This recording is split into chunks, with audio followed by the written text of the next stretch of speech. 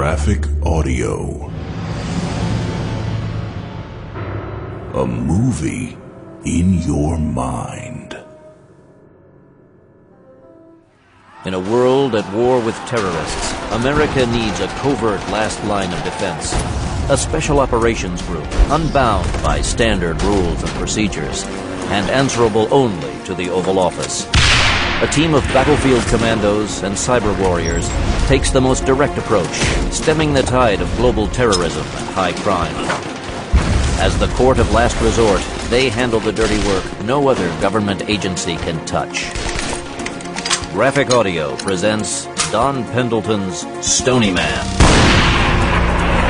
Performed by James Konachek, Terrence Aselford, Jeff Baker, Karen Carbone, David Coyne, Christopher Graybill, Ken Jackson, James Lewis, Dylan Lynch, Thomas Penny, Richard Rowan, Nanette Savard, and Mort Shelby. Stony Man number 46, Hostile Instinct.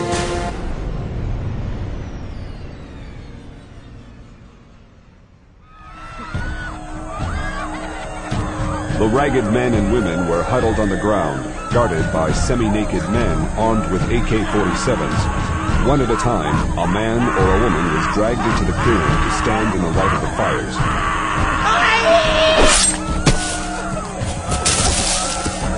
While the unfortunate victim was still alive, chunks of his or her flesh were eaten, either seared in the fires or raw. The warriors roared because they were Simbas, followers of the savage, mystical cult that had once driven the white colonials out of much of Africa. Most people thought that the days of the Simba were long past, but the cult had been revived, and a new Simba army was on the rampage in the Congo. A stench of fresh blood mixed with voided bowels and roasting meat wafted up to the small hill on the other side of the clearing, where a small detachment of UN peacekeepers had taken refuge from the slaughter. In all the years of his long career as a UN peacekeeper, Commandant Andre Wilders had never seen anything as unremittingly savage and barbaric as the scene that was taking place below. Not even in the worst hell he could imagine did men eat other men with such pleasure. This is barbarism. And there's absolutely nothing we can do about it, Benchley. We're only 15 men, and they are... They're beasts, Wilders. Cannibals. You're sentencing the people down there to death. Those men are already dead. Do you want us to suffer the same? Think, man. But I can't... The Simbas must be stopped. I know. But first, we have to survive until morning. The tall black man at the center of the Simba ceremony wore a khaki uniform with a black sand-brown belt and red epaulets bearing the gold crown and crossed swords of a colonel in the old Zairian army. On his head, he wore a lion skin headband with white feathers. In one hand, he held a bloody machete, and in the other, an elephant hair fly whisk, the traditional mark of African royalty. Colonel Charles Taibu was aware of the effect his Simba ceremony was having on the panicked United Nations troops on the hill, particularly on their white officers. He could almost smell the acrid reek of their fear over the stench of the carnage. He had only to raise his hand, and his Simbas would overwhelm them in an instant. But he wasn't going to do that. He was going to let them live. Not from any sense of humanitarianism or respect for the UN, but rather so they could spread the word of what they had seen here. Since there was no TV crew on hand to record what was taking place, Taibu needed witnesses. By the same token, there would also be black survivors of this Simba ceremony. Taibu was half white, but he was all African, and he knew his mother's people. The black survivors would do more to spread the word of him than all the Western TV broadcasts in the world. The Simba cult had once driven the whites from Africa in droves, but it had been dormant for several decades. Now, under his control, it was making a comeback with a vengeance. Africa at the beginning of the 21st century was a continent almost devoid of older people. Years of disease, war, and famine had taken its toll on the demographics. The average age of the black population of sub-Saharan Africa was under 20. To the average young African, the Simbas weren't a living memory. They were a legend that they had heard about from their fathers and grandfathers. The young of the Congo Basin would soon learn, though, that the Sons of the Lion were more than a legend, and they would join them, or they would die. The smell of rotting blood hung heavy in the thick night air. The remnants of the bodies hadn't started to smell yet, but the night had been hot, and blood decomposed quickly. Taibu did not mind the smell, though. In fact, he rather liked it. To him, it was the smell of his greatness yet to come. As the old man had predicted, he would be the best-known African since Chaka, the legendary Zulu king. Since the prediction had come with the man's dying breath, it would come to pass. It wasn't just the dying words of an old juju man that gave Taibu his sense of purpose. For years he had felt that he was destined for greatness. His earliest memories were of his mother telling him that he had a destiny that only the sun itself could stop. She had been a priestess, and had the Belgians not held the Congo in their grasp, she would have been a queen among her tribe. Instead, she had been a whore for the white men. Even so, she had instructed her only child in the ways of her people, and never let him forget that he was from a royal background. His father had been Belgian, an officer of the Tribal Affairs Office of the colonial government, who paid well to keep his mother as his exclusive mistress. Of his father, he remembered little, except that he was a fat, balding white man who had ordered him out of their spacious Elizabethville apartment every time he came to visit his mother. The young Taibu discovered that he had a knack for languages, and learned French so that he could talk to his father, but he had exchanged few words with him.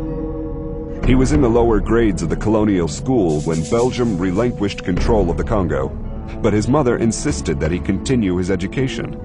In his teenage years, he joined the local Communist Party and became a runner for them. His facility with languages came to the attention of the Russian advisors in his country when he quickly picked up Russian, and he was chosen to attend the University of International Communism in Moscow. It was there that he really learned to loathe whites. The Russians made a great show of treating the non-Caucasian communists as their brothers in Marxism, but it was only a show. In reality, the Russian and European communists openly called the African students inferior and made sure that they knew their place in the Marxist scheme of things. Even the Asian, Arab, and Latin American students went out of their way to segregate themselves from the blacks, particularly the women. Communist doctrine stated that all goods and services were to be equally available. What wasn't stated openly was that the doctrine of sharing the wealth included the services of the women too. It was considered to be dangerously reactionary behavior for a female student to refuse a sexual request from one of her fellow Marxists, or for a male to refuse a female's request. Since Taibu was a fine figure of a man by any standards, a few of the white women had sampled him. But these had been empty encounters for Taibu, as the women had used him as a sex toy rather than submitting to him, as a woman should. When Taibu left Moscow after 5 years, he was a changed man. He had learned a great deal during his stay at the university, but mostly he had learned to despise whites, regardless of their nationality or politics. He had also learned to equally hate Latin Americans, Arabs, and Asians. He had also absorbed the tenets and tactics of Marxism, and was burning to put them to practice when he returned to his native land. But as he soon learned, African politics weren't the orderly process he had learned in Moscow. Marxist dialectic didn't count for much when tribalism dominated what so often passed for government in Africa. Being a half-white from a minority tribe, he quickly found himself in trouble with the rulers of his country. When he fought to institute a workers' socialism, he threatened the tribal rulers and was forced to flee for his life to the jungle. There, he met others who had been exiled for various reasons, or who had fled to escape persecution for their crimes. Gathering these outlaws to him, he abandoned Marxism for something purely African, and remembering the stories his mother had told him of the old days, resurrected the ancient Simba cult. It had taken him years to make his comeback, but he now had an army loyal only to him and the way of the lion. He played the Marxist to bring the people to his cause and to gain sympathy in the Western liberal media. He was a communist, like Pol Pot, Fidel Castro, Daniel Ortega, and the other nationalist leaders who had used Marxist terms to explain their dictatorial rule. Like them, he would claim that he had to eradicate the remnants of colonial bondage before he could institute a Marxist workers' paradise, where all would share the wealth. He didn't bother to mention that this process would take his entire lifetime. So far, his Simba army had been cutting a zigzag path through nations weakened by decades of intertribal fighting, civil wars, and corrupt governments. Most of them were still at war with someone, but he took no sides in these conflicts and welcomed all who wanted to join him, regardless of their tribe or nationality. In the end, he expected to become the sole leader of half a dozen nations in the Congo Basin. From there, his Simbas would strike south and bring even more nations under his control. Seeing that his men had finished killing the latest victim, he pointed the machete at the wood line, and another unfortunate was dragged out into the light of the fires. This one was a white man, one of the Christians who had run the missionary hospital. Taibu loathed Christians and stepped forward to take the first cut himself, smiling as he swung his blade.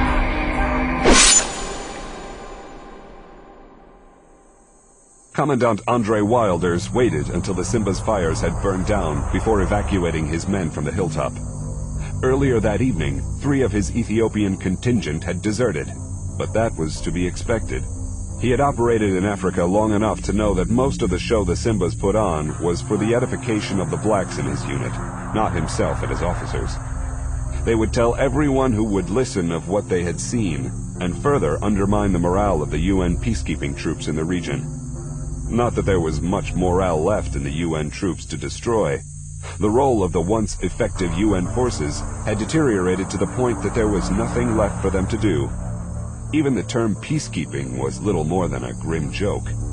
Before this latest incarnation of the Simba cult, there had been precious little peace to be kept in any of Africa. Tribal wars, insurrections, and wars of aggression had turned Central Africa into one vast killing field. The people had died by the tens of thousands, and now that the Simbas were back, there would be no end to the slaughter.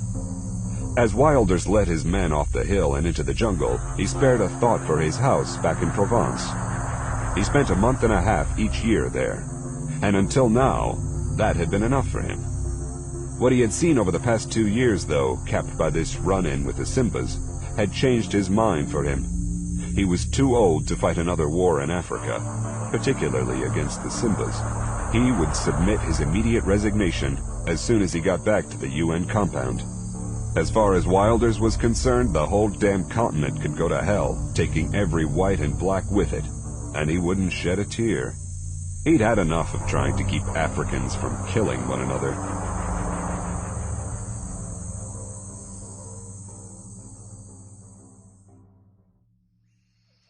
Colonel Charles Taibu woke with the dawn and smiled when he saw that the UN peacekeepers had fled their hilltop. By the time they got back to their base camps, his army would have grown in their minds to thousands, and the panic would spread. Like lions attacking a herd of antelope on the plain, panic aided the Simbas. The first thing he did was to send his scouts along the path he wanted to take next. His revolutionary activities classes in Moscow had taught him the value of reconnaissance and up-to-date field intelligence in guerrilla operations. When his scouts reported back at midday, Taibu gathered his Simba officers and went over the reports. Of all the targets in his path, only one of them really stood out: a UN-sponsored World Health Organization medical research compound at a place called Donner's Station. So far, his targets had mostly been native settlements and small towns. The Western facilities he had hit had all been sponsored by religious or charity organizations. He hadn't yet brought his version of the new African order to any of the United Nations facilities. But for his dreams to be realized, they too would have to feel the strength of the lion and learn to fear the name of Simba. Reading the map, he saw that there were enough small villages along the route to support his lion warriors until they reached the UN research station. A 1,000-man army needed to eat and drink and find amusement. At his command, the Simba army disappeared into the dense jungle, leaving gore and offal in its wake. And when his army emerged again, blood would flow. Stonyman Farm, Virginia. Hal Brognola was glad that the threat board was clear for a change. As the leader of America's premier clandestine strike force, the Sensitive Operations Group, his days and nights were spent keeping track of the world's hotspots and dealing with threats to America's security both at home and abroad. It was a grueling task that he shared with the men and women of Stonyman Farm. But right now, he had something closer to home he needed to focus on. And in his mind, it was just as important as dealing with any international crisis.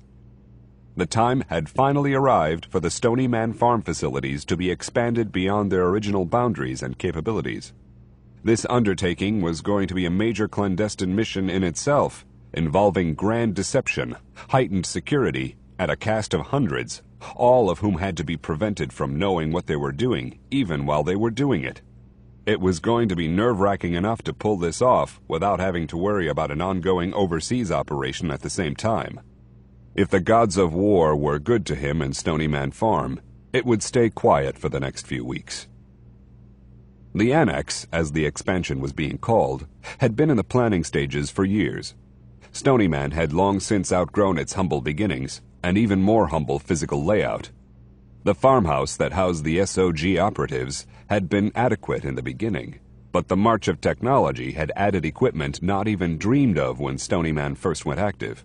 Now that the 21st century was upon them, the technology necessary to stay abreast with even more sophisticated enemies required even more space that they didn't have.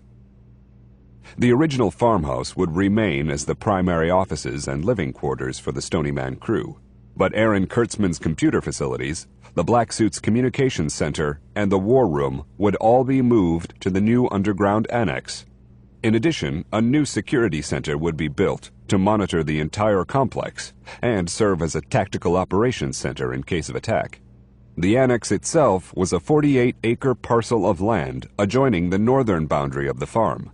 Currently, the land was planted with an orchard of apple trees that were well past their prime. The cover story that Stonyman's Barbara Price was putting out to the locals in the nearby town was that the orchard would be cut down and the land replanted in a pulpwood plantation. Growing poplar trees for wood pulp was a booming industry in the South. A second advantage of growing poplar trees rather than putting in a new apple orchard was their phenomenal growth rate. Within 2 years, the trees would be tall enough to completely shield anything that went on behind them from casual view.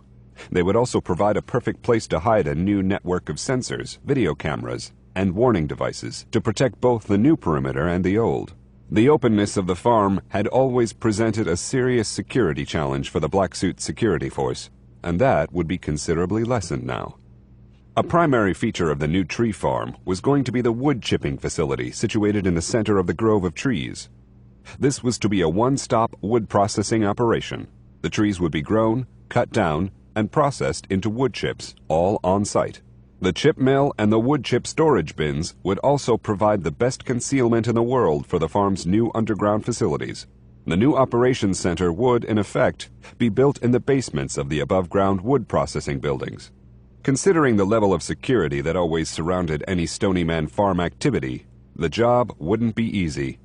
The plans had been well thought out, but it would be difficult to conceal the purpose and extent of the construction from the men who would be doing the work. That was where the Stonyman crew had their work cut out for them, particularly the Black Suit security force. Stonyman's security chief, Buck Green, wasn't having a good day.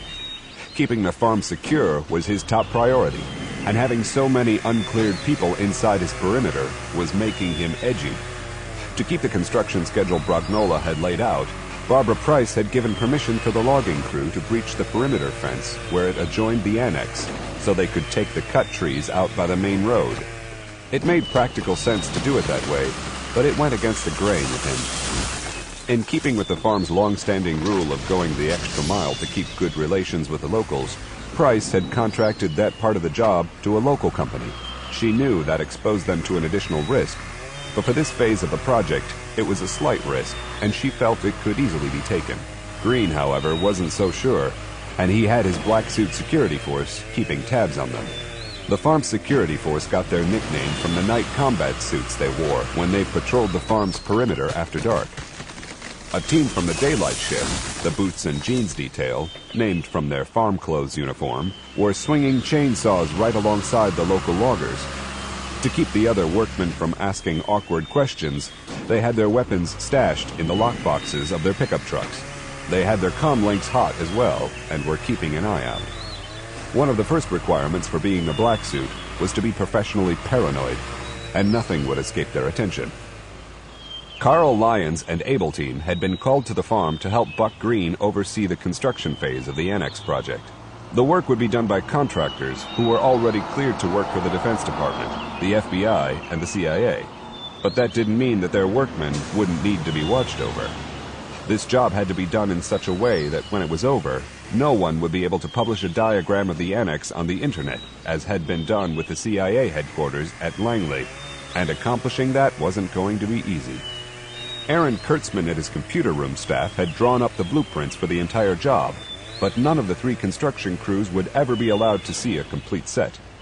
The work had been parceled out into sub-jobs that would be handled by different crews who had no knowledge of what the others were doing.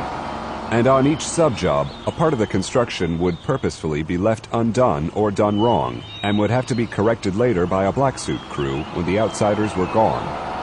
This is like having them do a damned puzzle with a blindfold on. Lyons, a former LAPD cop, wasn't usually called to manage a crew of uncleared workers, and he was having to take Kurtzman's word that it was all going to somehow work out at the end. We could always kill them after they complete their part of the job so they can't talk. That's what the pharaohs did with the guys who built their tombs, wasn't it? Herman Gadgets Schwartz smiled. As Abelteam's technician, he specialized in electronics and gadgets, not construction. I really don't think Hal will let us do that. Rosario the politician Blancanales, as the most personable of the 3, would be the main point of contact with the work crews and their supervisors. It would make our jobs a hell of a lot easier, though. If you 2 are done jacking your jaws, we need to get back to work. This shit isn't going to get done by itself. You got it, Iron Man. Carl Lyons stood with Buck Green, watching a truckload of retired apple trees drive past the equipment shed on its way out down the main road through the farm.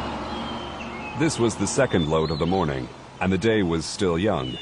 At that rate, the work was progressing a little ahead of schedule, but Lyons knew that wouldn't last long. Somewhere along the line, something would get screwed up and they'd fall behind. When was the last time anyone heard of a construction job coming in on time? God damn it, Iron Man. All it's going to take is for one asshole to get in there and we'll be compromised. I know, Buck, I know. But it's what we have to work with. The 2 men had had that conversation at least once a day since the project had been given the go-ahead. Each time it came down to the fact that they were exposed in a way they had never been before. But they were taking extra precautions. To Lyons, it was an acceptable risk. To Green, no risk was acceptable, and nothing would change his mind until he had the farm completely under his control again. Look at it this way, Buck. We have another day, 2 at the most, on the damn trees, and then the locals will be out of here. After that, we'll be working only with cleared personnel. Gadgets and Paul are running double checks on their backgrounds, and we'll pick up on any problems with them. For years, background checks had been the basis for all levels of government security clearances, and Green had sworn by them. Then he'd had the first serious breach of security at the farm when a deep-cover KGB agent had been hired on as a probationary black suit. The man had passed all of his federal background checks, even those that were Stony man-specific, with flying colors. After all, he'd spent the previous 10 years as a federal marshal, and Green personally chose him and brought him into the farm for his first tour of duty. Fortunately, the man had been unmasked before he had been able to inflict any serious damage on Stony Man. He had, however, been able to make good his escape. Even though no damage had been done, Green had taken the incident personally and had tendered his resignation. Both Brognola and Price had turned him down flat, but he took a vow never to get sucked in again. He had also launched a massive manhunt to find this man, but failed to get even a glimmer of where he had gone. The failure ate at him, and he was determined not to screw up this time. The intermittent whine of the industrial laser cutters in the computer room was driving Aaron Kurtzman out of his mind. The constant hum of those ventilation fans was no better, but at least the fans didn't cut off and on. Worse even than the laser wine was the acrid stench of the vaporizing concrete. The vent fans were doing their best to keep the gases sucked out of the computer room, but it wasn't working. The only thing he could say about this high-tech solution to cutting concrete was that it didn't raise much dust. Jackhammers could have easily done the work in a more traditional manner, but it wouldn't take much concrete dust to destroy the cyber center that made Stony Man what it was. The core of SOG was the vast electronic network Kurtzman and his staff used to keep watch on the world. There was hardly anything that existed in a cybernetic or electronic form that they couldn't eavesdrop on or break into. Anything from secret bank accounts in the Grand Caymans to a terrorist's cellular phone calls and coded transmissions from deep space spy satellites could be accessed and decoded at Stony Man Farm. Even with everything that was going on around him, Kurtzman wasn't letting his end of the stick swing in the wind. Keeping track of the world's current and potential trouble spots required round-the-clock attention from both his staff and the banks of computers that crowded the computer room. The only good thing he could say about this annex mess was that when it was finished, he and his people were finally going to have a decent place to work. He was also going to have the room to install some additional equipment he had wanted. One of the most difficult parts of his job was keeping abreast of technology, and maybe now he would actually be able to get ahead for a change. The old computer room would become the terminal for the underground electric rail cars that would connect the farmhouse and the new annex. That was what the concrete cutting was all about. As soon as the opening in that wall was completed, a black suit crew would start doing the underground excavation out of sight of the crews working above them. It would be more irritation, but hopefully a little less annoying than that damned laser. Barbara Price was finding it difficult to stay focused on her job, and she was almost ready to come to blows with Hal Brognola for allowing this to happen. She knew that the farm desperately needed to be expanded, and the project had been in the planning stages for years, but she had always hoped that they could just keep limping along as they were, until after she retired. Being the Stony Man mission controller wasn't the extent of Barbara Price's job. She was also the de facto head honcho of the farm operation. Hal Brognola's name was at the top of the organizational chart, but he did most of his Stony Man work from the Justice Department building in Washington. His cover job as a special assistant to the president meant that he had to maintain an office close to Capitol Hill, like the rest of the inside the Beltway feds. That put the burden of the everyday managing of the farm on Price's shoulders. Having Able Team working with Buck Green was a help, but the security concerns weren't the only things that were out of whack. All of the farm's routines had been disrupted, and she was having to really struggle to focus.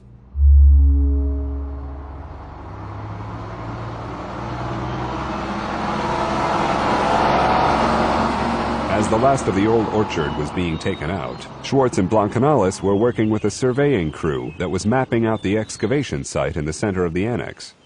Unlike the logging, this job had been given to an outside firm on government contract that was used to keeping closed-mouthed about its work. Even so, the company was only going to do half of that phase. Once the excavation was completed, they would build the forms, lay the conduits for the electrical power and plumbing, pour the concrete, and depart. A second firm, also cleared for sensitive government employment, would excavate a second site, do the same work, and also leave. Later, a black suit crew would cut through the walls and join the two separate underground chambers. A third firm would come in and build the wood processing facility that would be erected on what was actually the roof of the underground chambers. It was a complicated and time-consuming way to build the new facility, but there was a very good reason for doing it that way. With 3 crews doing the work, none of them would know what the structure they had built was going to be used for, and the annex would remain as secret and secure as Stony Man Farm itself. WHO Medical Research Facility 64, Dana Station, Congo. Dr. Frank Bullis looked around his primitive but homey office. There was little in it that the average American doctor would recognize as belonging in a medical facility, but the average American doctor wasn't working at a remote medical research facility in Africa. Bullis almost hated to admit it, but he was really going to miss the place. It had been the center of his existence for almost 2 years now. There was much of the realities of working in the Congo Basin, though, that he wouldn't miss. the almost unbearable daily discomfort of heat and insects, the Stone Age sanitation, the never-do-today-what-you-can-put-off-indefinitely mentality of both the locals and the local governments. Nonetheless, he had learned to operate within the realities of Africa and was actually making progress. More progress than he would have been able to make if he had stayed back in his comfortable Atlanta office. Bullis was a medical research superstar. Any medical institution in the world would have been proud to have had him on its staff. He could have easily obtained the funding to open his own facility had he wanted. But he was a virologist with the Centers for Disease Control in Atlanta, Georgia, and he had requested to come to this remote UN research station to conduct his research on the Ebola virus. The fact that he was an African American might have had something to do with his choice, but mostly he had come because this was where the bugs were. Africa was the breeding ground of the most dangerous viruses in medical history, and there was no shortage of them in the Congo Basin, the darkest heart of Africa. This was the birthplace of AIDS, Ebola, hemorrhagic fever, and a dozen other deadly diseases that had made their appearance in the past few decades. And these were just the ones that had been identified. The World Health Organization sponsored Bullis's research, and his staff had come from a dozen nations, most of them in the West. There were Africans on his staff as well, but most were in support and nursing positions, rather than involved in primary research. The African medical community had been forced to come up to speed very quickly as far as dealing with Ebola patients was concerned, and they were doing the best they could with an impossible situation. But they didn't have the education necessary to do the research to try to find a way to stop the virus. Once Western medicine could find a way to combat these killers, the African doctors could then take over and try to protect the population. But a cure for Ebola wasn't yet in sight, and if the political situation in the area didn't stabilize, it might never be found. The reports of a Simba uprising were particularly troubling, since none of the regional governments could take the time from their never-ending internal conflicts to unite to battle the Simba cult. It was the Simba threat that had Bullis evacuating his station. He had no idea how long he would be gone, but the reports clearly indicated that it was no longer safe for Bullis and his staff to stay. There were some things in Africa that were even more dangerous than Ebola, and the Simbas fell into that category. Captain Ian Connolly, head of Bullis's UN Security Force detachment, put his head around the corner of the door. Doctor, we have to leave now. The Simbas are on the way and I can't wait any longer.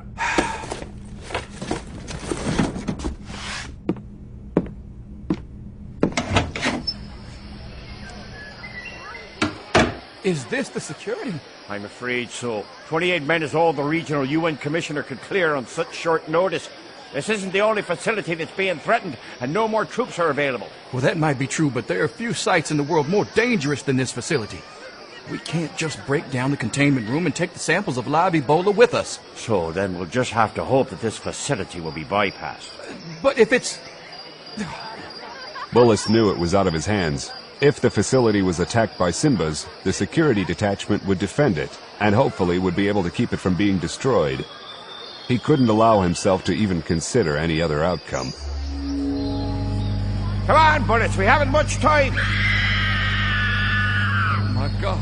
Bloody hell, the bastards got around us! What do you mean? We're surrounded, Doctor. Get the rest of your people back inside and pray that we can hold them. But what about... Now! Clutching the briefcase to his chest, Bullis ran back into the facility. The dozen or so remaining support personnel had taken shelter in the laboratory, the largest of the camp structures. It was no more defensible than the other buildings, but it did have the viral containment facility, the one thing that had to be defended. Captain Connolly calmly went from one defensive position to the next, reminding his troops to save their ammunition for the assault. As with most peacekeeping companies, his command was made up of troops from two different nations, New Guinea and the Ukraine. While he would have rather have had a company of the lads of the Irish Rangers, his old regiment, he knew he was luckier than many UN commanders. At least he didn't have any Pakistanis and Indians to try to keep separated, or Arabs and damned near anyone else. Both of his contingents were from warrior cultures, and not only did they get along smashingly, but they were also ready to fight. In particular, his New Guineans were descended from head-hunting cannibals, and they weren't intimidated in the least by the Simba's bloody antics. In fact, they saw them as laughably overdone, On the other hand, his Ukrainians weren't accustomed to seeing men being skinned alive, but their Cossack ancestors hadn't been cupcakes either. Both groups would fight to the death so as not to disgrace the people back home, and it looked as if they were going to get that chance today. Connolly didn't have to be a psychic to see that there would be no way out of this for any of them. From just what he was able to see in the jungle, he estimated that they were outnumbered at least 4-1, and he knew there were more Simbas he couldn't see. This wasn't the battle he would have chosen, but his ancestors had been fighting lost causes for hundreds of years. Steady, lads! Wait for him! Wait till you can see him! Then, the first of the Simbas came in range. Fire!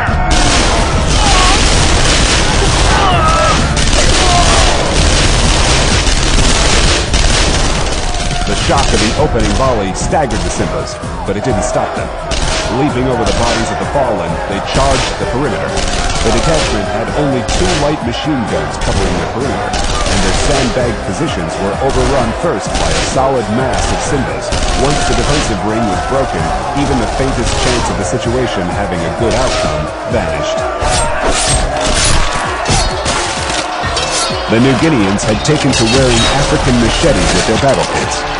When the Simbas got in too close for them to use their FN assault rifles, the big knives went into action. The heads toppled as fast as the knives could flash, but again, the sheer numbers told the story. Standing back to back, the Ukrainians fought like tigers, their bayoneted rifles stabbing like spears. The Simbas again ignored their losses and clambered over the walls of bodies to get at their enemies. Their old Cossack ancestors would have been proud of them as they died in place, their faces to the enemy. Like the Irishman he was, Connolly also went down fighting, but taking as many of the invaders with him as he could. When he had exhausted the ammunition for his Beretta pistol, he picked up an FN assault rifle from one of his fallen Ukrainians and continued to fire.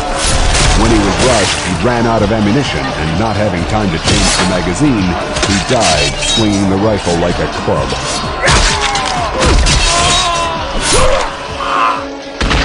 There was a pause after the last of the UN troops went down, but it was brief. Bullis watched in horror as they forced the door and stormed into the lab, their rifle butts and machetes swinging. Though the medical staff offered no resistance, 2 of them were hacked to death.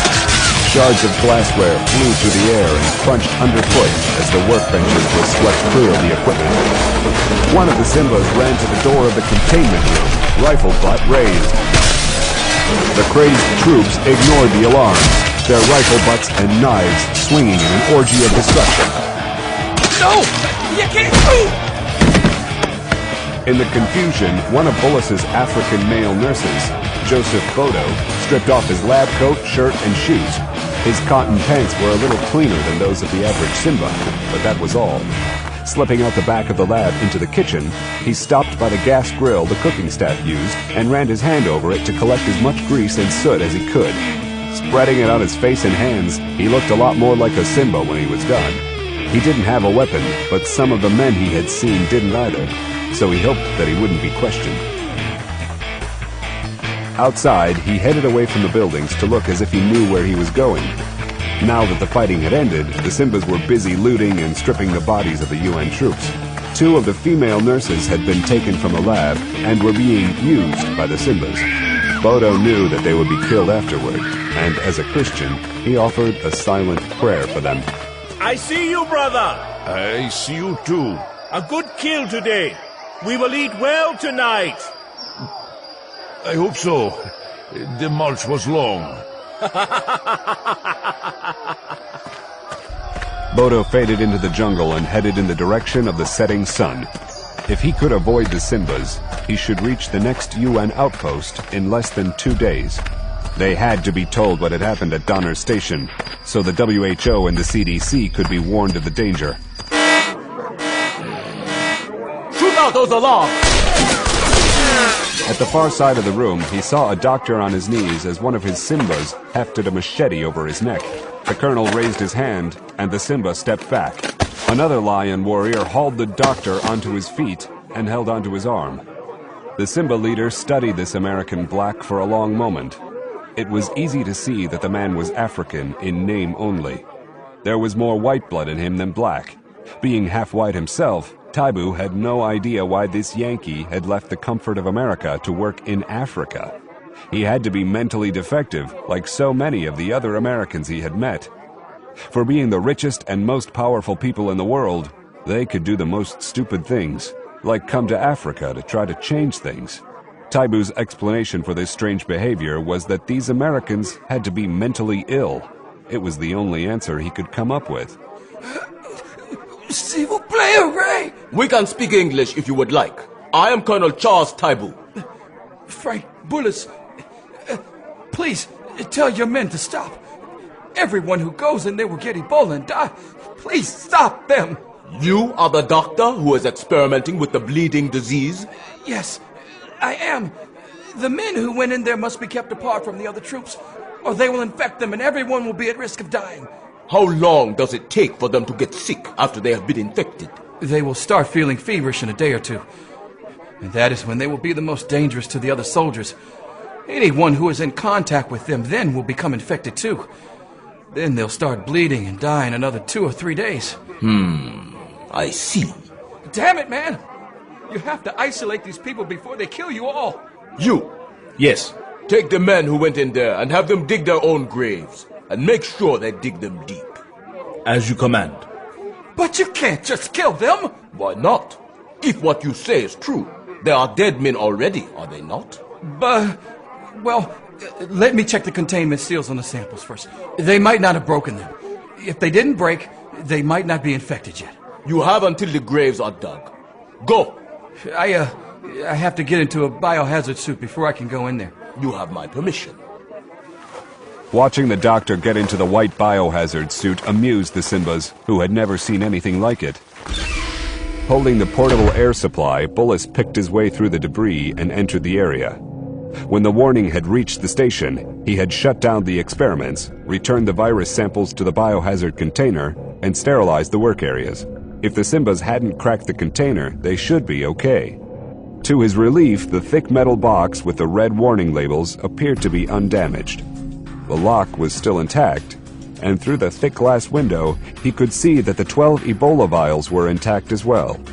Taking the box with him, he backed out of the wrecked room. Even though the glass was broken, he closed the door after him. Taking off his helmet, he turned to Taibu. The vials are safe. You can let those men live now.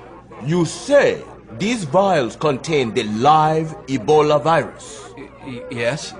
I can't even begin to tell you how dangerous they are.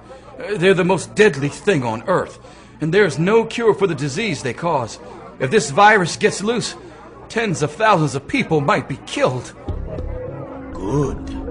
And now they are mine. In a flash, Bullis realized what he had done. Oh, dear God. Yes, Doctor. I am God now. I have the Ebola virus. Stony Farm, Virginia. Joseph Bodo, Frank Bullis's African nurse, made good his escape from the slaughter at Donner's Station and ran into a roving UN peacekeeper patrol the next morning. His report came one day before Taibu's Simbas overran 2 more remote medical care facilities, taking a large number of Western hospital and charity workers captive. The new Simba threat moved to the top of the list of the UN African crises. Charles Taibu finally had the attention he had wanted. For the past several years, the United States hadn't paid much attention to the perpetual chaos in Africa. The Middle East, the Balkans, and Asia had taken precedence as America's chief concerns. There had always been trouble in Africa, and the official view was that it wasn't in America's interest to get too involved. Since nothing was ever solved there, the risks simply weren't worth taking. Now that Frank Bullis and several other prominent American medical and relief agency personnel were being held captive, however, the White House was forced to take notice. Aaron Kurtzman had picked up on the first of the Simba reports through his UN contacts. He had opened a working file on the topic and had kept up with the latest developments as they came in. When the names of prominent Americans started showing up on the lists of the dead and missing, he briefed Hal Brognola on what he had. After checking in with the White House, Brognola got back to Kurtzman. So far, we're not being tasked on this one. The man has given it to the Joint Chiefs. They're sending in the Special Operations Command. A joint Air Force and Delta Force operation is being put together to do a snatch. When are they launching? The troops are in the air now to Morocco, and they'll launch from there after refueling. Hostage rescue was the type of mission the Special Operations Command did well, and the mission profile was right out of their playbook. An AC-130 Spectre gunship would pave the way with its stunning flying arsenal. Computer-aimed 20mm Vulcan cannons, 40mm Bofors automatic guns, and a self-loading 105mm howitzer would clear the landing zone at the local airstrip for the two C-130 Hercules troop transports carrying the Delta Force assault team. Once a perimeter had been established at the airfield, a third cargo aircraft would deliver 3 Bradley armored personnel carriers for the run into town. Once the hostages were recovered, they would be rushed back to the airstrip, loaded into the C-130s, and flown out. It was a routine mission that the SOC units had done several times before. But working in Africa had a way of turning even the best planned operation into a dud. The awesome sight of a charcoal gray AC-130 Spectre spitting high explosive fire like an aerial dragon didn't panic the locals. They were far more afraid of Taibu than any aircraft. Among the weapons they had with them were several smuggled Russian Strela shoulder-fired anti-aircraft missiles. Fire! One of the Strelas missed the Spectre completely. One slammed into the aft fuselage and failed to detonate, but the third homed in on the port side inboard engine. The resulting explosion tore through a fuel tank, and the blast destroyed the gunship's controls on that wing. The low-flying Spectre did a slow wing over and slammed into the ground. Firing flares to confuse any more Strelas that might be heading their way, the 2 orbiting C-130s carrying the Delta Force troops did a speedy 180 and fled back to the safety of the southern Atlantic. It wasn't the Special Operations Command's finest hour. The African factor had struck again to foil a good plan. It was a cruel happenstance that a CNN news team was on hand doing a story on the Simbas when the AC-130 was shot down. The cameraman got a fleeting shot of the aircraft as it plummeted to the ground. When the news crew reached the crash site, they were able to tape the aftermath, and it was a scene only too familiar to their American TV audience. With the aircraft wreckage forming a backdrop, jeering crowds dragged the corpses of the U.S. flight crew from the twisted metal, stripped, and mutilated them. This time, though, the audience got the added benefit of seeing the result of putting servicewomen in combat positions. One of the naked corpses that was seen being hacked to small pieces with machetes was that of a young blonde woman, Air Force First Lieutenant Tracy Wells, the AC-130's flight engineer. The one-time high school class president and Air Force Academy honor graduate had been badly burned in the crash and was barely recognizable even before the jeering Simbas started hacking at her face. That part of the footage didn't go over the air on the regular CNN headline news programs. But Stony Man Farm intercepted CNN's raw feed from the satellite and got it all in bleeding color.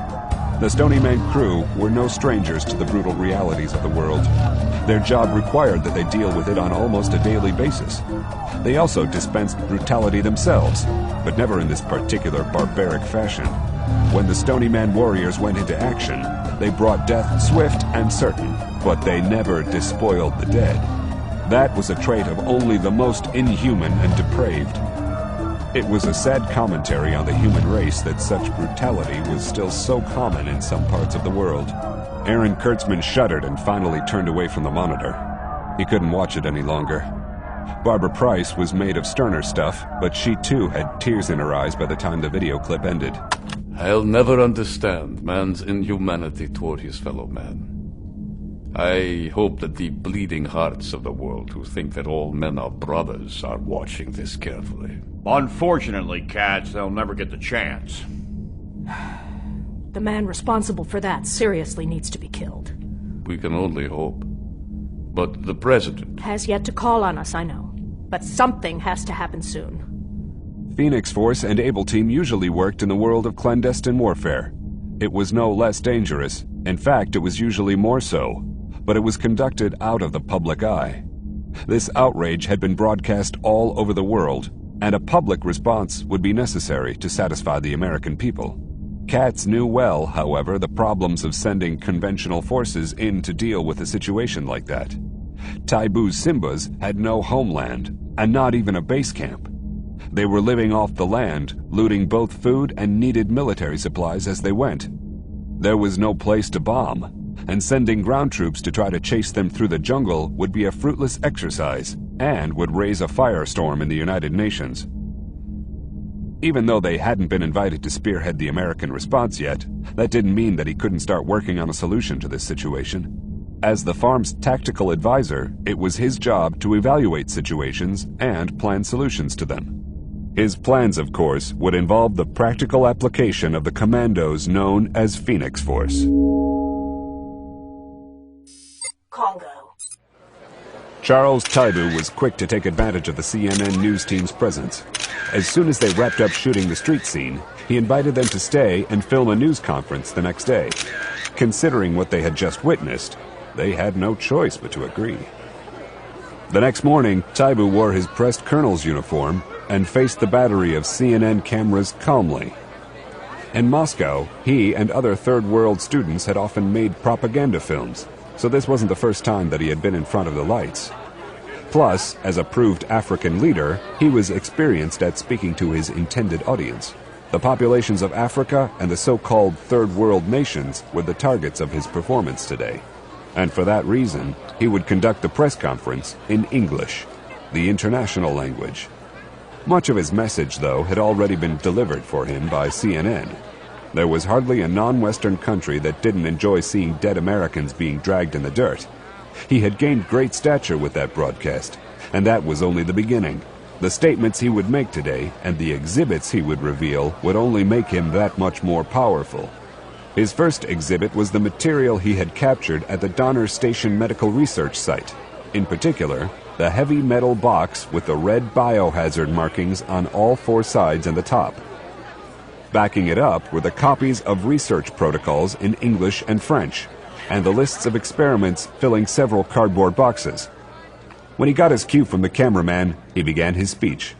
My name is Charles Taibu, and I represent the people of the Congo region of Central Africa in their rightful struggle for self-determination and freedom from the Western powers and their puppet governments.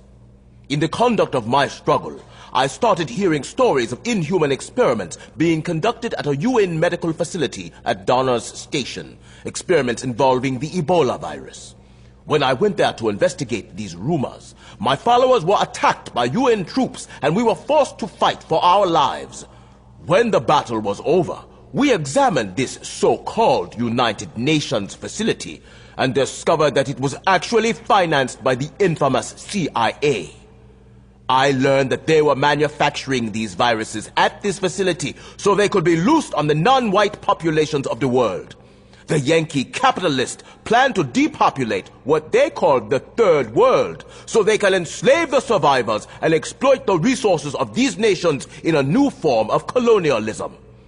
This box I have here contains the results of their experiments, the Ebola virus grown to specifically attack Africans. And the aggressive response of the United States military is only further proof that this so-called medical research station was working to create diseases, not to eliminate them. Had it not been, there would have been no need to try to keep me from exposing what I found there. I call upon all of the peace-loving peoples of all the world to protest this violation of international law and to punish the criminals behind this unthinkable activity. You may ask questions now. Mr. Taibu!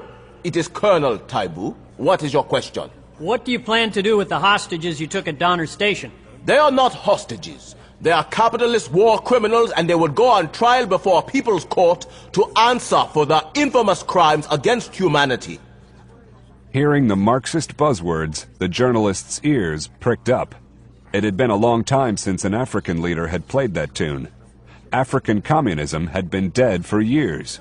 If Taibu was reviving Marxism, as well as the Simba cult, the world was in for a nasty surprise. African Marxism had always taken a particularly brutal turn. Colonel Taibu, would it be fair to say that you are a Marxist? I do not follow any one political doctrine. I do know, however, that the Western powers have raped Africa and her resources for over a century, and the time has come for that to end. Africa belongs to the African people, not to greedy imperialistic capitalists backed by their military puppets. I intend to ensure that the peoples of Africa are no longer exploited by outsiders and can enjoy the wealth of their nations themselves. The journalist wasn't naive enough to believe a word Taibu was saying, but he did know that the Simba leader was a man to be watched. If he was planning to create a new Marxist state in the Congo, blood would flow like a river.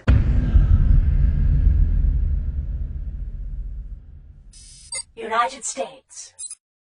Taibu's accusations were taken at face value at the United Nations, and no amount of expert testimony from either the WHO or the CDC could calm the storm raging in the General Assembly. As usual, the Third World Coalition, egged on by the militant Islamic nations, used the Ebola crisis, as it was being called by the media, to heap abuse on the great Satan of America. In particular, Pakistan, India, and the Sudan were raising the issue of the United States censuring them for having tested weapons of mass destruction when America was working on even more deadly biological weapons. Even the Security Council got caught up in the turmoil.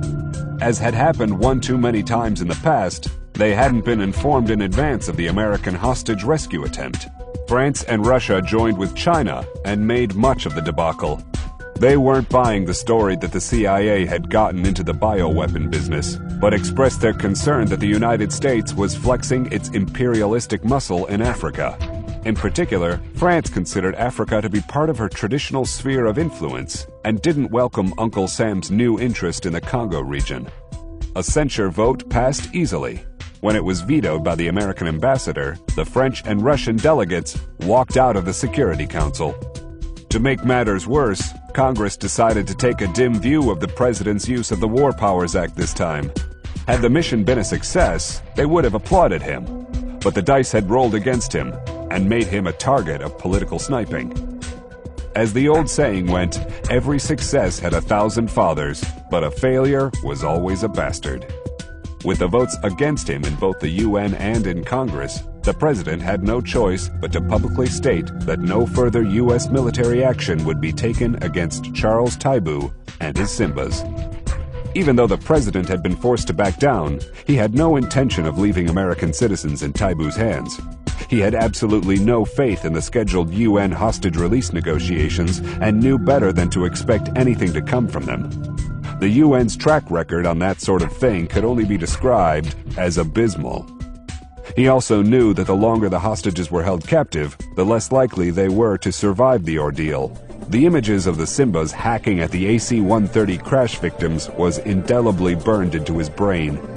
Fortunately, there was always more than one string in the president's bow. There was the Stony man option. It wouldn't be the public response he so badly wanted to send that butcher Taibu, but he couldn't sit on his hands and do nothing. This is Brignola, Mr. President. I assume you have orders for me? Stonyman Farm, Virginia. Bragnola looked at Price, Kurtzman, and Katz sitting at one side of the war room's table. On the other side were David McCarter, the commander of Phoenix Force, and Mac Bolan.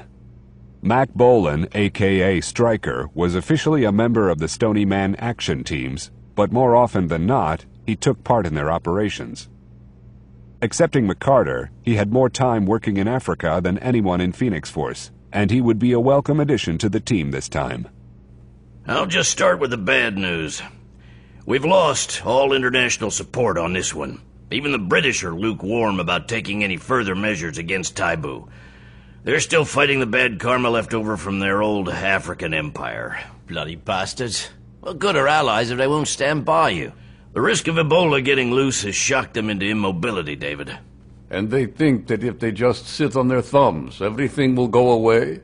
They think that Taibu will do the right thing and will all live happily ever after? You're stealing my lines. So what does the man want us to do? To be honest with you, Stryker, he doesn't know what we can do at this point in time. He's asking for suggestions. Well, we can make a surgical strike with a small nuke. That'll take out the man and the virus at the same time. The Joint Chief's already brought up that idea, and he turned it down flat. The biggest problem with that solution is that Taibu reportedly is keeping the hostages with him at all times. The other thing, of course, is trying to get the international support that would be necessary for a nuke strike.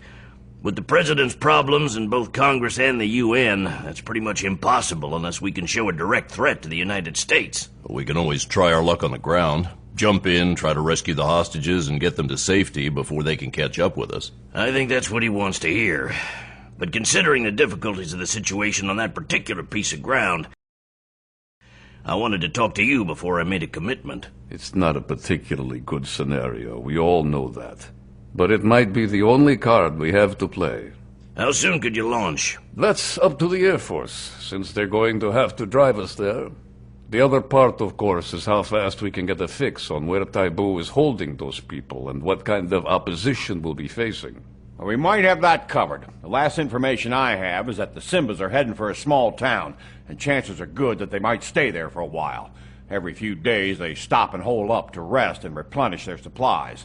Let's take a look at it. I'm putting it up on the screen now. There we are. As you can see, their path leads them right to this small African town.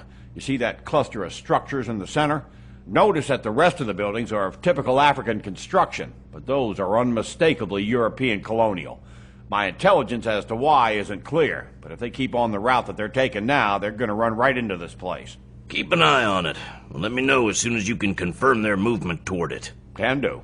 And in the meantime, David, you and Stryker get the men ready. Piece of cake, boss. Even though they didn't have an exact target yet, the Phoenix Force warriors knew the drill, and the mission prep went into high gear. McCarter and Bolin made up an equipment list and the commandos started filling it.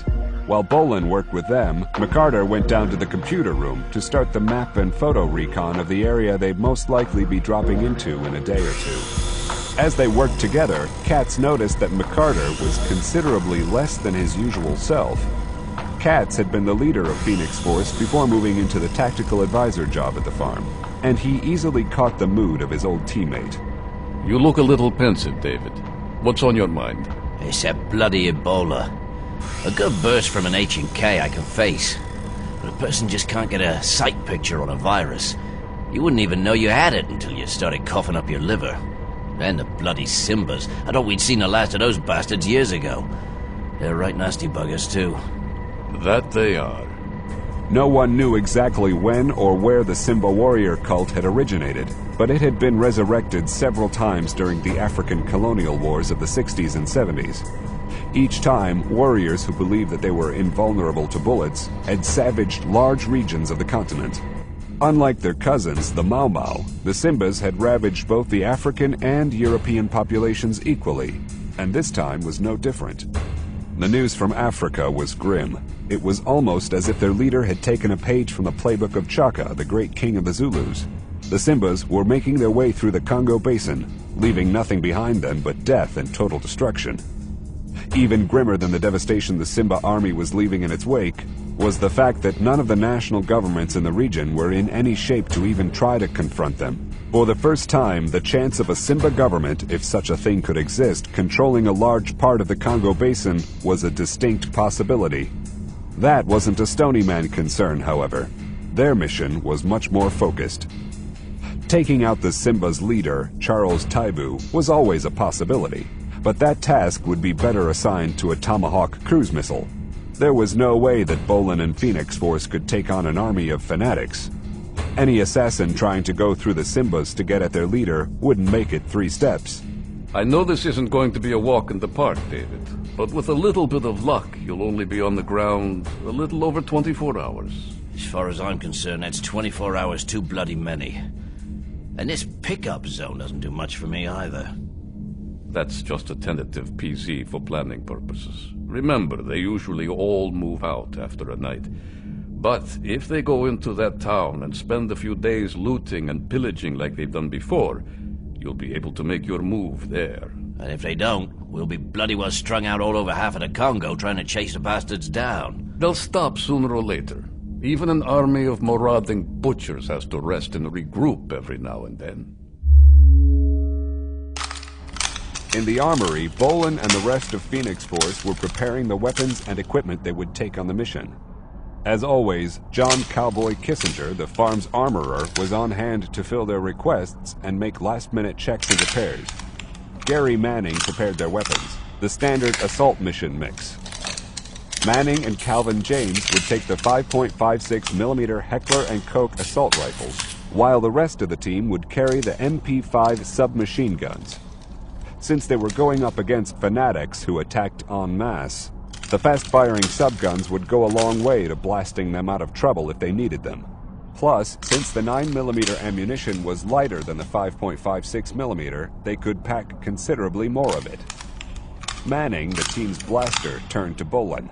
You want me to carry demo? I don't see that we'll need too much, but take a minimum load in case we need to get into that building. T.J. Hawkins, ex-Ranger, was Phoenix Force's jump master, and he always saw to the preparation of the equipment for airborne operations. Since their jump this time would be made from a C-141 Starlifter at 10,000 feet, he chose to use the standard 32-foot steerable parachutes. Since the low-altitude jump wouldn't require the use of oxygen equipment, the weight saved could be reassigned to extra ammunition and medical supplies. Calvin James doubled as the team's medic, and he gathered the medical supplies they might need to take care of mistreated hostages. Since they didn't expect to be on ground for much more than 24 hours, they would go light on rations so they could take even more medical gear than normal. 1 day's worth of MREs and 2 days' emergency rations should cover any emergencies. Raphael and Cizo prepped the communications gear, both the comlinks that connected them in the field and the satellite communications radio they would need to keep in contact with the farm. Extra batteries and a spare comlink were set out as well. This was one mission where they couldn't afford to be out of communication with base. Now that the last of the stumps in the annex had been hauled away, Buck Green felt that he could relax a little. That part of the project had been contracted to a local logging outfit, and the wood was being sold to a furniture-making company in the next county. It sounded harmless enough, a PR gesture to the local community, but Green had seen it as the greatest threat of the whole annex program, as none of the loggers had been backgrounded. But that was finished now, and all those uncleared people were back where they belonged, outside of his perimeter. The next thing on the schedule was the excavation phase, and it would be done by the cleared contractors, Belmont Construction, and 3 Sons. Lyons and his team had completed the new background checks on all of their employees, and everyone had come out clean. That didn't mean that he would trust them any further than he could spit backward, but it should mean that they would be a little more trustworthy than the uncleared local loggers. The Belmont trucks would start rolling in the morning, but tonight the old perimeter of the farm would be fully activated again. He wouldn't shift the perimeter defenses to cover the annex until there was something there worth guarding. After checking on the deployment of the Black Suit Night Guard, he headed for the dining room. Katz's goulash was on the menu, and he loved goulash. The man driving the Belmont Construction flatbed truck loaded with the backhoe didn't miss a beat when he turned into the main gate of Stony Man Farm and braked to a stop. He raised a hand in greeting to the 2 farmhands at the gate without worrying that they would recognize him. It hadn't been that long since he had been one of them, but he wasn't wearing the same face he had worn back then. The name he was using now wasn't going to set off any alarm bells with anyone either. It had originally belonged to a Belmont construction worker in California. He had been born Dmitry Spatkin in a little town outside of Leningrad, the son of a KGB officer and a Bolshoi ballerina. At 6 years of age, he had been sent to a special KGB school outside of Moscow, known as Little America. There he had learned to be as American as the proverbial apple pie and the boy next door. Growing up, he had chewed juicy fruit gum, watched American TV and movies, played baseball and football, joined the Boy Scouts, ate Big Macs, went trick-or-treating each Halloween, and spoke American English all day long. When he graduated from the Little America High School, he saw his mother and father one last time before taking a flight to Canada. Once there, he crossed the border in British Columbia and drove south to Eugene, Oregon, where he stepped into the life of a young American named James Gordon. What happened to the real Jim Gordon after he showed up, Spatkin never found out. That fall, he went to college in Portland, where he had majored in law enforcement. Little America agents were encouraged to get into jobs of trust and responsibility.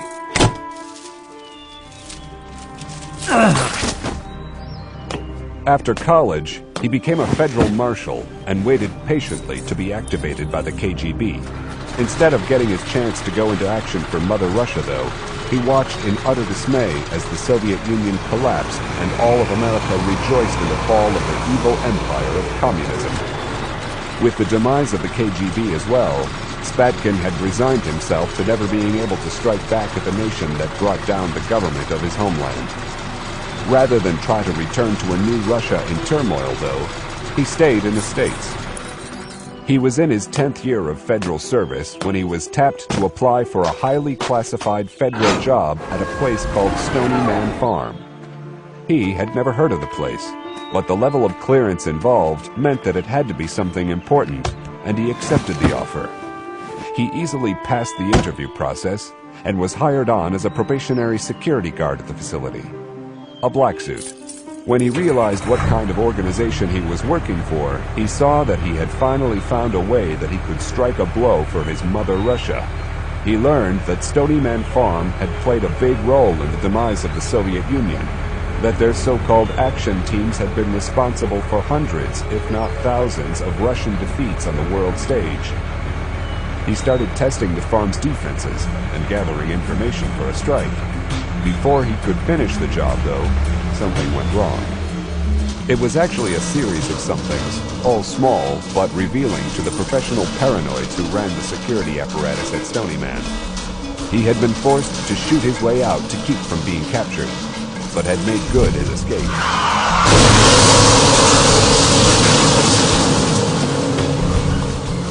Rather than flee the country, though, Spatkin went to California and took up one of the active identities he had in reserve for emergencies, and started to look for a way to link up with other ex-Soviet agents who had been left behind. The biggest part of the problem was that as a Little America agent, he had never had a handler to check in with. When he was to be activated, someone would contact him, and he didn't know who this person was, or even if he still existed. He had only known that such a man should have existed, and that if he did, someone would know who and where he was. The man he had sought would be an old KGB spy master, but not one of the New York or Washington, D.C. diplomatic corps spy crowd. He would be another man who had been secreted into the United States as a deep cover agent, and he too would have been in limbo since the destruction of the Soviet Union. If this man was still in the States, he would have contacts with what was left of the Russian Communist Party back in the mother country, the diehards who hadn't turned their coats and were only pretending to be good little capitalists. Spatkin knew that he wasn't the only Little America agent who had been cut off when the Soviet Union collapsed, and he suspected that they would have gravitated to the so-called Russian mafia. Being a deep cover agent required skills that only an organization like the Russian mafia could use to the fullest. Linking up with the local Russian gang had been easy enough. He just found the nearest stolen car chop shop and convinced the men running it that he wasn't a cop. From there, he quickly worked his way up the chain of command until he reached a man named Anatoly Dubček, late of Riga, and the leader of the largest Russian mafia gang on the West Coast. As he had expected, Dubček had been a KGB operative and was currently also the owner of a string of gentlemen's clubs on the West Coast. Dubček hadn't been as interested in what Spatkin had to say about Stony Man Farm as he was in putting the young Russian to work in his organization. His extensive federal law enforcement experience would help Dubček keep out of trouble. Spatkin took up his old name and the cover of a recent immigrant, complete with green card, and went to work. The girls in the clubs were some of the finest women he had ever seen in his life. And why not? Dubček could take his pick from the finest young women Mother Russia could produce, and getting them to the States was no trick at all. The girls saw ads in Russian newspapers promising high-paying jobs in the West, particularly in America and Canada, for outgoing young women who wanted to travel.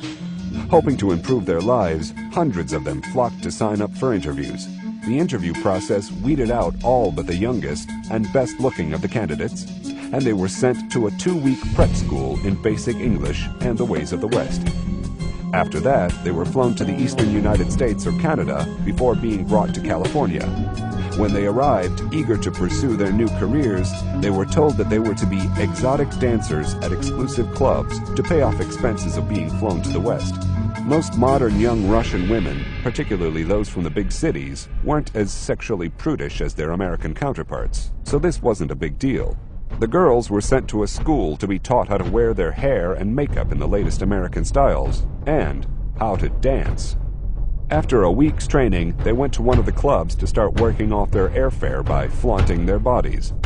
Once a girl had settled down to the routine at her club, she would meet a nice young Russian man who would befriend her. Early in this friendship, the man would take the girl to his apartment and seduce her.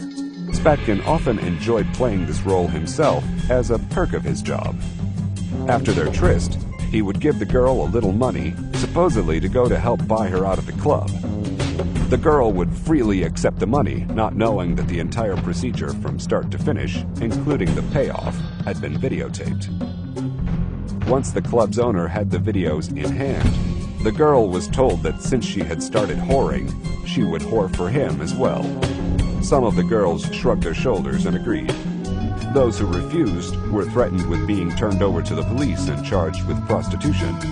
Faced with that, most of the girls immediately capitulated. Since they were Russians, being turned over to the police was unthinkable. Occasionally, a girl got stubborn and was raped into submission. Rarely did it take more than a day or two for that process to work. Any girl who didn't submit, no matter what was done to her, was driven out into the desert at night, shot, and buried. As a result of the Russian pipeline, Dubček's clubs had the finest selection of girls to be found anywhere in America. They weren't cheap, but they were exclusive, and well worth the money. Since Spatkin had risen high in Dubček's organization, he had free run of the clubs, and made the most of the privilege. As the months passed, he didn't forget his plan to make Stony Man Farm pay for what they had done to his country, but he'd had to file it under unfinished business. It had been a pure fluke that had brought Stony Man Farm back into his sights. One night, Spatkin was at the bar in one of the clubs at Stockton, California, and the man sitting next to him was well on his way to getting drunk. As the man knocked them back, he muttered to himself about his troubles.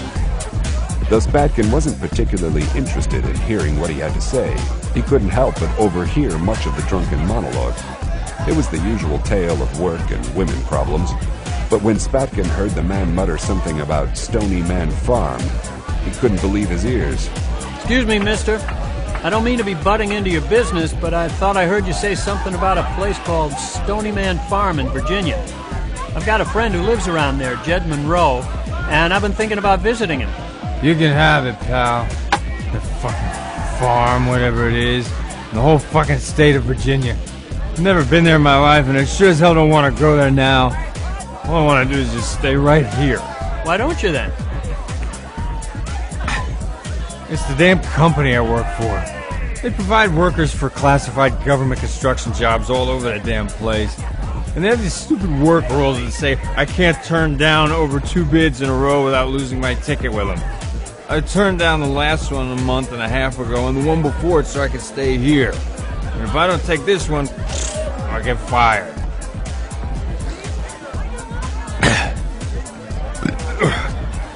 They pay real good money, travel expenses, and per diem as well, so I guess I can't complain about that. But I want to stay in California so I can see Katrina on the weekends. There's no fucking use in me making all this damn money if I can't spend it on someone when I want. And Katrina sure as hell needs it more than I do, poor kid. She's Russian, you know.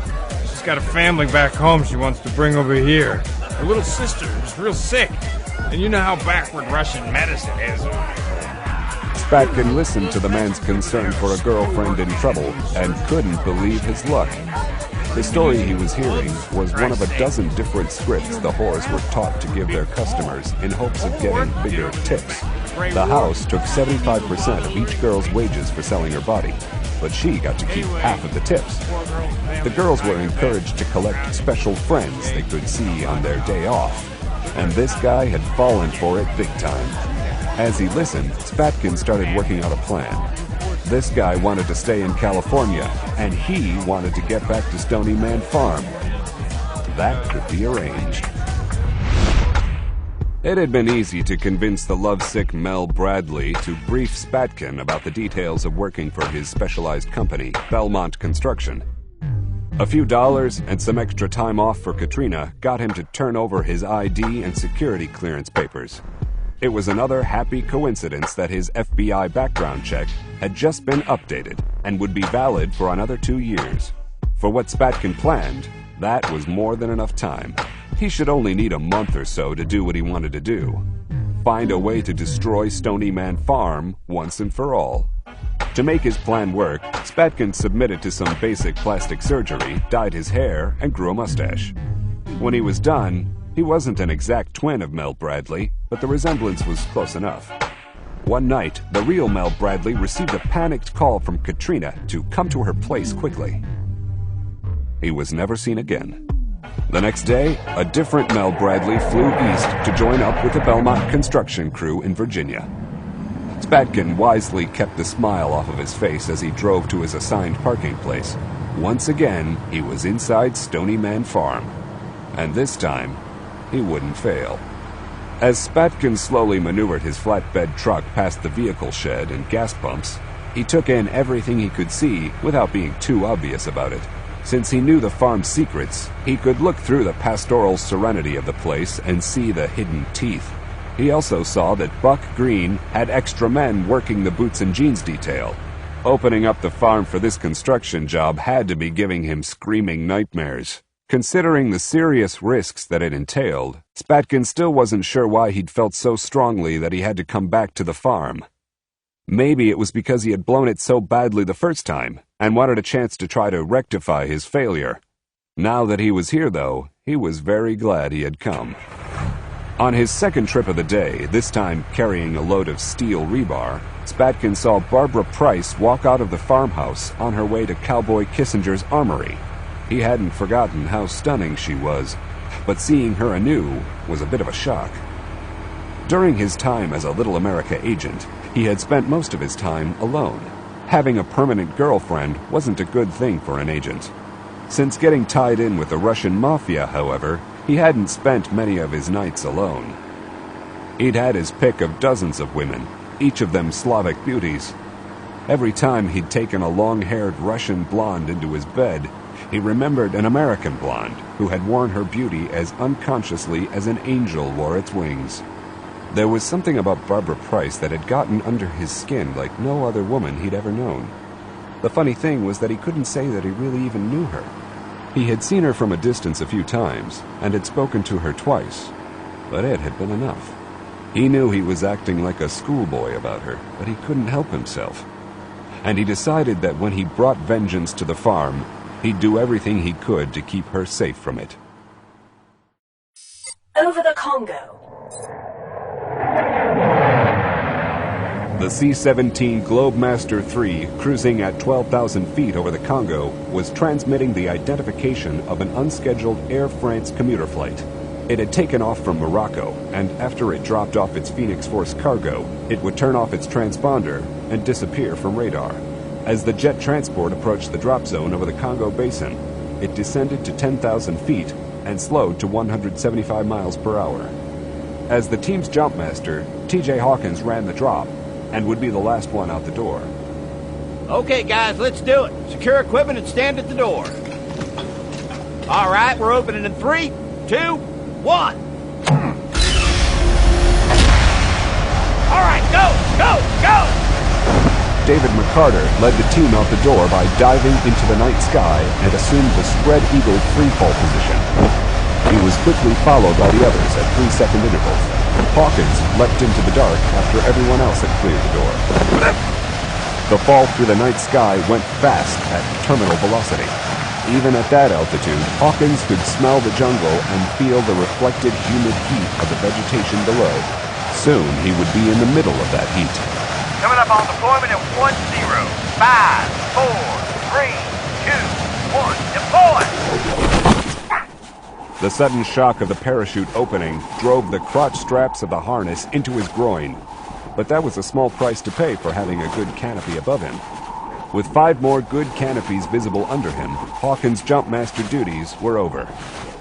Any parachute jump that ended with a good canopy was a successful jump, but the landing was always another matter. Since they had pulled the ripcords at only 1,000 feet, the ground was coming up fast. Through his night vision goggles, Hawkins saw that for once the drop zone was as advertised, clear of major obstacles, so their landing should be good as well. They might do 2 for 2 on this night jump, a good start for the mission. They're down, and the DZ is secure. What's the latest on the hostages? It still looks like they're heading for Milani, that town we spotted. Taibu sent some of his Simbas ahead this afternoon, so they might be staying there for a while. Send that to Stryker. It's on the way. Congo. The Stony Man team moved out at first light the following morning, and the dawn brought them a vision of hell on Earth. Their DZ had been on the edge of the swath the marauding Simbas had cut through the countryside. When they emerged from the jungle, they ran right into the aftermath. The path the lion warriors had made ran straight toward a nearby village. The destruction was total. What could be burned had been set alight, and tendrils of smoke from the ashes of huts and corrals still stained the morning sky. Crops and gardens had been trampled into the earth or burned, and the corpses of livestock littered the area. It was scorched earth at its finest, and would have impressed even Genghis Khan. When they got closer to the burned homesteads, they saw the debris of looting, broken pottery, household goods, and clothing scattered on the ground. The debris of rape and killing was also evident. Hacked, bloated bodies lay in the grotesque postures of death. They had been there long enough that it was no longer easy to tell how much of the damage had been inflicted by the Simba's machetes, and what was from the carrion eaters that were following in their wake like hyenas following a lion pride. By the time the Simbas reached the town of Milani, Dr. Frank Bullis was staggering, barely able to put one foot in front of the other. This was the 3rd long march he had made since he had been captured, and he wasn't sure that he'd be able to make another one unless he got food and a chance to recover. None of them would. As the prisoners were herded into an animal corral in the center of the town, Bullis smelled the fetid water in the wooden troughs. He knew that drinking from them was a sure ticket to any number of African maladies, but his cells screamed for moisture, and he knew that if he didn't drink, he would die. The Simbas let the prisoners drink their fill before herding them into a nearby building, the largest in town. At one time, the building had been a combination colonial administrative office and jail. The Simbas had taken over the offices in the front of the building and were making use of the cells as well. The holding area was 2 open cells with the traditional iron bars for walls. Each cell had only 4 beds, but twice that many people were being packed into each of them. Bullis was surprised to see a couple of other whites already in the cells. Taibu's people had to have swept the surrounding area and added any Westerners they found to their catch. The white man in Bullis's cell was overweight and dressed in what had once been one of the expensive tropical suits often seen in movies. When the man realized that Bullis wasn't a local, he walked up to him with a smile on his face and his hand out. I'm Bill Jordan, director of the World Children's Foundation. Bullis? Frank Bullis. You're an American, right? Yeah. So what are you doing here, getting back to your roots? I've been working at a World Health Organization research station here. Can you talk to these people? I've been trying to tell those guards over there who I am, but none of them speak English. Even their leader doesn't seem to understand. I don't speak any African languages, no. But their leader, Colonel Taibu, speaks French, as do many of his men. I also know that he speaks very good English whenever he wants to. I'll be damned. You speak frog, then? Yes. I speak frog. Great. Maybe you could tell them who I am and see if they can get in contact with my office for me. My wife, big contributor in Washington. She sits on the board of several major charities. If I can get word to her about where I am, I'll be out of here in no time. My wife doesn't mess around, I can tell you that. Your wife? Oh, yes. I'll also do what I can to try to get you out of here along with me. You know what they say, one hand washes the other. I wouldn't care too much about Taibu caring about who you are back in the States. I'm a doctor with the CDC, and that doesn't seem to impress him much. What's the CDC? The Center for Disease Control and Prevention in Atlanta. It's an arm of the federal government. Oh, yeah, that. But I'm a big political contributor, and I met the president. If they don't let me go, there's going to be real trouble for them, I can tell you that. Bullis decided not to waste any more of his time trying to get through to Jordan. Some lessons were best learned alone. I'll do what I can. I won't forget it. I promise you. And I'm a man who never forgets a favor. You know, my brother runs a big Cadillac dealership in Maryland. Maybe I can get him to give you a break on a new car. Thank you. But I have a Mercedes in storage back in Atlanta. Oh. Stony Man Farm, Virginia.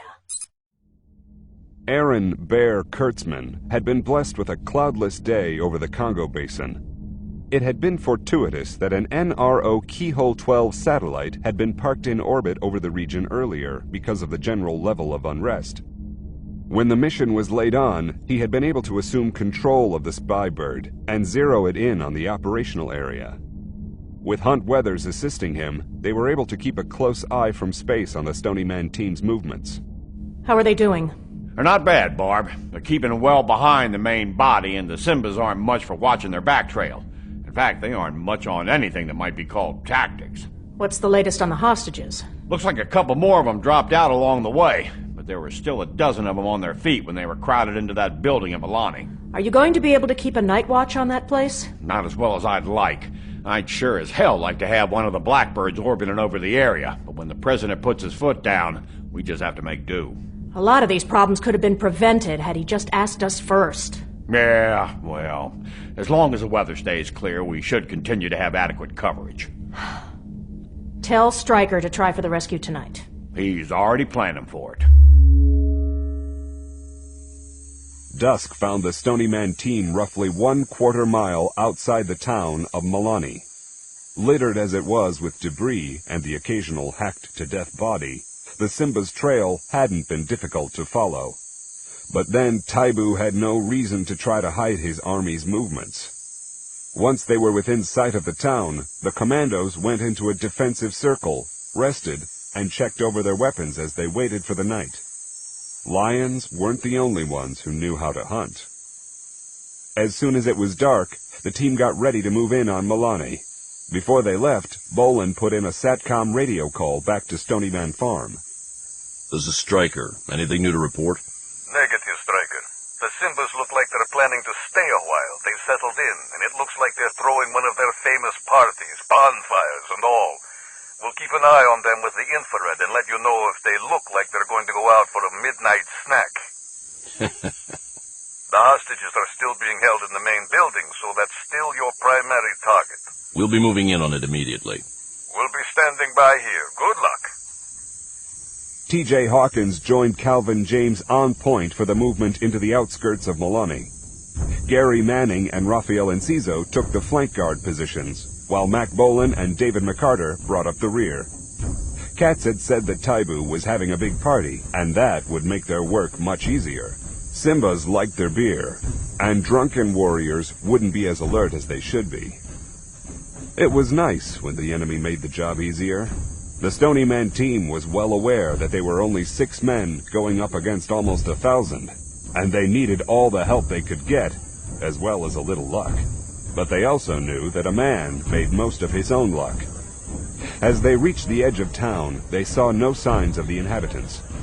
No one wanted to stick around when the Simbas were coming through the area. From the looks of the household furnishings scattered around the dwellings, they had been looted of everything of any value. That, too, was a standard Simba practice. We have bodies. Roger. Disregard. They're drunken Simbas, not dead ones. But be on the lookout for them. As they approached the center of town, drunken Simbas littered the ground like the dead. The commandos let them live, as long as they didn't wake as they passed. Kurtzman's keyhole satellite images had shown the hostages being herded into the biggest building facing the central square in town. They couldn't be positively ID'd from space, but that building would be a good place to start looking for them. The plaza's dead ahead, and I think I've spotted our target. From its position in front of the central plaza, it was obvious that the building had once housed the colonial administration offices. There were no guards walking their posts around it, only 2 Simbas by the front entrance, and both of them looked to be drunk or asleep. James, TJ, check around the back. When Hawkins and James reached the rear of the building, they found the entrance unguarded and the door unlocked as well. It's completely clear back here. Received. Phoenix 1-3, take rear guard position with me. Received? Roger. Once the security was in place, James, Hawkins, and Manning slipped into the building.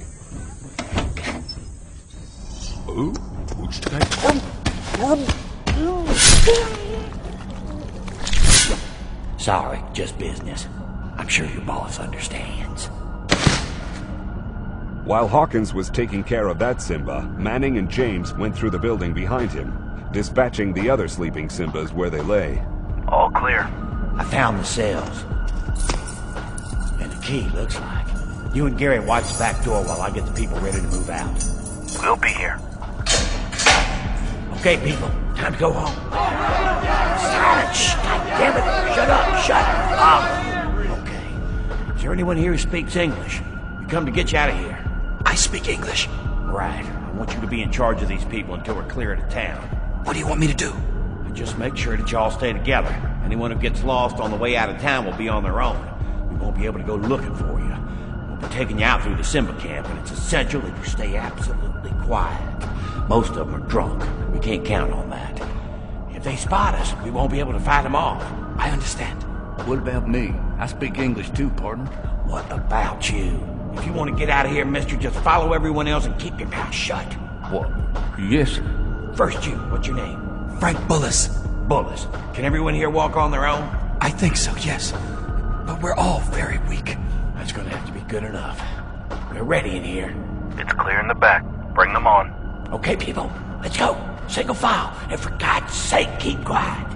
The hostages left the cells and fearfully followed their rescuer past the Simba bodies, swinging wide around the pools of fresh blood on the floor. This time, Hawkins was alone on point, while the other commandos rode herd on the ex-hostages and watched their rear. Rather than lead them directly to the south and their planned extraction point, Hawkins took them back out the way the team had entered the town. From there, they picked up the trail the Simba army had taken into the town and followed it in reverse. The footprints of hundreds of feet would hide their tracks from the team's Taibu would put on them as soon as he discovered that the hostages were gone. As soon as they were well clear of the town, Boland called in the flank and rear security. James joined Hawkins on point again, and they moved out to the east at a faster pace. The hostages were having difficulties keeping up, but this was no time to go easy on them. The next few hours could make the difference between their escaping and being recaptured. They realized that and didn't complain. 2 miles farther on, Hawkins found a hard patch of ground that wouldn't show footprints very well and turned off to the south. So far, the march had been hard enough on the ex-hostages, but once they reached the jungle, the going really got rough. The 2 pointmen had found an established game trail and were following it. But following a trail in the Congolese jungle at night was like breaking a fresh trail in any other jungle in the world. More than once, one of the ex-hostages had to be helped back on his or her feet after stumbling and falling. The only plus was that it wasn't hot and humid. Instead, it was chilly and damp, but their exertion kept the hostages from feeling it. By the time the commandos halted, their charges were near collapse. Several of the ex-hostages were leaning on one another, and Enciso was supporting the one woman in the group. They were still trying, but they just weren't able to give more. The first thing the commandos did was break out their emergency rations and hand them out to the exhausted people. They weren't very tasty, but if a person was hungry, it didn't matter. The ration bars were high in calories and would provide them with badly needed energy. Water was more of a problem than food. A person could go for days without eating, but dehydration could put him down quickly. For the past several days, none of the hostages had had enough water, and they were on the verge of collapse. The commandos carried only 4 quarts of water each, and it would have to last until they were flown out. These people are in real bad shape, Stryker. Do you think we're going to be able to move them fast enough tomorrow to keep ahead of those bastards? We have no choice. We sure as hell can't stand and fight them. Let's hope they get a lot of rest tonight. Stryker here. The escape has been successful. We're well clear of Milani, and we've halted to give the prisoners a little rest. They're in pretty bad shape and haven't been fed much recently. Good work, Stryker. We'll be keeping watch over you, so you should be able to let them get as much rest as they can before you have to move out again. Watch well. This jungle is thick. We'll need all the early warning we can get if they start after us tonight. We will.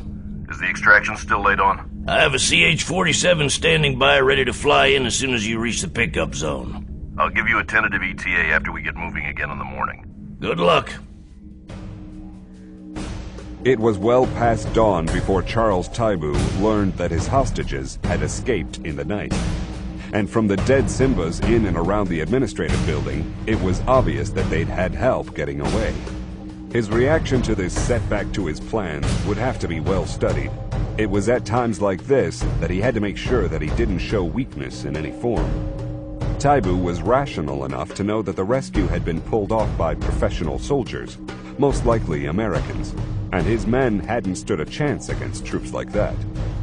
But he led the Simbas only by imposing unwavering discipline, and to excuse this failure would be the first crack in his leadership.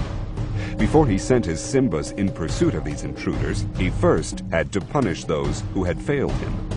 This failure was too serious to simply allow the miscreants to dig their own graves and then stand in them while they were shot in the head. He also couldn't spare the time to give them the grand punishment, setting them loose in the jungle and sending his men out to hunt them down. He could, though, put them in the ring of death to play the role of the lion's prey. It wasn't as satisfying as a full hunt, but it would serve to again remind the Simbas of his power. At his command, 100 Simbas in full regalia formed a ring in the plaza in front of the old administrative building. The half-dozen survivors of the enemy attack were pushed into the ring. They had been stripped naked, but had been given machetes to try to defend themselves. They were Simbas, and the lion didn't go down without a fight. One of the men simply threw himself against the ring and was quickly hacked to death. The others tried to defend themselves, but in vain.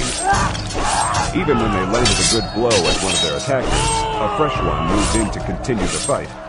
Even so, it took almost 10 minutes before the last man went down.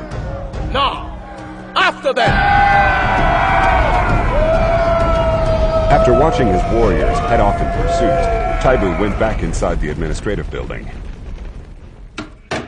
Even when he was on the move, the Simba leader wasn't out of touch with the rest of the world. He had a powerful radio in his baggage train that he used to keep in contact with his main base.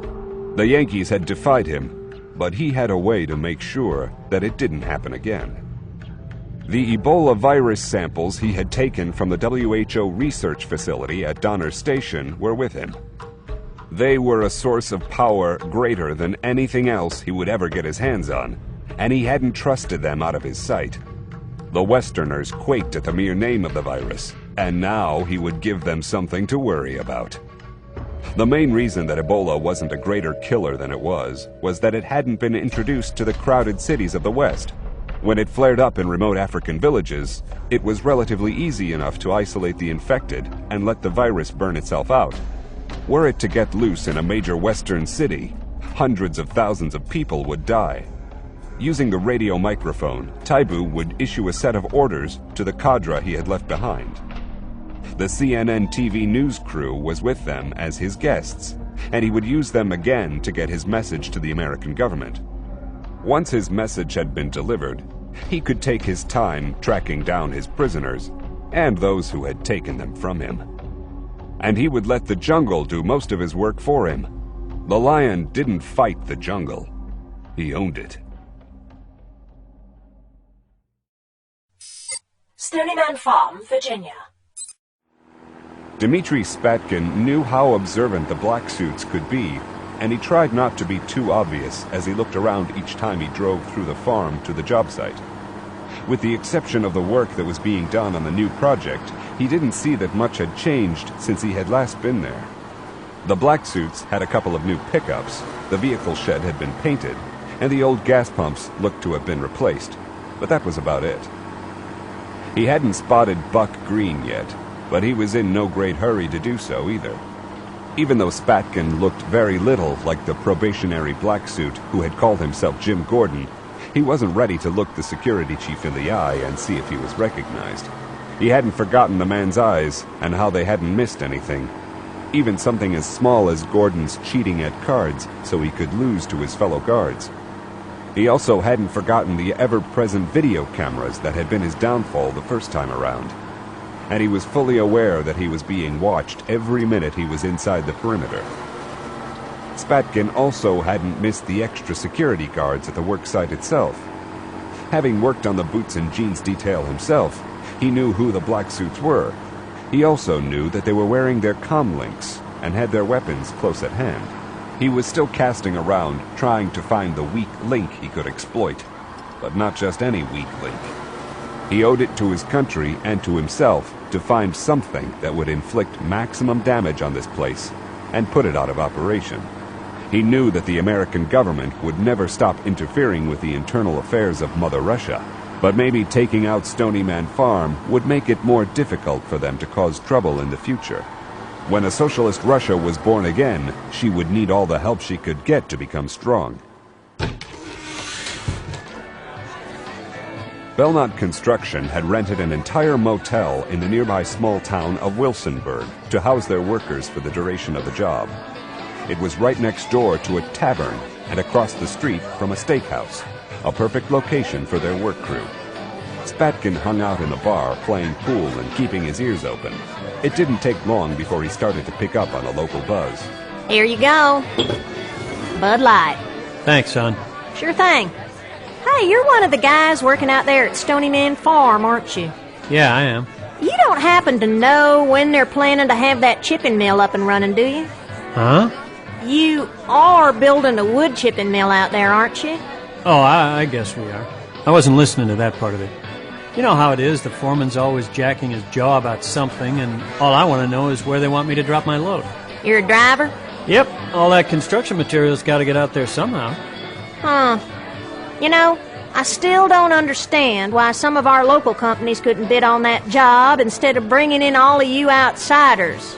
I mean, no offense, but we really need the work around here.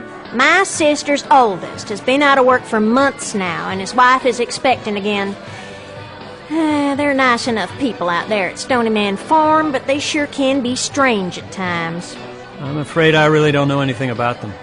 Like you say, I'm from out of state.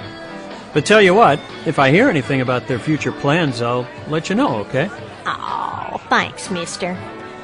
Though the woman was well beyond the cutoff age of anyone he would ever consider having anything to do with, and was ugly to boot, it never hurt to keep the locals on your side. Barbara Price might have forgotten that critical factor, but he sure as hell hadn't. I'm Mel. Mel Bradley. I'm Mabel Wyndham. Pleased to meet you, Mel. The Annex project was going so smoothly that Carl Lyons and Able Team were starting to get seriously bored. The first round of background checks had all come in, and except for the barroom dust-ups, non-support beefs, and speeding tickets one could expect from construction workers, nothing significant had turned up with any of them.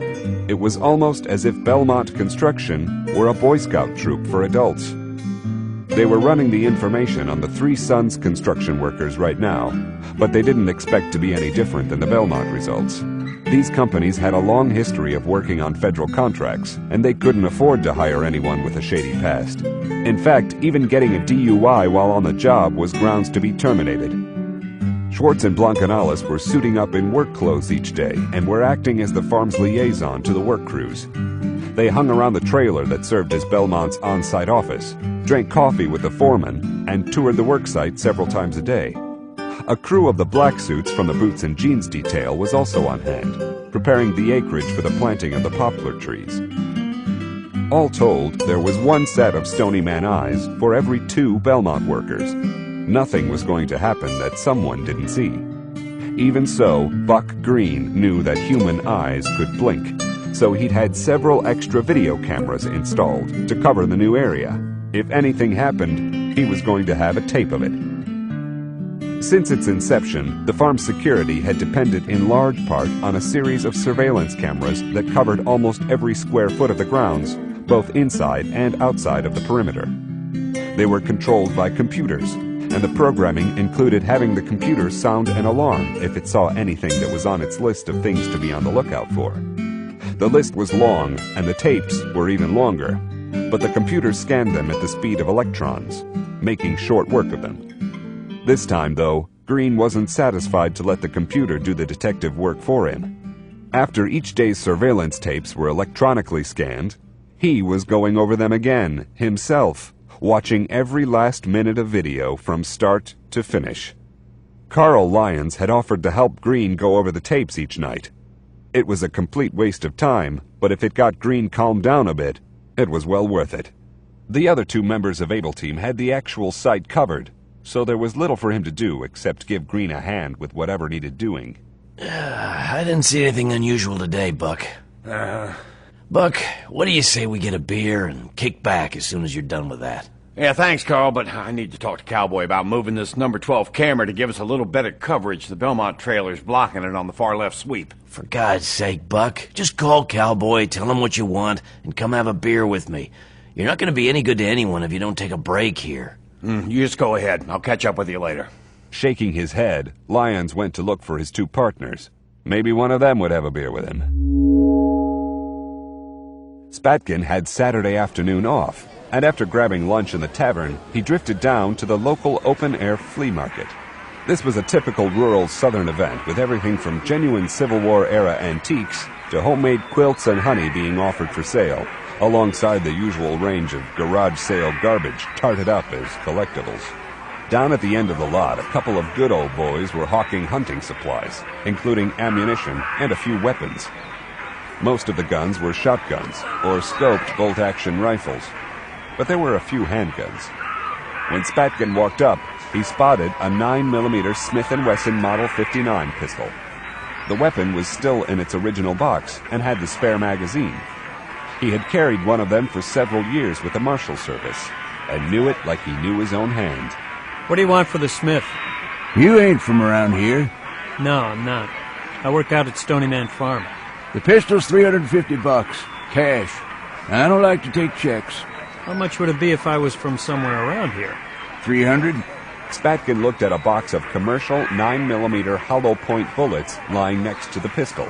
You throw in that ammo and you got a deal. You'd have a hard bargain, mister. A little farther on, Spatkin found another box of 9mm ammunition and bought it as well. That gave him 100 rounds, which was more than enough for anything he might have to go up against. Any plan he came up with that required more firepower than that wasn't going to be workable for one man alone.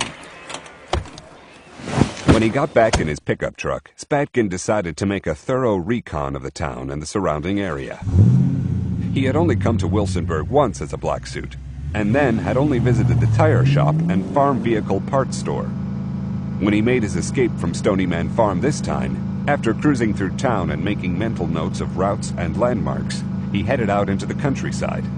This being farming country, he wasn't surprised to see that the big feed and seed store a mile out of town was open on Saturday. Farmers didn't keep city hours.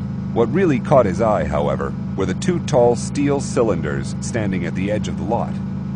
When he saw the red no smoking and danger explosives signs on the ammonium nitrate fertilizer silos, he smiled.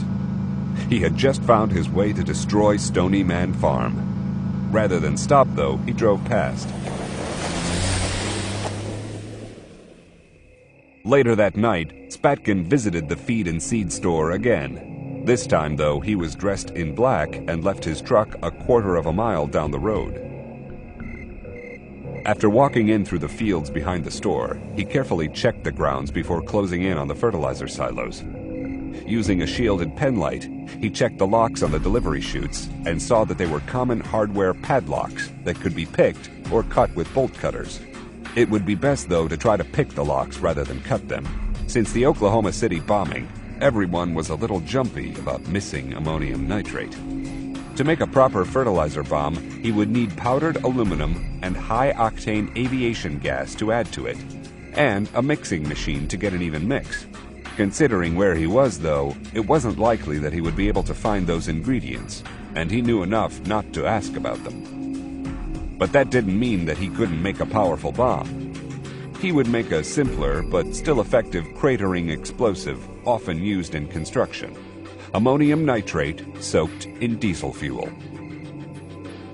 Pound for pound, it wouldn't pack the punch of the bomb that had taken out the federal building in Oklahoma City, but he wouldn't need anything that powerful. The Stony Man farmhouse could be completely eradicated with only 500 pounds of the cratering mixture. He could easily carry that in the back of his truck. Now that he had a plan, Spatkin went about gathering the rest of the material he would need for his bomb. The diesel fuel was easy. Almost every Belmont construction vehicle ran on diesel. If he could score a 55-gallon drum, no one would think twice about seeing it in the back of his pickup. The hardest part was going to be finding a foolproof way to detonate the bomb. Before the Oklahoma City bombing, buying blasting caps hadn't been a big deal. Sure, you'd had to sign for them, but didn't need a user certificate from the local authorities. That was something he wasn't going to be able to get in Virginia, and wouldn't even try if he could. There was more than one way to make an explosive detonate, however, and he was good with explosives. He bought large rifle primers from the reloading supplies at the local gun store and a 1-pound can of black powder. With those, he could make a crude but effective fuse train and initiator. Getting the bomb inside the Stony Man perimeter wasn't going to be easy either. To limit the vehicle traffic in and out, Buck Green had leased a bus and asked the construction company to use it to transport their people to and from the worksite. It and all the other Belmont vehicles were equipped with transponders that let the black suits on the main gate know who they were as they approached. Even so, one of the black suits still checked the ID of each man before waving the vehicle through. If he was going to drive the bomb in, Spatkin was going to have to acquire one of those transponders and put it on his truck.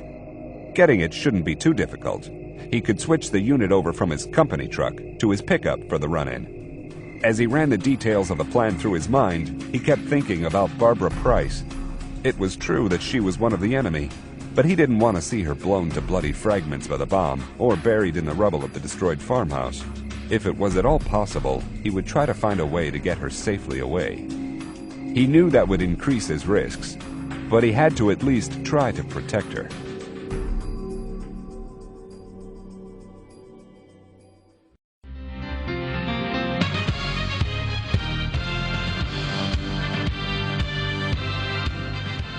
Thanks, Tom. This park is a part of our community. Spatkin was stretched back on the bed in his motel room with a can of beer, watching TV before going across the street to get his dinner at the bar. He now had his method to attack Stony Man Farm, but he was trying to figure out how to increase his chances of success and survival. As it was now, he could probably get the bomb in, but it was going to be dicey for him to get out alive before the thing went off. He was going over scenarios in his mind when his attention was drawn to the woman reporter on the newscast. The perky blonde looked like a cross between a young Kathy Lee Gifford and an animated Barbie doll. Her voice, though, was throaty and pure silk. And with your help, now that Mayor Bud Dilworth's scheme to sell the city's only park to developers has been exposed, the citizens of Woodland can continue to have a place to take their families for an outing. This is Sylvia Thompson Brackett for Channel 7's Virginia Undercover. Spatkin was a TV news junkie, but he usually watched it as background noise. He'd caught this woman's act before, but it hadn't really connected with him. Perky, big-breasted blondes were nothing special on TV news shows today. Every channel had at least one of them on staff. This one, though, was different. She obviously enjoyed making trouble and was good at it. That could be a useful asset for a man in his profession. He downed the last of his beer, put on his boots, and headed across the street. Hey, Mel, how's the job going? Find anything out? My sister's oldest has been looking all over, but there's just nobody hiring. He's real good with his hands. Chicken fried steak with home fries and creamed corn, please. Oh, well then, I guess I'll just bring that up. Sorry, Mabel. I just haven't been able to find anything out. But, you know, there might be a way you can find out something yourself. How's that? Well, you know that woman reporter for Channel 7 in Richmond? Sylvia, what's her name? You mean the one who's always sticking her nose into other people's business? That's the one. She's a bitch, pardon my language, and all she does is cause trouble for folks. Why, I can remember just last year when she went down to Hunter's Gap and she... But she might be useful this time. How do you mean? Why don't you give her a call and tell her what you know about the work that's being done out at Stony Man Farm? Tell her about your nephew being out of a job and them bringing in guys like me from out of state to work. I'm sure she could get you the information you want. Spatkin saw the light come on behind her eyes as she digested what he had said. It wasn't that Mabel was as stupid as she sounded. It was just that most of the time she talked without clicking on her brain first. If she took the time to think this one out, she might be able to get the ball rolling for something Stony Man Farm absolutely didn't want: publicity. He could see Buck Green going ballistic at the first sight of a TV news chopper overhead. You know, I think I will call her. Someone needs to know what's going on around here. It just ain't right that my sister's oldest... I have her number. She wrote it on a napkin as he recited it. Then she headed for the phone at the end of the bar, leaving Spatkin to his dinner.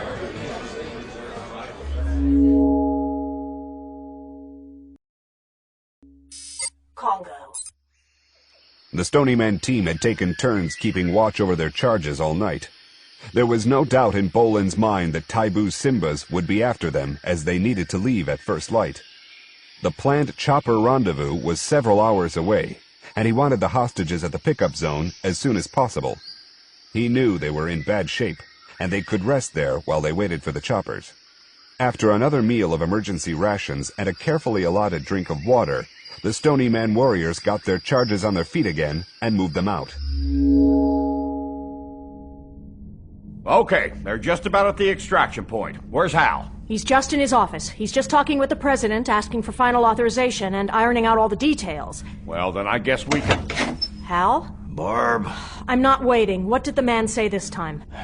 Well, when Taibu discovered that his hostages were missing this morning, he sent a message to that TV crew he's holding on to and had them transmit it. This time he threatened direct retaliation against the United States and the Western nations with the Ebola virus if we interfere again in what he's calling his affairs. That includes any Western aircraft overflying what he calls his territory, most of the Congo Basin. And? The "and" is that the president has canceled the planned extraction of the team and the hostages. While Price didn't agree with a great deal that the current chief executive did, she saw this decision as a difficult but necessary call. The good of the many always outweighed the good of the few, and when you started adding up the butcher's bill this time, the math wasn't with Stony Man. The threat of the widespread Ebola contamination simply weighed more than the lives of the 6 Stony Man warriors and their 18 hostages. It was a harsh math lesson, but it was realistic. The forced march to the pickup point had been brutal but necessary, and the ex-hostages seemed to understand without being told. No one fell out along the way, but several of them were on their last legs when Boland finally called a halt. While the rest of the commandos set up a security perimeter, Calvin James went from one hostage to the next, checking them out and dispensing salt tablets and their ration of water with another round of emergency rations. A few of them needed blisters bandaged, but there had been no major medical problems so far. Gary Manning was on radio watch when the call came in from the farm. Stryker, Katz wants to talk to you. Patch him through. Katz, when's the extraction time? That's what we need to talk about. I'm afraid that I've got bad news for you. Is there any other kind? Send it. Taibu just went on the air on the CNN hookup, ranting and raving again. In short, he's royally upset that you snatched his hostages from under his nose and he's threatening reprisals. The kicker this time is that he's threatening to release the Ebola virus he has in major western cities, including the States, if any further action is taken against him. And he specifically mentioned aircraft flying into what he calls his airspace. What's the bottom line? The bottom line is that both the Security Council and the President are in a state of panic. No one is prepared for an Ebola attack. Shit. So you're saying that we're going to have to walk out, right? I'm afraid so, old friend. At least walk to some place where we can get an aircraft in without being spotted by Taibu's followers. We'll just have to make do. Where do we go? Well, Bear's working on a 3-day route that shouldn't be too bad. Remember that I have walking wounded here, and they're all civilians. I know. We're taking that into consideration. Consider it carefully, and give us an easy route. We're not equipped for that kind of trek. We don't have enough rations and canteens to support 18 more people. And if we don't find supplies, we'll all be living off the land by tomorrow. We're working on that aspect, too. Erin has spotted a UN outpost half a day along the planned route that appears not to have been ransacked. The troops took off when the Simbas got too close, but it looks like they bypassed it. He's betting that you'll be able to find rations there and other gear your hostages might be able to use. He'd better be right, or they won't be making it. I do have some good news, though. Erin has secured exclusive use of both a Vortex and a Keyhole satellite. They'll be parked overhead until we can get you out of there. So we'll be able to provide real-time warning of Simba movements. That might make the difference. Well, it could, but we're definitely going to need more than an eye in the sky to see them through this. Let me talk to the people, and I'll get back to you after that. Good luck with them. Bolin was very much aware that everyone's eyes were on him as he walked up to the cluster of hostages. He saw shock, fear, and exhaustion in their faces. Every one of these people had been through an ordeal that few Westerners had ever known. They had come this far on sheer guts, and now were ready to fly home to safety. Telling them that the nightmare wasn't yet over wouldn't be easy. Captain, I need to use your radio to let my family know that I'm safe and when they can expect me home. I asked the sergeant. He told me we couldn't make calls. Bolin looked to McCarter, who nodded. I'm sorry, but there will be no unofficial use of the radios. But, Captain... But nothing. A list of your names has been radioed in, and notification will be made to your next of kin. And since this has come up, I want to mention something else before we go any further. This isn't a democracy we have here. We have come to try to take you home. But to do that, we have to have your complete cooperation without argument. It is in your own best interest to do exactly as you're told, when you're told to do it. Any questions? There's been a problem back in the States. The aircraft I was expecting won't be coming to get us. We'll be walking out to a place where an aircraft can get in to fly us out. I just came here for a As expected, the announcement created pandemonium. Several of the hostages fell to their knees and started to cry. Others stood and sobbed silently, while their neighbors shouted questions. Bolin gave them a mere 60 seconds of that before cutting it off. That's enough. You're wasting valuable time, and we don't have any time to waste. But why? What happened? It doesn't really matter why the plane isn't coming. It just isn't, and you're going to have to live with that. When you get back to the States, you can bitch about politics and fix blame then.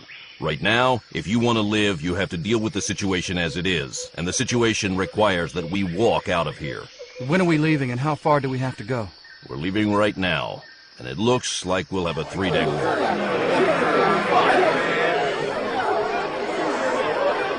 I understand the situation, but we aren't equipped for a long walk in the jungle. As you can see, we don't have adequate clothing or any way to carry food and water. Is there any chance we might find supplies along the way? That's a rational question, Doctor, and there's a good possibility that we will. My intelligence says that there's a deserted UN outpost half a day away. We'll go there and see what we can salvage from it. Hopefully there'll be something there we can use. If not, we'll all just have to live off the land. I'll give you all a moment to collect your thoughts, then we'll start moving.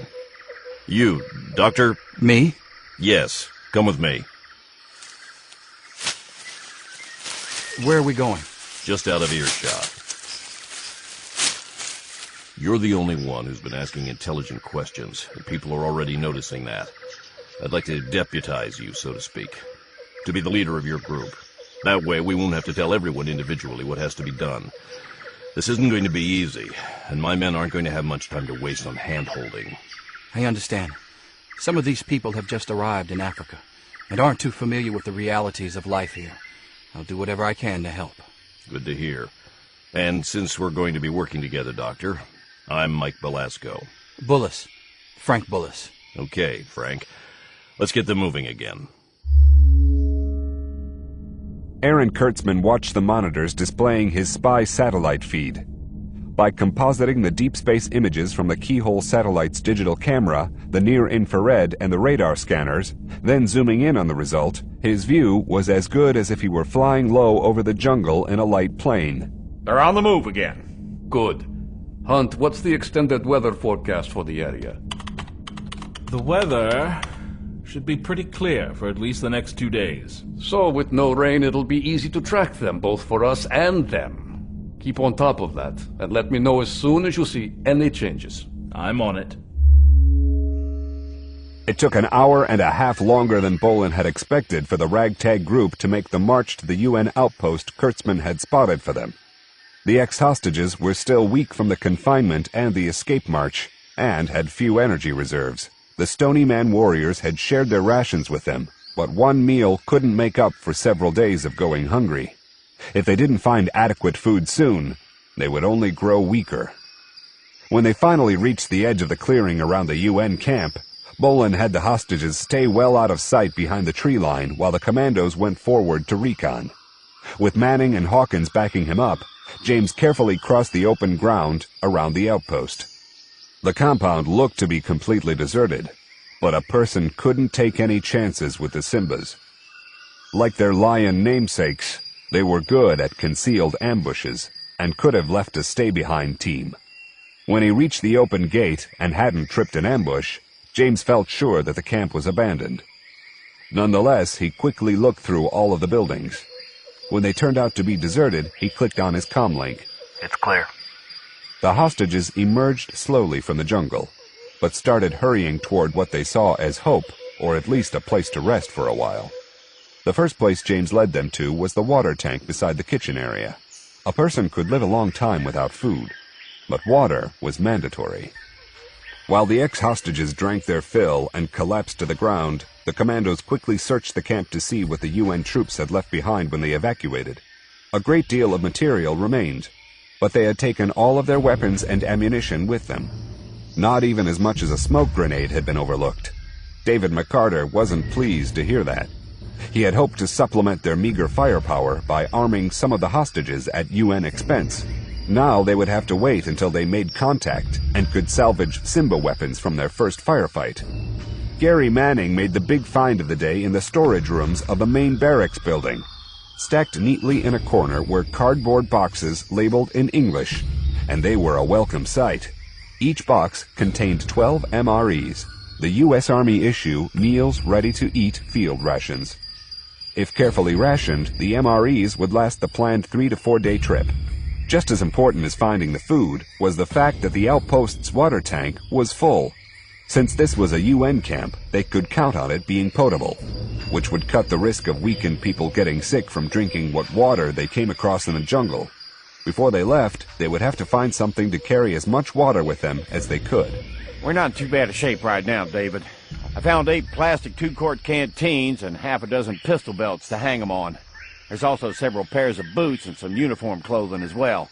Now, most of it's in larger men's sizes, but I don't think our women are going to be too fashion conscious right now. How about load-bearing gear, assault harnesses or rucks? I found some butt packs and ammo pouches, but that's about it.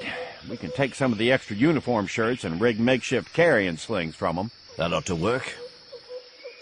Bolin gave the hostages time to have a meal of MREs and drink their fill again from the water tank. While they were resting, James checked them over and saw to their minor injuries. So far, none of them had anything wrong with them that couldn't be cured with a week's rest and adequate food. With luck, they'd have that in the near future. Captain? Yeah? These meals aren't a hell of a lot to eat. I think you should give us another one. What's your name? Bill Jordan. I'm the executive director of the World Children's Foundation. I'm sure you heard of our work with deserving children. Mr. Jordan, that meal you were given contained 1,800 calories, and you'll get another one tonight. That's 3,200 calories a day. Enough food for a fighting man carrying a load. You weren't laden down, so it should be more than enough for you. Well, that food, as you like to call it, was shit. I couldn't eat it. I gave it to one of the blacks. Let me tell you something, Bill. If you fall behind because you won't eat what you're given, mister, you'll be left where you fall. None of us will carry you a single step. You got that? How dare you? I have friends on Capitol Hill, Captain. Good friends. And I'm going to have your job when we get back to the States. Mister, I'll tell you what. When we get back to the States, you can tell anyone you like, anything you want about me. I don't care. First, though, we have to get back. So I recommend that you stop making empty threats and get your ass in gear like the rest of us. It was the smile more than anything else that sent Jordan packing. After Jordan left, Bolin took Frank Bullis aside. Look, Doctor, I have two choices with the rations we found. I can divide them up and expect everyone to watch their own consumption, or I can have you keep track of them and issue them on my orders. Which do you think will work best here? In the best of all possible worlds, which this sure as hell isn't, I'd let everyone keep track of their own food. But I'm not sure that'll work this time. Even though I was caged up with these people for entirely too long, I really don't know them well enough to know if they can be trusted to do the right thing. Okay. I'll issue 2 meals apiece to them right now, and I want you to pick responsible men to carry the other boxes. But make sure that Bill Jordan isn't one of them. I hear you. He's been pretty much a problem all along. He claims to be politically connected back home, and thinks that he should get special treatment because of who he says he knows. The Simbas didn't buy it, but I'm not surprised that he's trying it on you. This is no place for a man to try to throw his political weight around. If he becomes a problem out here, he's going to end up dead. I'll try to push that point on him. You'll be doing him a favor. Unfortunately. The sun was low in the sky by the time the Stony Man team left the UN outpost. Bolin didn't want to march the ex-hostages through the night, but they had to get far enough away from the camp to be well out of the way from any roving Simba patrols. From his experience, he knew that Simbas traditionally didn't have the discipline and training to work at night, but Taibu might have pumped them up enough to have overcome their natural reluctance. When they halted again, the commandos took up a defensive perimeter around the cluster of ex-hostages. The MREs were doled out, but eaten cold this time. As the ex-hostages ate, Frank Bullis walked among them, answering questions as best he could. Most of the questions were things that not even Belasco could answer, and Bullis didn't even bother taking them to the soldier. He did, however, pass them on to Belasco's latest cautions. If I can get your attention, the captain wanted me to remind you that we have to keep completely silent at night. No fires at all, not even a little one. As he had almost expected, Bill Jordan walked up to him. Who put you in charge here, Bullis? I sure as hell don't remember voting for you. The captain asked me to be his point of contact with all of us. And since he's the man of the hour, I guess that puts me in charge. And he wanted me to remind you that until we get out of here, this isn't a democracy. When I get back, I'm going to have your job, too. No one treats Bill Jordan this way. I'll be glad to listen to any suggestions you might have and pass them on. But until we get out of here safely, the decisions will be made by Belasco and his men. I'm going to get him, too, buddy. You just wait and see if I don't. Bullis wanted to smile at the empty threat, but refrained. From what he had seen, Belasco looked like a man who knew how to take care of himself. Jordan had best watch his mouth around him, or he'd end up having his fat face being fed to him one bite at a time.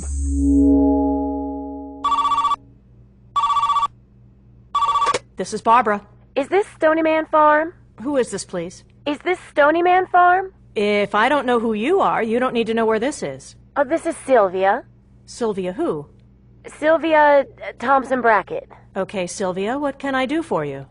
I need to know if this is the number for Stony Man Farm. It is. Do you have a construction project going on right now? Now Price remembered where she had heard the woman's name. Sylvia Thompson Brackett was a muckraking reporter for Channel 7 out of Richmond. Her specialty was creating tempests in local teapots and milking them for all they were worth. I'm not sure that's any of your business, Sylvia. I have a report that you're doing construction on your farm and aren't letting local firms bid for the work. Why is this of interest to you, Sylvia? Well, I don't understand why you aren't hiring locals to do this work. I have a report of families in your area who are out of work and... Are you with a social services agency, Sylvia? Why, no. I'm a reporter. Then I'll ask you for the last time. How is this of any possible interest to you? I am always interested in injustice. And this clearly is a case of injustice. Damn it. Buck, Hal, I just got a call from that female reporter for Channel 7 in Richmond. I think you both need to come up here and listen to the tape. On the way. I am always interested in injustice, and this clearly is a case of injustice. Damn, I knew something like this was going to happen. We've never drawn this much attention to ourselves. I'm afraid that woman's not going to let this drop. She sounded determined. That she did. How did she even get in touch with you? We're in the white pages, Buck. We need to keep some level of a public face. It's just my fault for being so damn nice and actually picking up the phone for once. Can you get some agents to look into her sources on this? It's got to be someone in town. That's real tricky. Freedom of the press and all that. Well then, how about national security? Obviously, someone's running an operation against us and using her as the front man. Even so, it's got to be a little more serious than her asking uncomfortable questions before the man will let me sick the dogs on a reporter. Buck, are you finished with Carl and Paul? I guess. They finished the background checks on the Three Sons personnel, and they're just helping me keep an eye on things around the job site. Hal, I want to let Buck cut those two loose and have them start tracking this down. The last thing we need is a news chopper circling overhead. This is supposed to be a low-profile operation, and if someone gets tapes of what we're doing here, we're finished. We might as well shut the annex down and forget about it. Call them in. We'll go over it in the war room. Wilsonburg, Virginia. Carl Lyons was more than glad to hear that Price had a real job for him to do. Hanging around the computer room waiting for background check confirmations to come in wasn't the kind of thing that got his blood pumping. Chasing down whoever was causing trouble for the farm was much more to his liking. Even though the primary suspect was a woman, maybe she had a male sidekick he could shake down. Stony Man Farm had an unofficial relationship with the police chief in Wilsonburg. Chief Ed Bauman had been cleared to be told that the farm had an association with the federal government. He didn't know exactly what that association was, but he was smart enough to know that he didn't have a need to know. All he knew was that the people at the farm were good neighbors and could always be depended on to pitch in and help in any community emergency. And beyond that, he didn't really want to know. Carl! Long time no see. Now, what brings you here? We have a serious problem at the farm, Ed, and we think it's coming from someone in town. And how's that? Someone has sicked that Sylvia Thompson Brackett from Channel 7 on us. She called and started asking questions about that construction job we have going. That woman. Now, I don't know why the hell that station keeps her around. She's a real troublemaker. What kind of questions did she ask? She wanted to know why we were bringing in an outside company to do the job instead of hiring needy locals. She sounded like a candidate on the campaign tour talking about social injustice and all that politically correct touchy-feely crap. Damn. I've been hearing a little bitching now and then about that, but I didn't know it'd gotten that far yet. What do you mean? Well, Carl, we had a bunch of people out of work around here, and some of them think that you should be hiring more of them to do that job for you. But we've never hired the locals, you know that. I know that, and I think I understand why. But when you gave that land clearing job to some of the loggers around here, that got people to thinking that if some of us could do that, well, why not the rest? Can you find out who's talking the most about this? We have to get that reporter off our asses. Carl, you know a man's got the right to speak his mind. I know that, Ed. But I need to know why this person decided to call in an outside agitator to cause trouble for us. That's a sensitive job we have going out there. And the last thing we need is a so-called investigative reporter shining a spotlight on us. As you know, we try to keep a low profile, and we don't want to have to shut that job down. And I can tell you that it's not going to be good for the town if we have to do that. And that's not a threat, Ed. It's simply the way things will be if my bosses decide that we're being threatened by the townspeople. We buy a lot of our supplies here, and even if we don't hire locally, there's a lot of people here who depend on us for a large part of their livelihood. I'll look into it. Please do it quickly. We don't have much time. I'll get on it. Thanks. Sylvia Thompson Brackett knew that she was onto something big this time. Most of the time, her exposés were little more than the rankest tabloid tales exploiting the petty jealousies, greed, and stupidity of small-minded people. If television was the vast wasteland of America, her program was a public toilet in that wasteland, and a toilet badly in need of a thorough cleaning. But it brought in the ratings, and that was the name of the game in TV journalism. If people wanted to rat out their friends and neighbors, that was fine with her. and it kept her in business. This small-town muckraking actually had a greater purpose, though. She was looking for the one story that would carry her to the national spotlight. Finding this Stony Man Farm thing in her own backyard was like winning the lottery without even buying a ticket. Something told her that there was a real story in this, and it wasn't the sniveling tale that whining barmaid had given her about the nephew needing a job. As soon as she'd gotten the call, she'd had her staff start doing the background work on this farm, and it was coming up strange. For one thing, they hadn't been able to find out who owned the place. The taxes were up to date, but they were being paid by a corporation, and the deed was in its name. In the days of corporate farming dominating the rural landscape, that wasn't all that unusual. But she'd hit a brick wall when she'd tried to learn anything about the company. It existed, but it was some kind of front organization. Exactly what kind, though, she couldn't tell. Thompson Brackett was well acquainted with front companies, most of them involved with the drug trade. Her father had been a hotshot LA lawyer who had specialized in cartel business. He had made a lot of money from men with Latin family names, but LA bred greed like sewage bred cholera. He had stupidly decided to go into business for himself and had gotten caught. Had he been caught by the LAPD or the DEA, a young girl named Tracy Woods wouldn't have become an investigative reporter named Sylvia Thompson Brackett. But Vince Woods, LA lawyer, had been caught by the people he worked for when his daughter was only 17. In order to keep himself from being brutally executed, Woods offered his daughter in exchange for his life.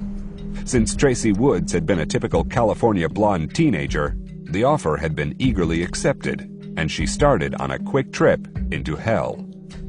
It had taken almost 2 years for her to find a way to escape. In those long months, she had been a sex toy for cartel dignitaries visiting their distributors in the LA region. Though she hadn't been a virgin when she was handed over to her new owners, she quickly learned that sex came in many varieties, and not all of them were fun. It had been the death of her father from a cocaine overdose that started her on the road to freedom. In the confusion surrounding his death, she managed to sneak away from her keepers and head east. Now that her new persona was well established, she was ready to move on to greater things. Her 2 years with a cartel had taught her things that most people didn't even know existed outside of movies and TV shows. For one thing, she knew that situations were rarely what they seemed to be on the surface, and that went from the President of the United States to the small-town mayor. Everything she had learned about clandestine operations told her that this Stony Man Farm operation was more than a peaceful Virginia farm. Exactly what it was, she had no idea yet, but it wasn't an agricultural operation. The first step to finding out exactly what it was would be for her to descend on the little town of Wilsonburg and start raking through the muck. Somewhere in the small town dung heap she would find the jewel that would make her a princess, maybe even a queen, the Queen of Medialand. It was time for Barbara Walters and Nancy Grace to move over and make way for a real talent. While Lyons was keeping close to home, Rosario Blancanales went to Richmond to dig into the background of Sylvia Thompson Brackett. He had always liked the one-time capital of the short-lived Confederate States of America and didn't mind the trip. Though the city had been ravaged in the last year of the Civil War, much had survived of its storied history. This time, though, he wasn't there to take in the atmosphere. At first, it looked as if it would be easy for him to do a background on Ms. Thompson Brackett. The TV station's publicity department had been more than willing to fax him an information packet on their most famous reporter. However, before he left the farm, he'd had Akira Takaido check the information against the databanks, and what he found there didn't match what the PR packet said about her. To start, her birth name was Tracy Woods, and she wasn't a real Southerner. She was a native Californian who had gone to college in Atlanta. It was there that she had unofficially changed her name and picked up her generic Southern accent. Her Steel Magnolia Act was tempered with a lot of California attitudes, but most people thought that was just because of her age. She was a modern woman. Takaido had also found that Ms. Thompson Brackett didn't live in one of the stately old houses the city was so famous for. She lived in a California-style condo in a suburb under yet a third name, The Virginia Motor Vehicles Department said that Thompson Brackett was driving a red Pontiac Grand Prix. However, Donna Moore was the registered owner of a gray Lexus coupe. A woman who changed names like most women did hairstyles really needed looking into. All of that information was interesting, but it wasn't helping him find out who or what had put her onto Stony Man Farm. To get a handle on that, he had to get closer to her, which meant a face-to-face. His cover, that of a journalist for a trade publication, was a bit thin, but anyone as publicity-hungry as she was should open her door to anyone who wanted to do a story about her and her program. Channel 7's production offices were in a modern chrome and glass tower in downtown Richmond. Getting through to the station's managers had been a piece of cake. They had fallen all over themselves at the thought of their station being the lead story in Southern Television magazine. The program manager himself escorted Blancanales to Thompson Brackett's office to make the introductions. Blancanales had reviewed several clips of the woman's work before leaving the farm, but the small screen hadn't shown Thompson Brackett to her best advantage. She was gorgeous in a cross between a Southern belle and a classic California beauty. But beyond the blonde hair and green eyes, there was something about her that no camera could catch. There was a steel-trapped mind behind those eyes. As soon as the program manager excused himself, Blancanales found himself on the wrong end of that mind.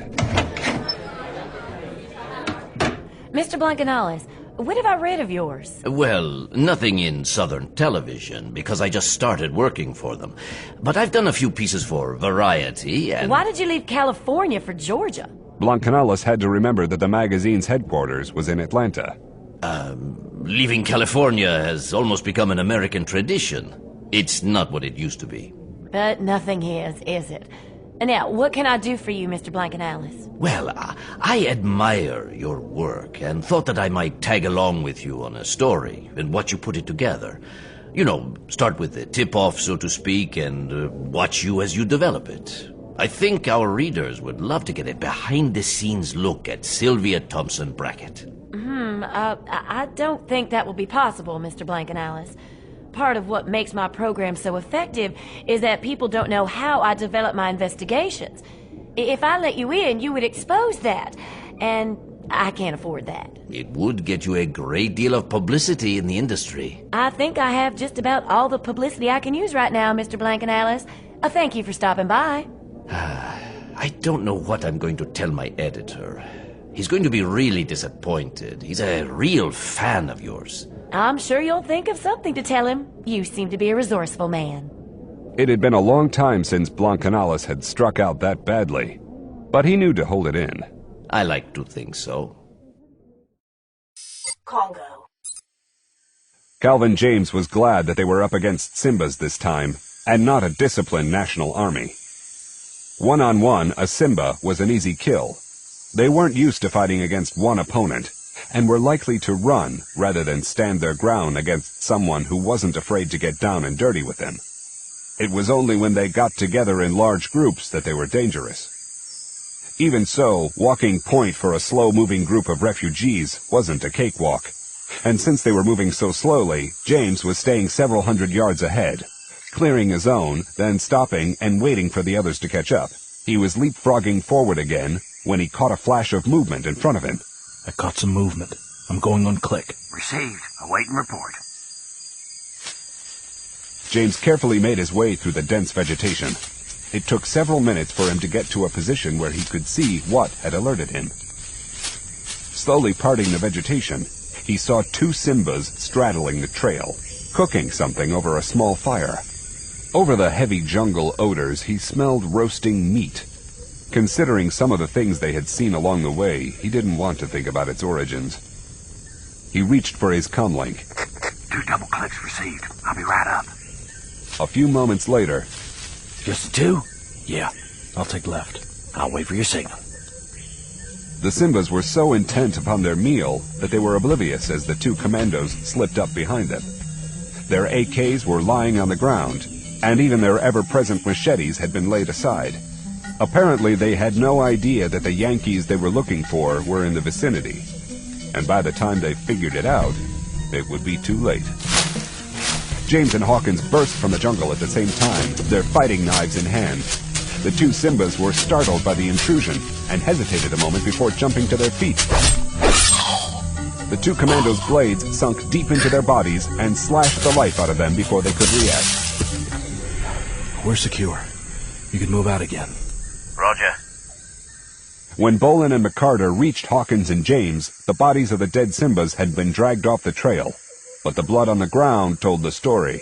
They didn't have much with them except their AKs and ammo. Did they have a radio? Nope, we lucked out this time. Bullis? Yeah, Belasco. Find out if any of your people have had military experience. We have 2 AK-47s now and some ammunition, and we need all the guns we can get. I can take one of them. I've fired an AR-15, and they can't be all that different. Just let me check to make sure the chamber's clear. Yep, looks good. Here. Also, this pouch has 4 magazines in it. The magazines hold 30 rounds each, so that's 120 shots. And if you're careful, they should last you until we're out of here. You put in the magazine like this. There's 3 positions of the selector switch: single shot, 3-round burst, and full auto. If you have to fire, keep it on single shot and you'll do a lot better, as well as conserve ammunition. If you're not used to automatic fire, you'll waste most of it. How do the sights work? Let me just slide the sight ramp down to 100-meter notch. There. That's the battle sight 0 setting. Just leave it there and you'll be okay. For anything beyond the football field, just aim a little higher. For anything under the 50-yard line, aim a little lower. Bullis nodded and took the assault rifle from Hawkins. He was supposed to be a man of science, not violence, but he now felt a little more in command of his fate. The reassuring feel of cold steel in his hands felt good. Now he wouldn't end up in a Simba cooking pot without a fight. Because they had made contact, when they moved out again, Manning joined Hawkins on slack, and the flank security moved out farther to the sides. Raphael Enciso was taking his turn on drag at the rear of the group, watching over their back trail. That was always a consideration in any tactical situation, but since they were moving so slowly this time, it was an absolute must. For the second time in as many minutes, he thought he had spotted movement in the jungle behind them. Stryker, I think we have some ankle biters on our trail. I've spotted something moving back there twice now. Roger that. TJ, you and Kelvin drop back and see if you can peel them off us. On it. Hawkins motioned for James to move out. The two commandos split off from their positions and cloverleafed out to each side of their back trail. With their comlinks, they kept in contact as they moved out far enough to let the Simba trackers bypass them without being spotted. Once they had passed, the two moved in on their rear to wreck their targets. The 3 Simbas following the group acted as if they were the only predators in the jungle. The fact that the Americans they were following were also warriors simply hadn't occurred to them. They had completely bought into Taibu's talk of invincibility. The Simba in the drag position was content to let his 2 buddies break trail for him. They were only tracking ignorant Americans who were hurting a bunch of prisoners, and that wasn't a threat that a lion warrior needed to be concerned about. Not knowing if anyone was following behind the tracker team, the 2 commandos opted for silent kills again. James took on the Simba in the drag position, and it was almost too easy.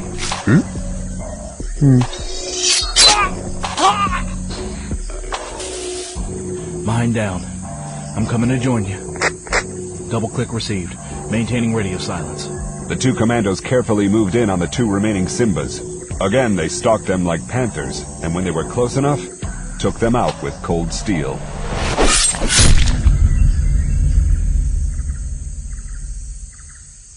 When the reports from his tracking team started to come in, Taibu finally had the information he needed. One of his teams in the east had come upon the bodies of 2 of his men hidden in the bush off a main trail through the area. The men had been sent out as a trail watch team and had apparently been caught off guard. The kills had been clearly professional. The invaders had passed that way, and now he knew where they were going. They were trying to escape to the east, to get out of his territory so they could call an airplane in to pick them up. He had to admit that it was a good plan. His forces were thinnest to the east. But as he would show them, it wasn't quite good enough. He issued orders and his runners disappeared into the jungle to deliver them. Hunt Weathers had his academic face on when he walked over to Yakov Katzenellenbogen's work area. While Katz and Aaron Kurtzman had been focusing on the immediate vicinity that the team and the ex-hostages were moving through, Weathers had been looking farther afield, watching the approaches to the greater area. I think I've spotted some Simba units moving in to create a blocking position along their planned route of march. Show me. Here and here. These two roads are about 20 miles apart and lead generally east-west. They're our easiest way out. You can see the truck convoy full of troops. And here, if you follow the roads with this map, you can see where they're both headed. They both terminate at the town we're heading straight for. And my estimates are that there are at least 50 in each convoy. Phoenix Force could evade them, no problem, but definitely not with 18 rescued hostages. I think it's time for us to go to Plan B. Now, what's that, Katz? An act of God? That's about what it's going to take this time. Show me. Katz and Ellenbogen and Kurtzman studied the maps and the satellite photos of the operational area for half an hour. But it appeared that there was only one viable option for the team and the ex-hostages. Their planned route was taking them close to a bend in the Great Congo River. There were a couple of small towns along that stretch of the river, the kind of stops along the way that served as market towns and water transport hubs. The satellite photos showed boats of all sizes in the towns, tied up at the docks along the river. If they could requisition a boat and head upstream, they might be able to bypass the Simbas lying in wait for them and get clear. The latest intelligence reports were indicating that Taibu's army controlled many of the waterways in the area, so being on the water would have risks they hadn't had to deal with yet. But staying in the jungle gave them no chance at all. And when it came down to choosing between Slim and none, Slim won out every time. When the call came in from Stony Man Farm, Bolin and David McCarter took the news calmly. Raging against the enemy's actions was a waste of time. The only way out of the trap the Simbas were setting was for them to take bold action, and moving to the river was about as bold a step as they could take. The Congo was one of the world's great river transport systems. Almost 3,000 miles long, it was one of the longest waterways in Africa, second only to the Nile. Its headwaters rose in mountains of southern Africa, and from there it slowly wandered westward through the Congo Basin to dump into the Atlantic. Catching a ride on that watery highway had its risks, but less than remaining in the jungle. Checking the map, they saw that Karaha, the closer of the two towns Katz had mentioned, was only 4 miles away. With the condition their charges were in, that would be 2 hours by day, almost 3 by night. And night was falling. Let's take a rest break here and feed them now. We might not be able to stop again until we've found us a boat. After an hour rest break, the Stony Man team briefed the ex-hostages on their change in plans, got them on their feet, and pressed on for the river. While they still weren't in good physical or mental condition, the food and medical attention had gone a long way toward bringing them back from the half-dead condition they had been in. Nonetheless, after the 2.5-hour forced march to the river, they were ready to rest again. Leaving Manning, Enciso, and McCarter with the ex-hostages, Bolin, James, and Hawkins went to recon the town and to look for some transportation. According to Kurtzman's satellite map, a number of fairly large craft were tied up at the dock, and from space, one of them looked big enough to be some kind of military patrol boat. If that was the case, it would be the best break they'd had since the operation started. The gods of war hadn't exactly frowned on them yet, but they hadn't given them their blessings either. Karaha was a typical Congolese river town. It was situated along a straight stretch of the Congo where the river was slow and wide, and the land sloped gently down to the water. There, the people in the surrounding region could take a ferry to cross to the other side, or they could catch a riverboat to travel up or down the river. As the largest town in the area for 50 miles, it was also the major regional market. And as in every market town, there was a need to feed, house, and entertain those who came to sell their goods or to catch a boat. In Africa, as everywhere else, that meant that Karaha had a string of beer joints, whorehouses, and gambling dens flanking the docks. Sin City on the Congo River was no different than Sin City on any other river. Karaha was too remote to have a central electrical power grid. That didn't mean, however, that the town was dark. Japanese-made portable generators hummed like a swarm of mosquitoes powering the gaudy lights in front of the bars and brothels. There were even street lights on poles every 40 yards or so to keep the drunks from getting lost on their way to the next watering hole. The three commandos kept close to the river as they approached Karaha, making their way past the fishing boats and skiffs pulled up onto the bank. The occasional fisherman was sleeping with his boat, but they managed to get to the pier without being noticed. A guard shack stood at the head of a pier, and a man wearing what looked like uniform pants and combat boots was sitting in a chair in front of the shack with his head tilted back against the wall, asleep. An AK-47 was leaning against the wall beside him, so he wasn't likely to be a civilian. It's still too bright with these generators. We're gonna need to kill the rest of those lights on that dock. Finding the generator will take care of that. You want to take care of Sleeping Beauty while I see to the lights? Be glad to.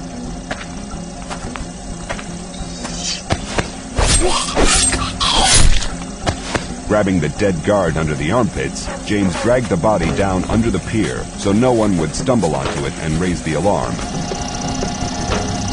That'll be enough of that. That's better. Now I can see.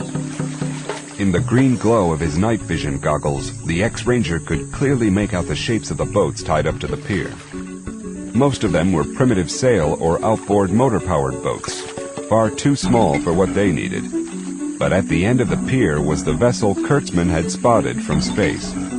It looked to be a 65-footer, which was small, but the boat was still large enough for all of them to crowd onto. McCarter kept an eye on the edge of the village. So far the natives didn't seem to be too restless, and that meant that the commandos hadn't been spotted. He grinned when he saw the lights on the pier wink out. Sir? Bullis, right? Yes, sir. What do you need, Doctor? As you know, Captain Belasco asked me to be in charge of the civilians. But I've got a problem I don't know how to handle. Let me guess. Mr. Jordan doesn't want to go along with the program. How did you know? His type never do. What should I do about it? Leave him to me. When McCarter walked up to the cluster of ex-hostages, he started to hear what Bullis was talking about. Just think for a moment. These people have everything to gain for treating us with dignity. And I don't know about you, but I'm not even sure the Americans are... There will be none of that talk, boyo. No one surrenders. No one. Everyone is going to get out of this. I don't see why we just can't surrender and end this nonsense. We're tired of running through the jungle without enough to eat and sleeping on the ground. We're protected by UN Charter, and these Simbas won't dare to do anything more than take us into custody until a release can be arranged. Now you listen to me, you ignorant bloody Yank. Those people are savages and fanatics, plain and simple. If you want to get yourself killed, you are bloody well free to do it in any manner you desire.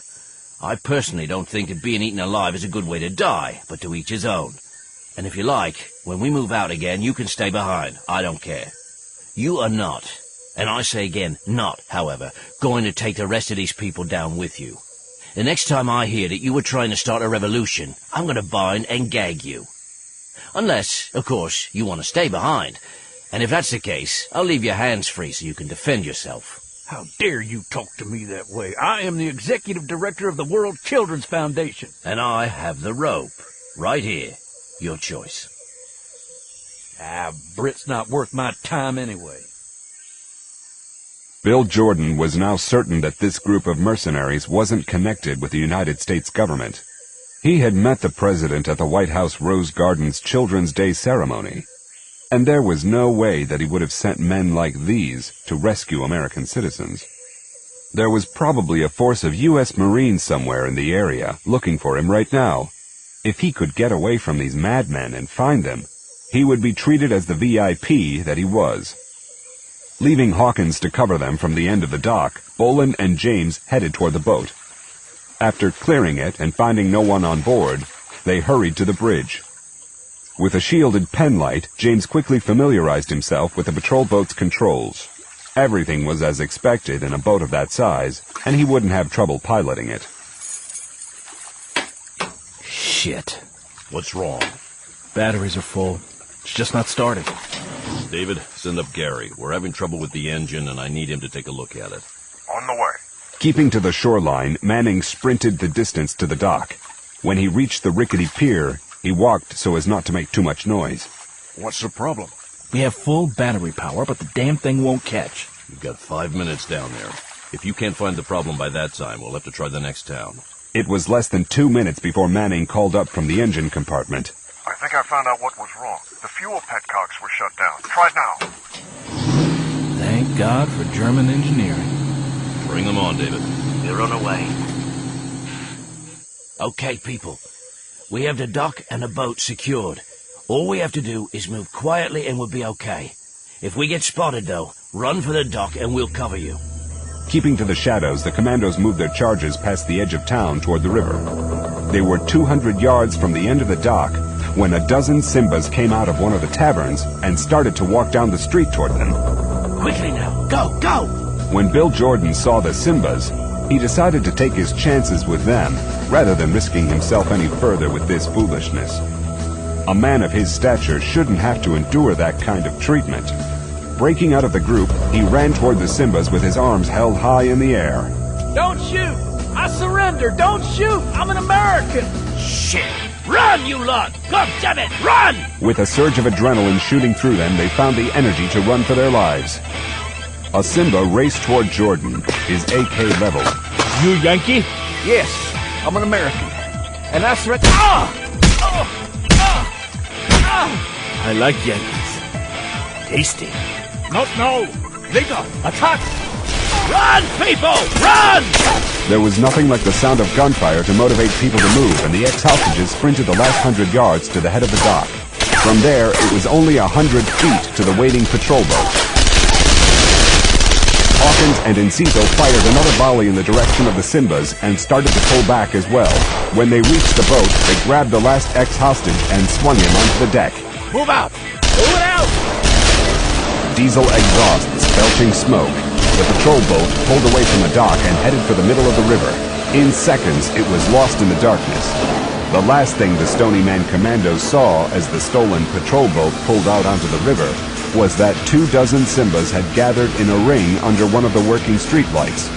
In the center of their circle was a man on his knees with his arms up, trying to protect his head as they slashed and stabbed at him with their machetes. Once more, Bill Jordan was learning the hard way that his influential friends in Washington weren't much use to him in Africa. It was the last lesson he would ever learn. The sense of relief in the Stony Man computer room was palpable. For the first time since the mission started, there was optimism that it could actually be concluded successfully. What does the river look like? It's pretty clear right now, but the locals don't go out much at night. Come dawn, it might turn into a real freeway down there. We'll just have to wait and see. A lot of it's going to depend on how much command and control capability Taibu has. We've spotted a couple of other patrol boats upstream, but we don't know who controls them. For planning purposes, though, we have to assume that they're his and that he can contact them. How far east will they have to go before we can get an aircraft in? Well, if they can get to the eastern provinces, we should be able to get a special ops Herky in to take them out. How far is it? The Congo River isn't exactly straight, so they'll be traveling almost 100 more miles than if they stayed in the jungle. But since they can easily travel at night now, I'd say another day and a half should see them well clear of Simba-controlled territory. I'll start working on getting that aircraft laid on. I hate to be a party pooper, but is anyone working on what we're gonna do about those Ebola samples? When we get the people out, Taibu just might take exception to our having spoiled his fun. And if he gets pissed, we're gonna have a real problem. Damn it, Aaron, one thing at a time. He's got no dispersal method we know of right now. We'll get Stryker's people out first, and then we'll worry about the damned virus. Okay, I just want to make sure that we weren't forgetting something that we need to keep track of. I won't forget. The man won't let me. On the Congo River. As soon as the stolen patrol boat was in the middle of the half-mile-wide river and well out of the range of rifle fire, Mac Bolan joined Calvin James on the bridge. How's she doing so far? Say what you like about those wicked old East Germans, but the bastards could sure as hell build fine machinery. I don't think she's had a hell of a lot of TLC lately, but she's still a thoroughbred. If nothing major breaks down, we should be okay. According to the data plate riveted on the steel bulkhead, the boat they had liberated was an ex-East German Navy Osprey-class coastal patrol boat that had been built in Rostock in 1968. How it had ended up on the Congo River was anyone's guess. But along with the Cubans, the East German communists had been the major Soviet surrogates and arms suppliers to the region during the Cold War. How's the fuel? If the gauges are functioning, we should have more than enough. Is she armed? I ran into some kind of aft gun mount when we boarded, but I didn't see a weapon on it. And I think there's another gun mount forward, but it looks empty too. You better go to NV mode before you run into someone. James snapped his night vision goggles in place, and the darkness turned into glowing shades of green. Yeah, that's much better. Below decks, the Stony Man team was trying to get the ex-hostages settled down for what would hopefully be an uneventful trip. None of the civilians had been hurt in the mad dash to safety, but that had been the last straw for many of them. The strains of captivity and the run through the jungle had drained them. They would need a long rest before they would be up for any more movement. While the people were getting settled down, Hawkins went about investigating their new boat. In the galley, he found several mostly full crates of bottled African beer and a few bottles of the overly sweet orange soda that was so popular with the locals. He'd pass on the soda, but a beer sounded real good right about now. Digging into the food lockers, he found half a dozen tins of canned fish and a bag of ground maize meal that would supplement their meager stocks of MREs. Plus, now that they were on the river, they could try to fish as well. More important to their survival than the food was the contents of the arms lockers.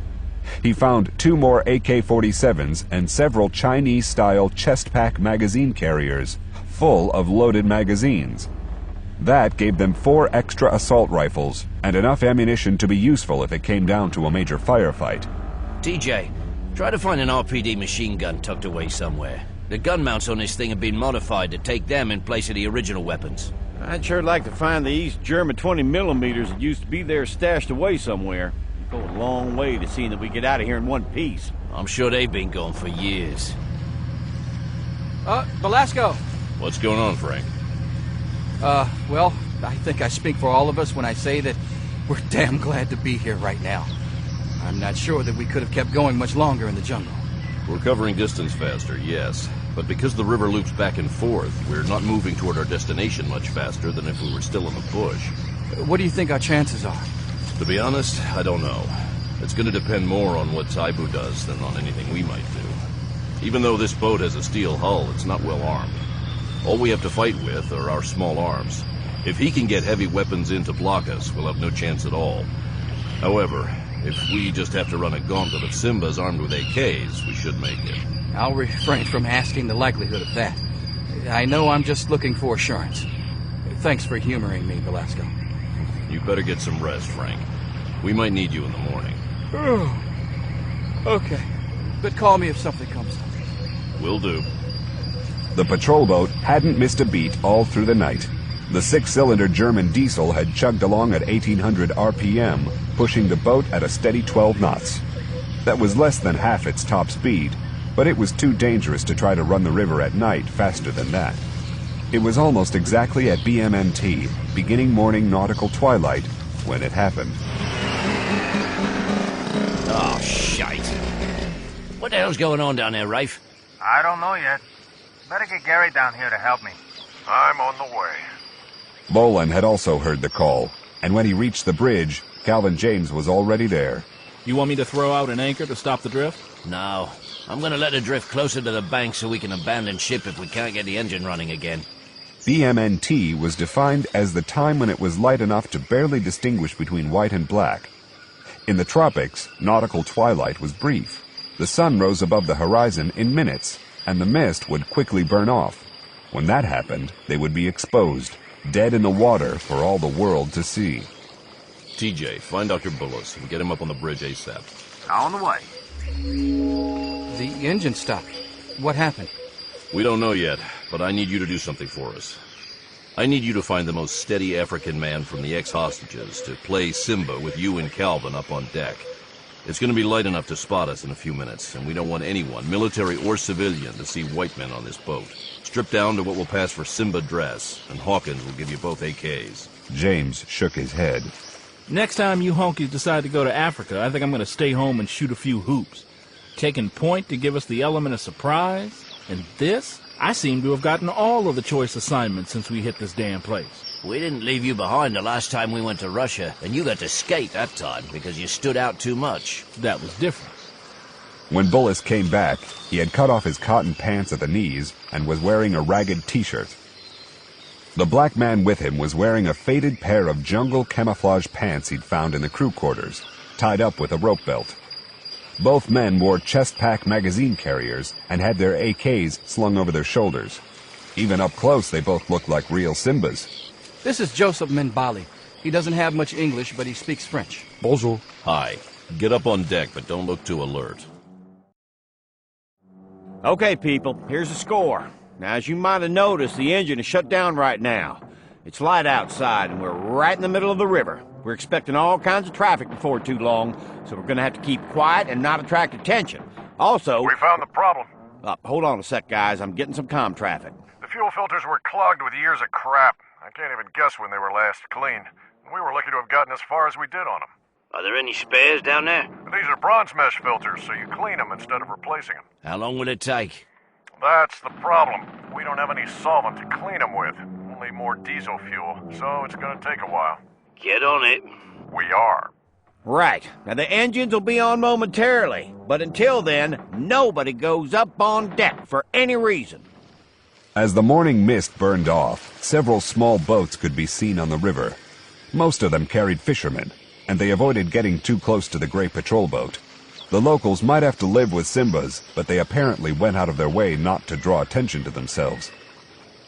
James thought that their ruse was working when he spotted a small fishing skiff headed downstream toward them. The boat carried 3 men, but from the AKs slung over their shoulders, they were Simbas, not fishermen. Then it started to turn in their direction. Oh, shit. Frank, we have company. I see that. They're coming straight at us. Menbali, greet them and see what they want. Menbali spoke several of the local dialects, as well as French, so he got to be the point man up on deck. After a brief exchange with the Simba, he whispered to Bullis, who translated. What'd they say? They said that one of them is a good engine man, and he insists on helping his brothers with the boat. Tell him we don't need any help. He already did. He said that he's hungover and smelling the fuel will clear his head. He's still drunk, if you ask me, and he insists on coming on board. Damn it. Fine, let him come. Gary? I heard. Am I getting a visitor? Deal with him. And Frank? Yeah? Get ready to help me take the other guy out as well. I need you to keep his attention focused on you for 2 or 3 minutes after the first guy goes below decks. Oh, sure. Being an ex-SEAL, James wasn't afraid to use the underwater attack option. Going to the other side of the boat, he silently lowered himself into the muddy water. After he sank below the surface, a few strokes of his powerful arms took him around to the stern of the boat. He surfaced enough to clear his eyes and nose so he could breathe while he watched for his opening. When he saw the first Simba go below decks and Bullis turning to talk to the one in the boat, he went in for the kill.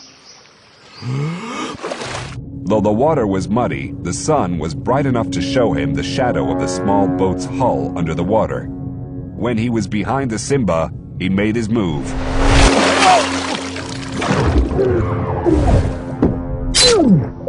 On his way to the surface, James released the Simba and let him settle to the depths of the river.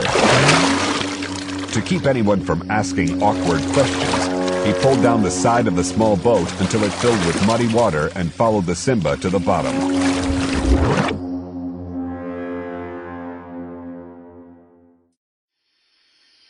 As a leader of Africans, Charles Taibu knew that violent fits of rage went a long way to impress his followers with his concerns. He made sure that he didn't use them too often, but this was a circumstance that clearly warranted it.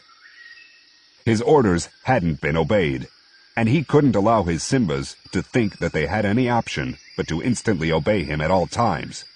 To impress that fact on them again, rage was clearly called for this time. I ordered you to stop the Westerners, but you let them walk right past you and take one of my boats. How did that happen? The unfortunate Simbas looked at one another and shrugged. The fact that they had been drunk wasn't going to work as an excuse, not with Taibu. He let them drink as much as they wanted, but he also expected them to do their duty, drunk or sober. Dig your graves! As the unfortunate Simbas dug holes in the red earth, Taibu suddenly felt in a hurry for time. Normally, he didn't play executioner himself, but this lapse called for it. When the Simbas were standing in the shallow graves they had dug, he pulled the Makarov pistol from the holster on his belt. Look me in the eyes, every one of you. As soon as the executions were over, Taibu got back to the problem at hand. The Westerners had surprised him again, but they wouldn't enjoy the fruits of that surprise for very long. Now that they were on the river, he would know where they were at all times. Many of his river observation posts had radios, as did all of his small fleet of patrol boats. The first thing he did was to call for the fastest of those boats to come to Karaha at top speed. If the Americans were on the river, he would be right behind them. Manning had just finished reinstalling the newly cleaned fuel filters. The gun-cleaning toothbrush from his assault pack had played a big role in busting up months of grime and crud enough that the diesel fuel could wash it away. In the best of all possible worlds, the filters would have been power-washed to remove every last speck of contamination. But as it was, a good brushing would have to do. Give it a crank now! And Cizo hit the starter button. Smash it. Let's get this show back on the road. Aye, aye, Horatio.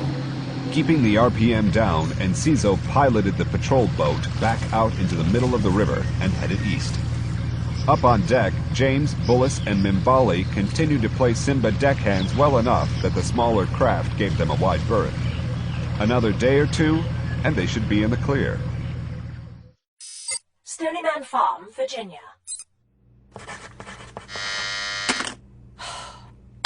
Price. Barbara, we have incoming bandits. What? This is an FAA-restricted flying zone.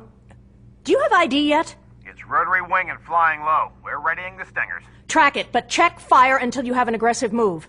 I need a flight number and N number on it ASAP. It might be that reporter who called here.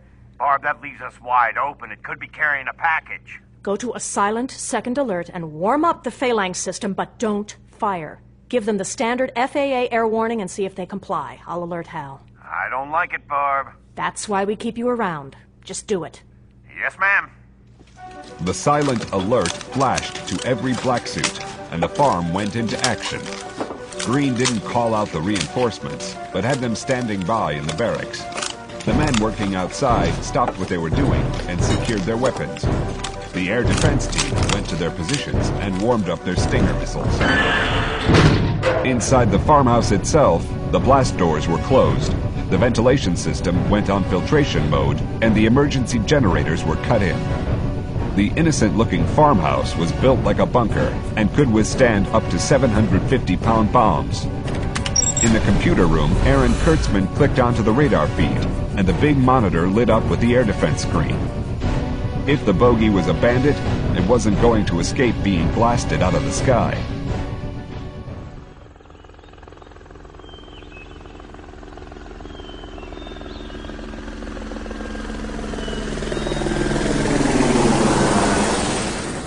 The News 7 helicopter was flying low over the Shenandoah Valley.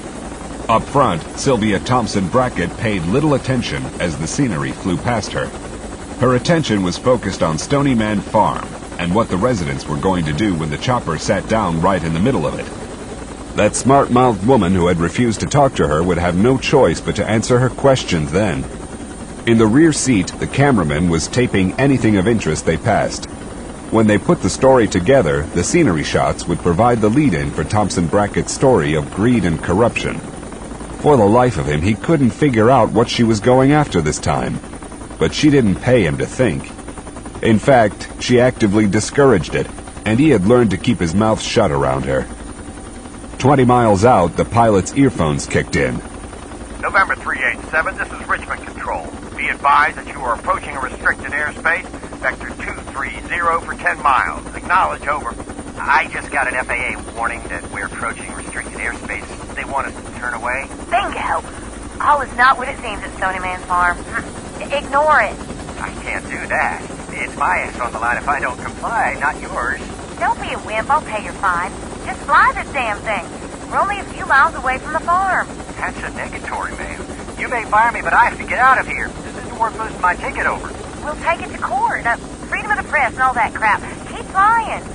November 387, this is Richmond Control. Vector 230 immediately. You are in violation of restricted airspace and FAA flight regulations. Acknowledge. Over. Roger, Richmond Control. 387 turning to 230. Over. You fucking coward. I told you to keep flying. November 387, this is Richmond Control. You are ordered to land at Lynchburg and await FAA investigation of flight violations. Acknowledge. Over.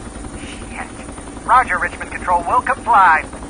What in the hell are you doing? We've been ordered to land this chopper at Lynchburg, and I'm going to do exactly what they told me to do, Sylvia.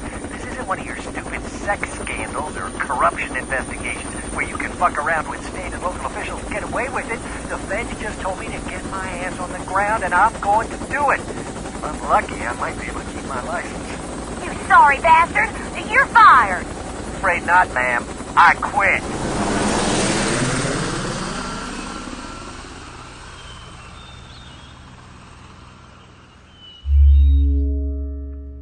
I got the chopper to veer off. I ordered it to land at Lynchburg to talk to the FAA about the airspace violation. Thank God. Get someone over there and find out who's on board. They're already on the way. Price knew that she didn't have to wait for that report to confirm who had been on that chopper. She'd bet her entire federal pension that it had been the reporter. And keep them on alert until we know what the hell's going on here. Yes, ma'am. When the News 7 chopper flared out and landed at Lynchburg, Sylvia Thompson Brackett jumped out and motioned for the cameraman to join her. This was something she wanted a record of, and the tape was rolling when the car drove up and the FAA man stepped out. Shut off the camera. I am a reporter, and I have a legal right to film federal employees in the conduct of their jobs. You the pilot? I was, sir. Tell her to turn it off. I'm afraid I'm just the driver, sir, and I just made my last flight for her. The second FAA man walked over to the cameraman. Turn it off or go into custody. Your choice. The cameraman put his camera on the tarmac and backed up from it. Now, miss, we can talk. This aircraft is being impounded until the flight violations will be investigated.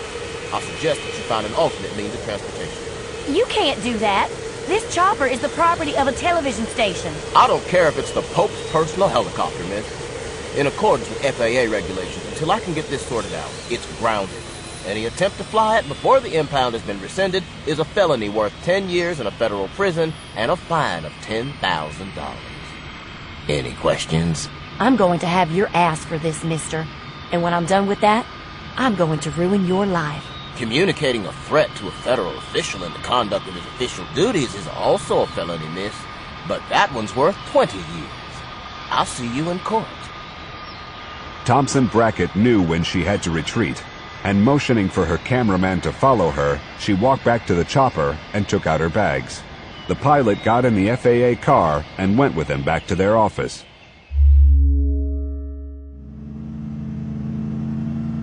Thompson Brackett had regained her self-control when her rented four-wheel drive SUV pulled into the little town of Wilsonburg. With the defection of her pilot, she'd had no choice but to rent a car and drive the rest of the way. It had been either that or slink back to Richmond with her tail between her legs until they could hire a new pilot, and she wasn't going to wait that long to pursue the story. Her informant said that she worked in a tavern, so the reporter started at the one in the center of town.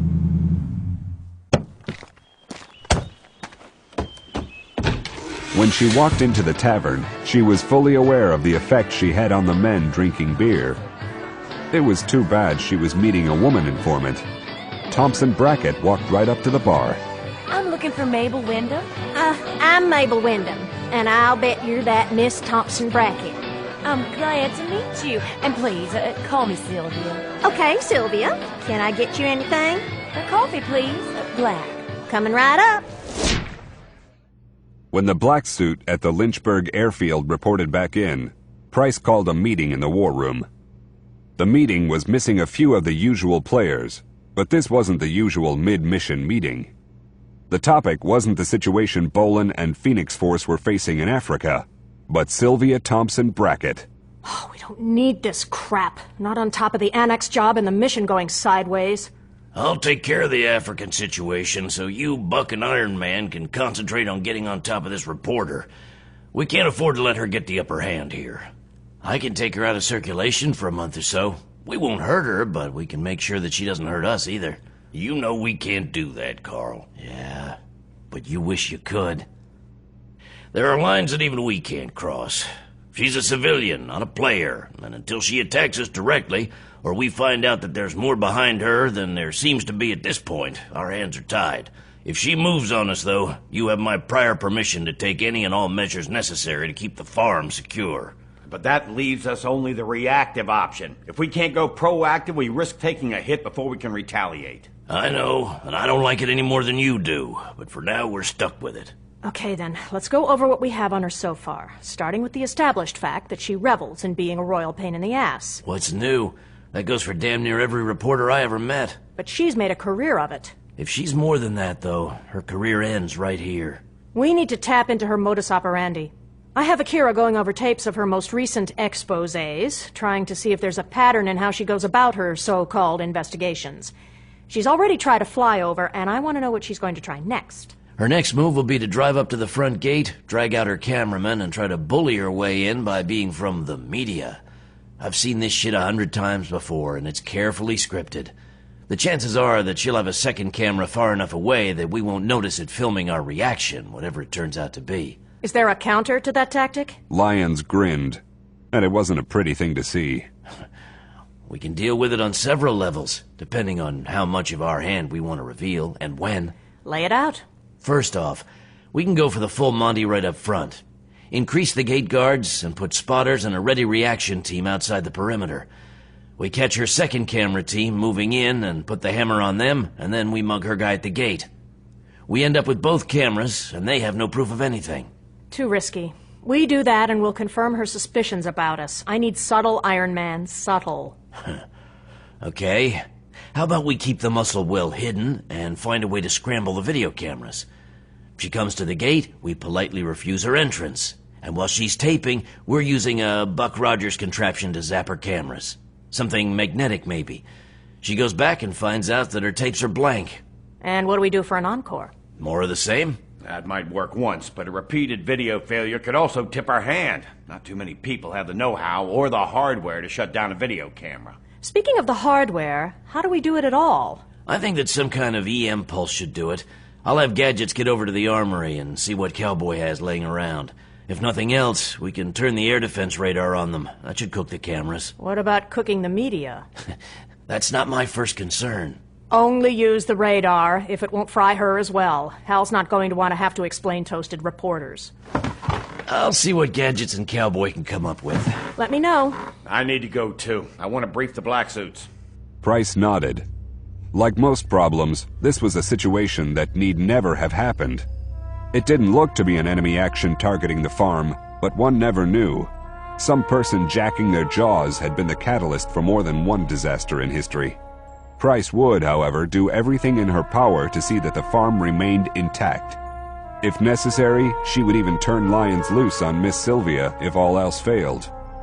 The reporter might not fully realize what was going on, but she had declared war. Barbara Price had yet to lose a fight, and she wasn't going to start now. Part of the defensive strategy to protect the farm against Sylvia Thompson Brackett was to advise the foreman of Belmont Construction of the problem.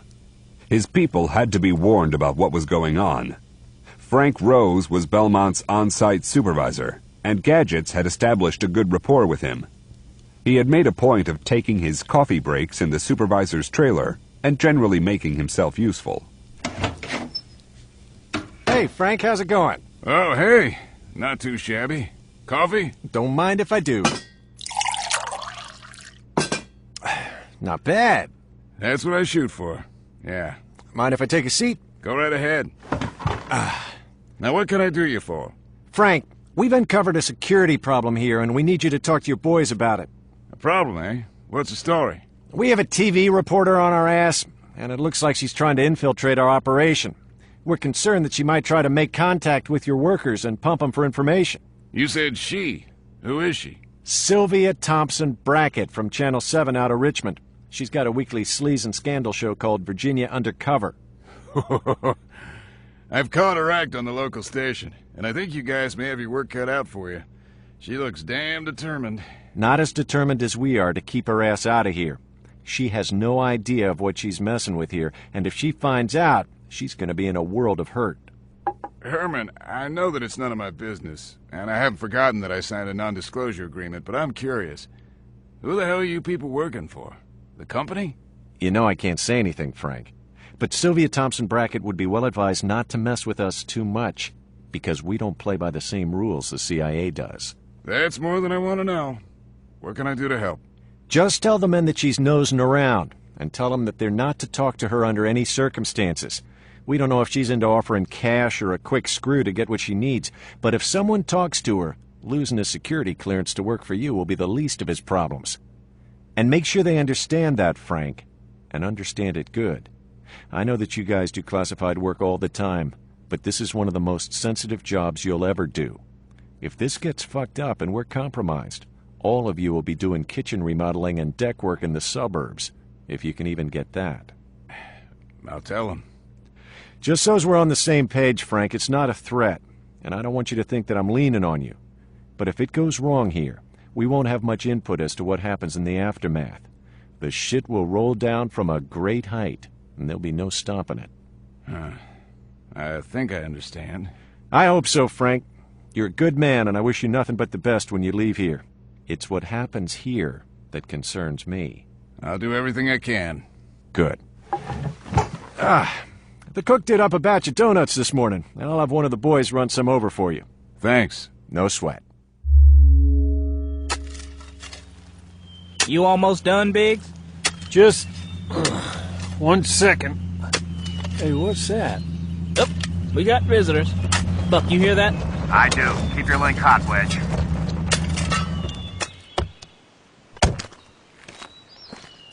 Can I help you, miss? Can you open the gate? I'd like to come in. I'm sorry, ma'am, but we can't let you come in without orders from the house. But I'm a reporter. Sylvia Thompson Brackett. That doesn't change anything, ma'am. Our orders are firm. But what if I'm expected? We would have been notified that you were expected, and then we would let you in. Oh, can you check anyway and see if I can come in? Sure. This is Wedge at the gate. We have someone here who wants to see you, a Miss Thompson Brackett. Yes, ma'am. If you wait here, ma'am, someone will be down to talk to you. Oh, can I wait inside the gate? I'm afraid not. Barbara Price decided to walk to the gate, rather than having one of the black suits drive her in one of the jeeps. For one thing, the walk would give her time to focus and get into combat mode. Price walked quickly without hurrying, and, as she had expected, she could feel the reporter's eyes on her every step of the way. At the gate, she stopped and took a long moment to assess her enemy. The reporter was wearing light camera makeup, and her hair was in one of the traditional Southern big hair styles. It might work on camera, but looked rather stupid in rural Virginia. On top of that, her hairdo had been heavily sprayed to hold every hair in place and looked like a wig. Her low-cut, tight-waisted dress with the full skirt was also totally inappropriate for visiting a farm. Nonetheless, Price didn't make the mistake of underestimating her opponent. She looked like a caricature, but there was something behind the eyes. The reporter wasn't an enemy who could be taken lightly. All right, what seems to be the problem here? We have some... My name is Sylvia Thompson Brackett, and I'm from Channel 7. I see. What can we do for you? And you are... What business is it of yours who I am? Thompson Brackett now knew that she was going to have to go all out. This was the same haughty bitch who had refused to talk to her on the phone. Barbara, I want to talk to you about the construction job you currently have going on. What business is it of yours what we do here? Or of your station either, for that matter? I have information. I'm sure you do. You have a job going on here that you have hired outsiders to do when there are families in Wilsonburg who need jobs. I'll ask you only one more time. How is this of any interest to you? I'm always interested in injustice. Boys, make sure this woman keeps on the outside of our fence. If she trespasses, arrest her and hold her for the county sheriff. But you can't do that. I'm a reporter. Just watch me. You screw around with me and you're going to get your teeth fed to you. Got that? You can't threaten me. I just did. And in case you missed it, have your boy rewind his tape. Now get your fat ass off my property. And my property line starts 3 feet from the edge of the roadway. If I look back and you're still here, I'm going to have you arrested for trespassing. Okay, people. You heard Miss Price. Get your asses off the farm. This isn't over. It is as far as I'm concerned. You got 30 seconds to move it.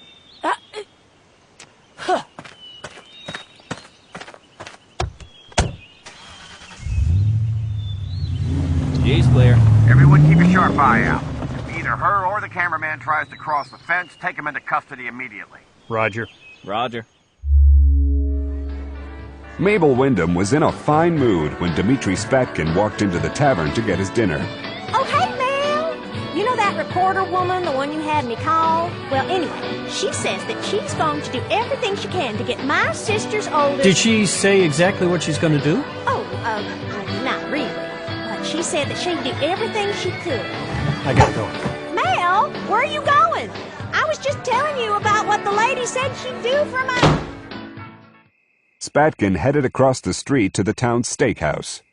It was time for a change in diet anyway, and he couldn't afford to let that stupid, whining, neurotic bitch make him lose control. And since her usefulness was over, he didn't need to talk to her, ever again. Now that Miss Sylvia Thompson Brackett was in town, this was rapidly coming to a head. But the part he still had left to do would be the most difficult. Police Chief Bauman's deputy, Rudy Cullen, was in the tavern having a plate of ribs before he went on shift, and he watched the exchange between Spatkin and Mabel Wyndham. He recognized Spatkin as being one of the guys from the Belmont construction crew, and wondered why he had left so abruptly. Since the chief was so hot on finding out who was spreading rumors about Stony Man Farm, he decided to talk to her. Well, I never. Here I was telling him the good news about my sister's oldest when the man just up and walks out. Mabel? Can I get you something, Rudy? Who was that guy you were talking to? Mel? He's one of those out-of-towners working at Stony Man Farm. He's the one who told me that I might be able to get a job for my sister's oldest by calling that reporter, Miss Sylvia. You know, she's got to be the nicest woman I ever did meet. You know, I was wrong about her being a bitch. Excuse my language. She really understands that... You're the one who called that reporter? I sure did. And that guy told you to do it? Well, not exactly. We were talking about my sister's oldest not being able to find work around here because the folks out at Stony Man Farm hired all those out-of-town people. And he said something about having seen Miss Sylvia on the TV, and Hold that thought, Mabel. I gotta make a call. Speak. Carl, Ed Bauman. I think we found who called Thompson Brackett in on you guys. Let's have it. She's a barmaid at the tavern, Mabel Wyndham. What? Why in the hell did she do something like that? Well, Mabel's not exactly the brightest citizen we have around here. One of her nephews is a completely shiftless, no-good son-bitch, and she's always trying to find him a job. She's a persistent old biddy. Every time she talks someone into hiring him, he screws it up within a week and gets his ass fired. It's gotten to the point that no one around here will hire him, even to shovel shit. Lyons shook his head in frustration. He had been looking for a sinister motive behind this attack, and all it turned out to be was a small-town busybody. Now, my deputy saw her talk to one of the construction workers. She was complaining about her nephew being out of work again. Somehow Thompson Brackett's name came up. She called her to bitch about you guys not hiring the town folks. Have you questioned her yet? I don't have a reason to, Carl. She hadn't committed a crime. Damn it, Ed. We've got a problem here, and we need to know what's behind it. Carl, look. I know you guys are running some kind of hush-hush operation out there. But no laws have been broken here. And you only have a nosy reporter on your ass, not people with guns or bombs. Not yet.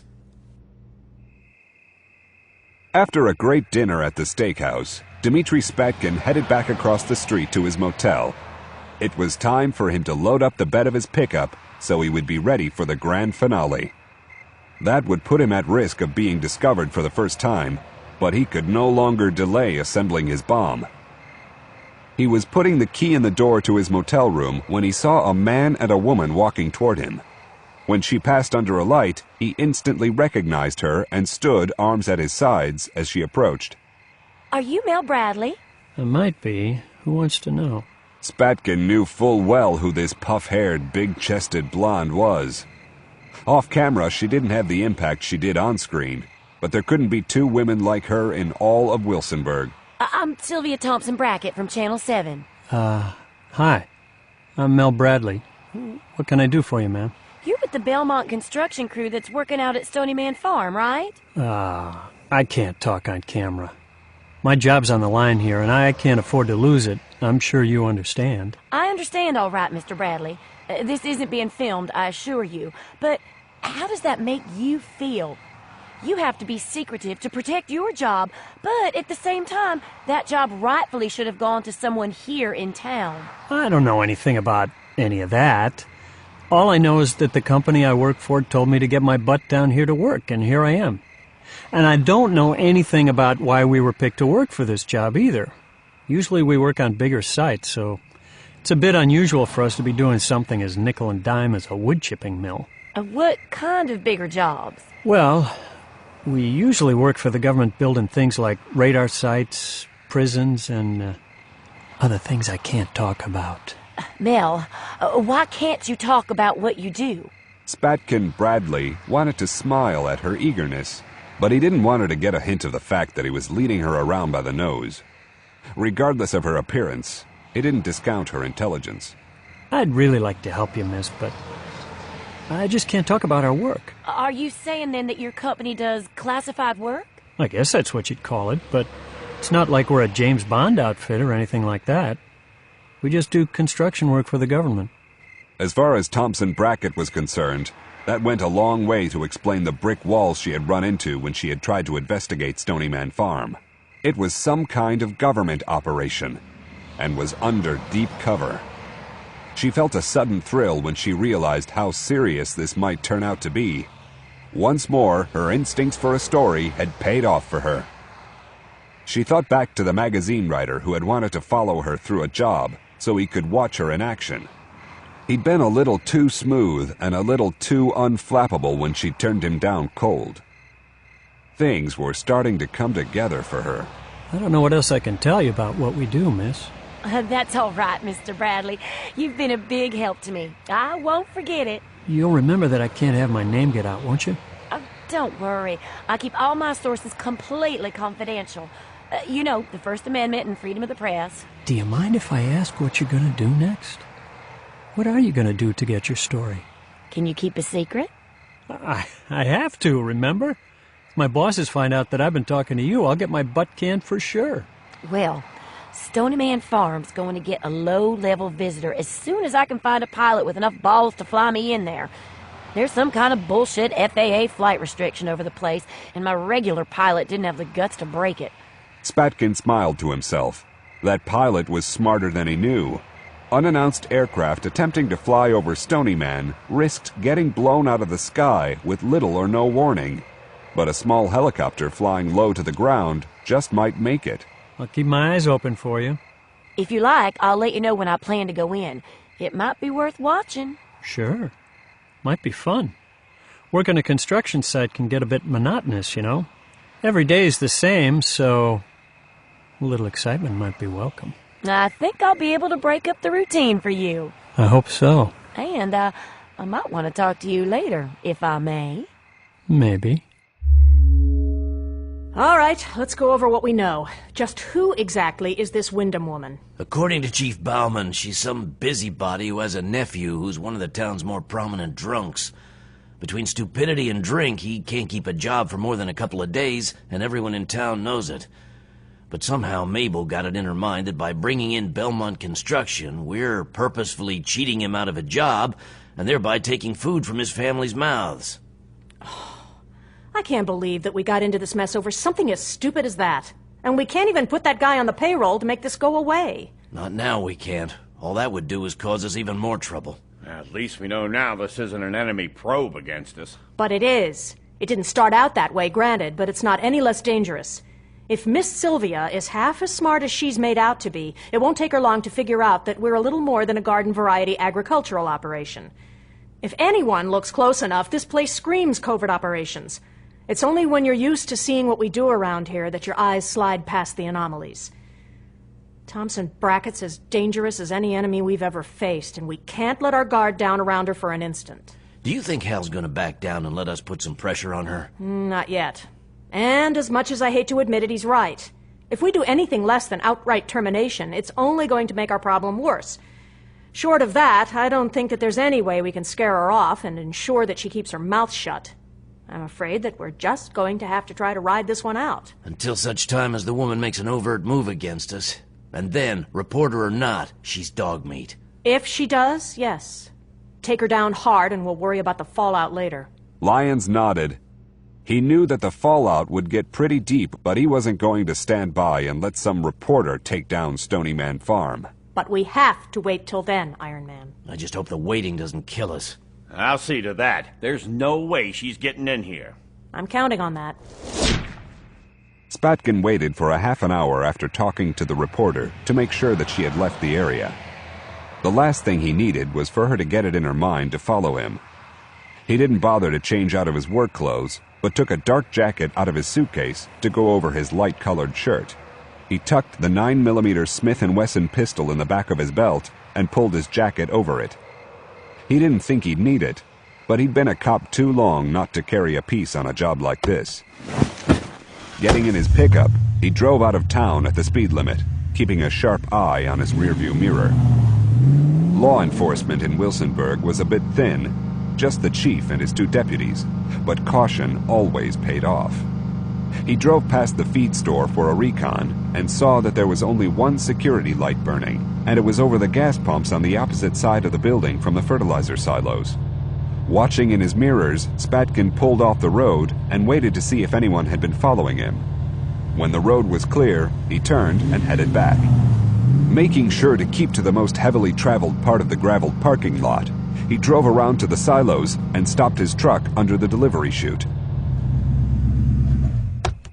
Getting out, he walked around to the back of the truck and knelt. Turning on his small flashlight, he shielded the beam and examined his tire marks. The lot was paved with gravel, and it didn't take tire impressions well at all. He wouldn't have to erase his tracks after he drove off. As he had expected, the padlocks on the silo's dump controls wasn't difficult to pick. There was a counter that registered the amount of fertilizer that was being delivered so it could be billed, but it was reset manually. The loss of a few hundred pounds of ammonium nitrate wouldn't be noticed. When he was done filling the truck, he'd reset the meter to 0, and no one would be the wiser. He filled the bed of his 3/4-ton pickup to within a foot of the top. By the time he added the 55 gallons of diesel to the ammonium nitrate, his load would weigh about 600 or 700 pounds. That should be more than enough to take out the farmhouse. Taking a blue plastic tarp from the truck's glove box, he stretched it over the bed and tied it in place. It wouldn't do to have someone ask him what he was doing with a truckload of fertilizer when he wasn't a farmer. If nothing else, the Oklahoma City bombing had made it a lot more difficult to be an agent saboteur in the good old United States. Back out on the highway, he drove back to his motel, again keeping to the speed limit. He'd been parking his truck in back out of habit, so no one would question why he kept it out of sight back there. Back in his room, he kicked off his boots, drank a beer, and went to bed. Even if he had a bomb in the back of his truck, he was still a working man and needed his sleep.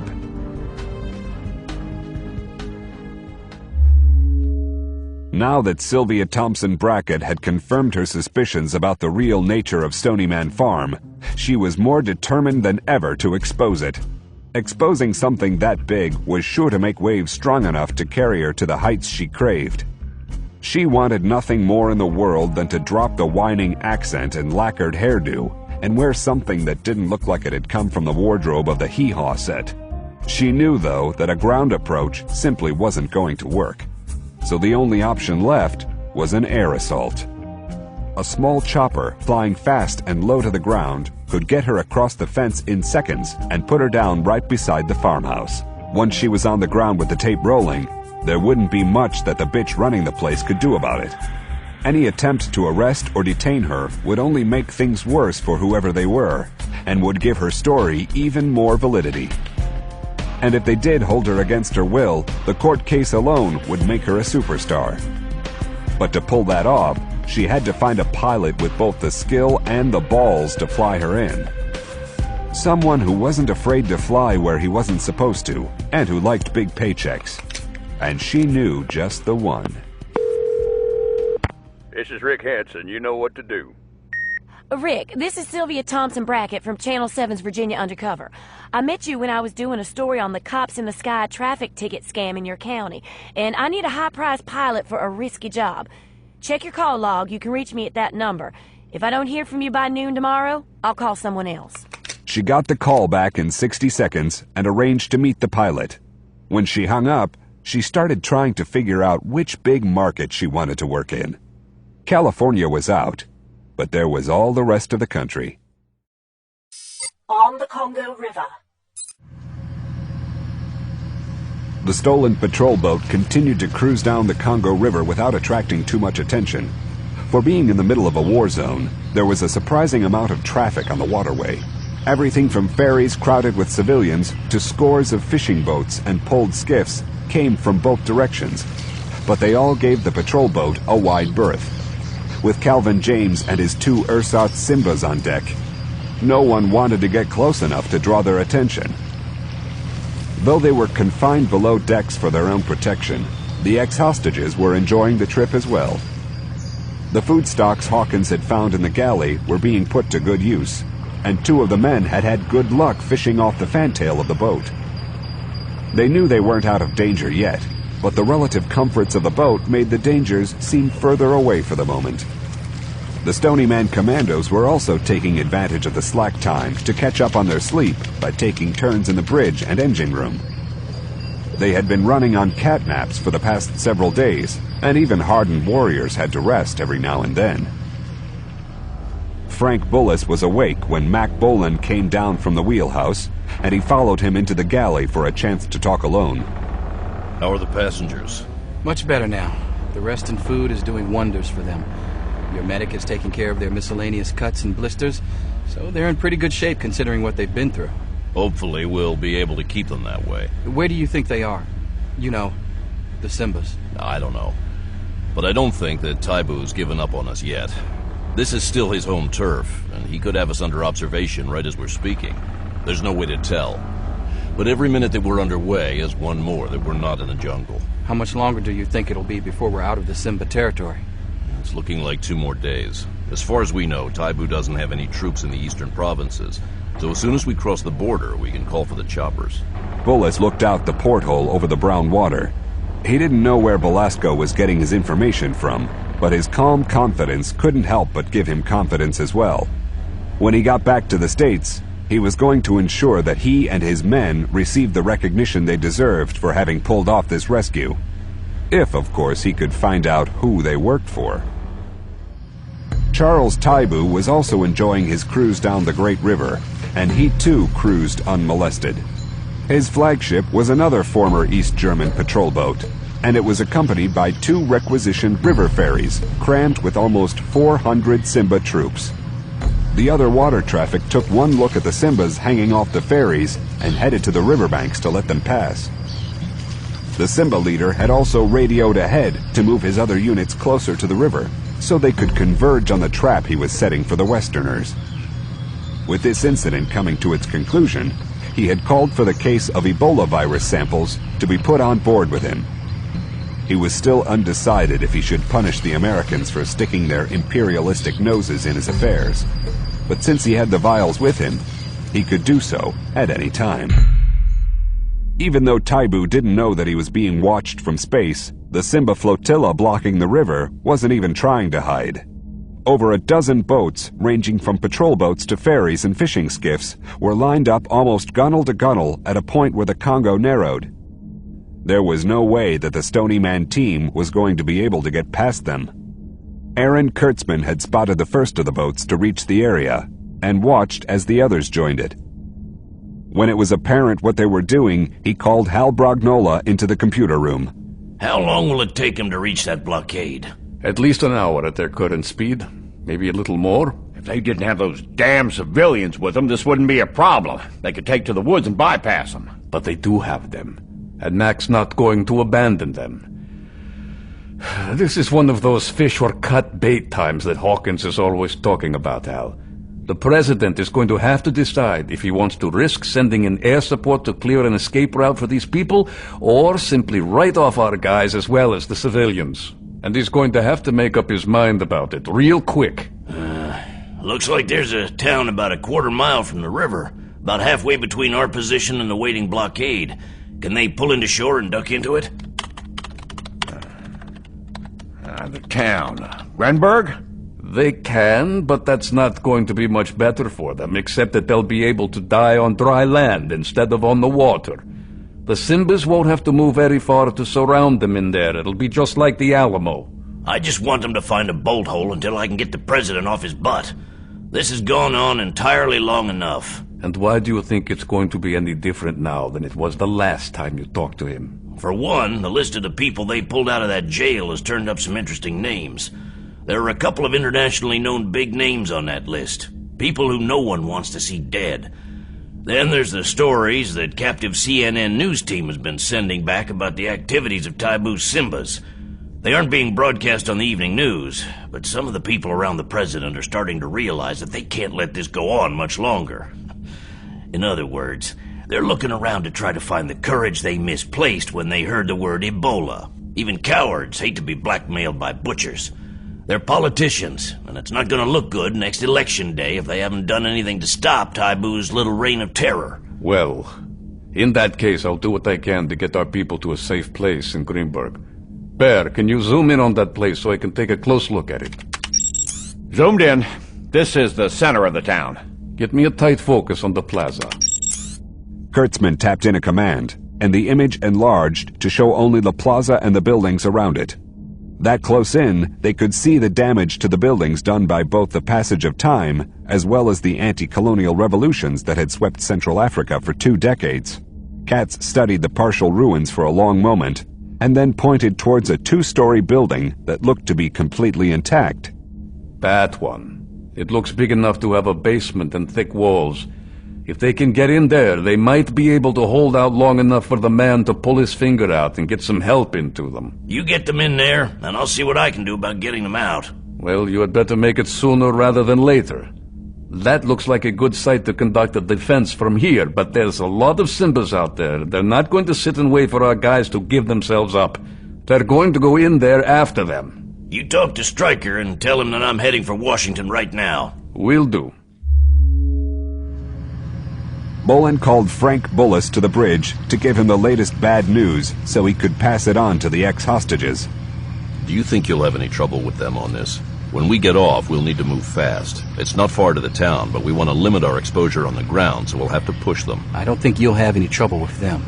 Ever since Bill Jordan got chopped to bits, they've been paying extra attention to the realities of our situation. They'll do what they have to, even if it means leaving the boat. That's good, because this is where it's really going to get serious. Thought this whole thing had been pretty serious right from the get-go. There's serious, and then there's the situation we're going to be in as soon as we leave this boat. Once we're in that town, we won't be able to run again. We'll have to stay where we are and fight it out until help can get through to us. I see. Do you think whoever you work for in Washington will come through for us this time? Or will they pull another last-minute, sorry about that, you're on your own? I wish I could say that I know what will happen. All I know is that the best people I know of are putting pressure on the President to do something concrete to get us out of here. The problem before was that Taibu threatened to release that Ebola virus he got from your lab on major cities in Europe and the States if the planes came in to get us out. We didn't count for much against a threat of that magnitude. But what's changed now? We're still only a handful of people balanced against the lives of millions. One of the things is that I've asked for a long-range airstrike this time, either cruise missiles or a stealth bomber, something that can get in here without whatever radars Taibu has spotting it. If they can, I'm counting on them doing enough destruction that we'll be able to break out and escape again. That still doesn't deal with the threat of the Ebola he has. I can't even begin to tell you how dangerous that stuff is. It's not going to do much good for us to escape if he releases it. The contents of just one of those vials can kill hundreds of thousands of people. I know, but my part in this is to get you people and my men out safely. Someone else can worry about the virus later. They'd better worry a lot. I think we can count on that. With the information they had received from the farm, Calvin and James used their GPS system to bring the patrol boat to a spot cats had picked along the north bank of the river. It was out of sight of the Simba's river blockade, but still close enough to the town of Grenberg, and the bank was shallow so the boat could be safely grounded. Bullis had his people ready, and they started to descend the rope ladder to the bank. The clock was running, and they could waste no time getting into the town. They would carry the food and water, leaving Phoenix Force well-equipped and agile for any opposition they may face. Time to leave, Rafe. Get out of the engine room. Just a minute. I'm leaving a surprise for the bastards. Since they were short of demo material, he had rigged a hand grenade to the fitting where the fuel line came out of one of the tanks. To make sure that a fire resulted from the explosion, he had packed the diesel-soaked rags from the filter cleaning operation around the grenade. The flash of detonation should ignite them, and the burning rags would set off the diesel fuel pouring out of the punctured tank. It was a crude booby trap, but it should be effective. Any Simba stumbling into the engine room would hopefully hit the tripwire and deprive Taibu of one of his better patrol boats, as well as a few of his men. Okay. Let the bastards come down here and snoop around now. It will be the last snooping they ever do.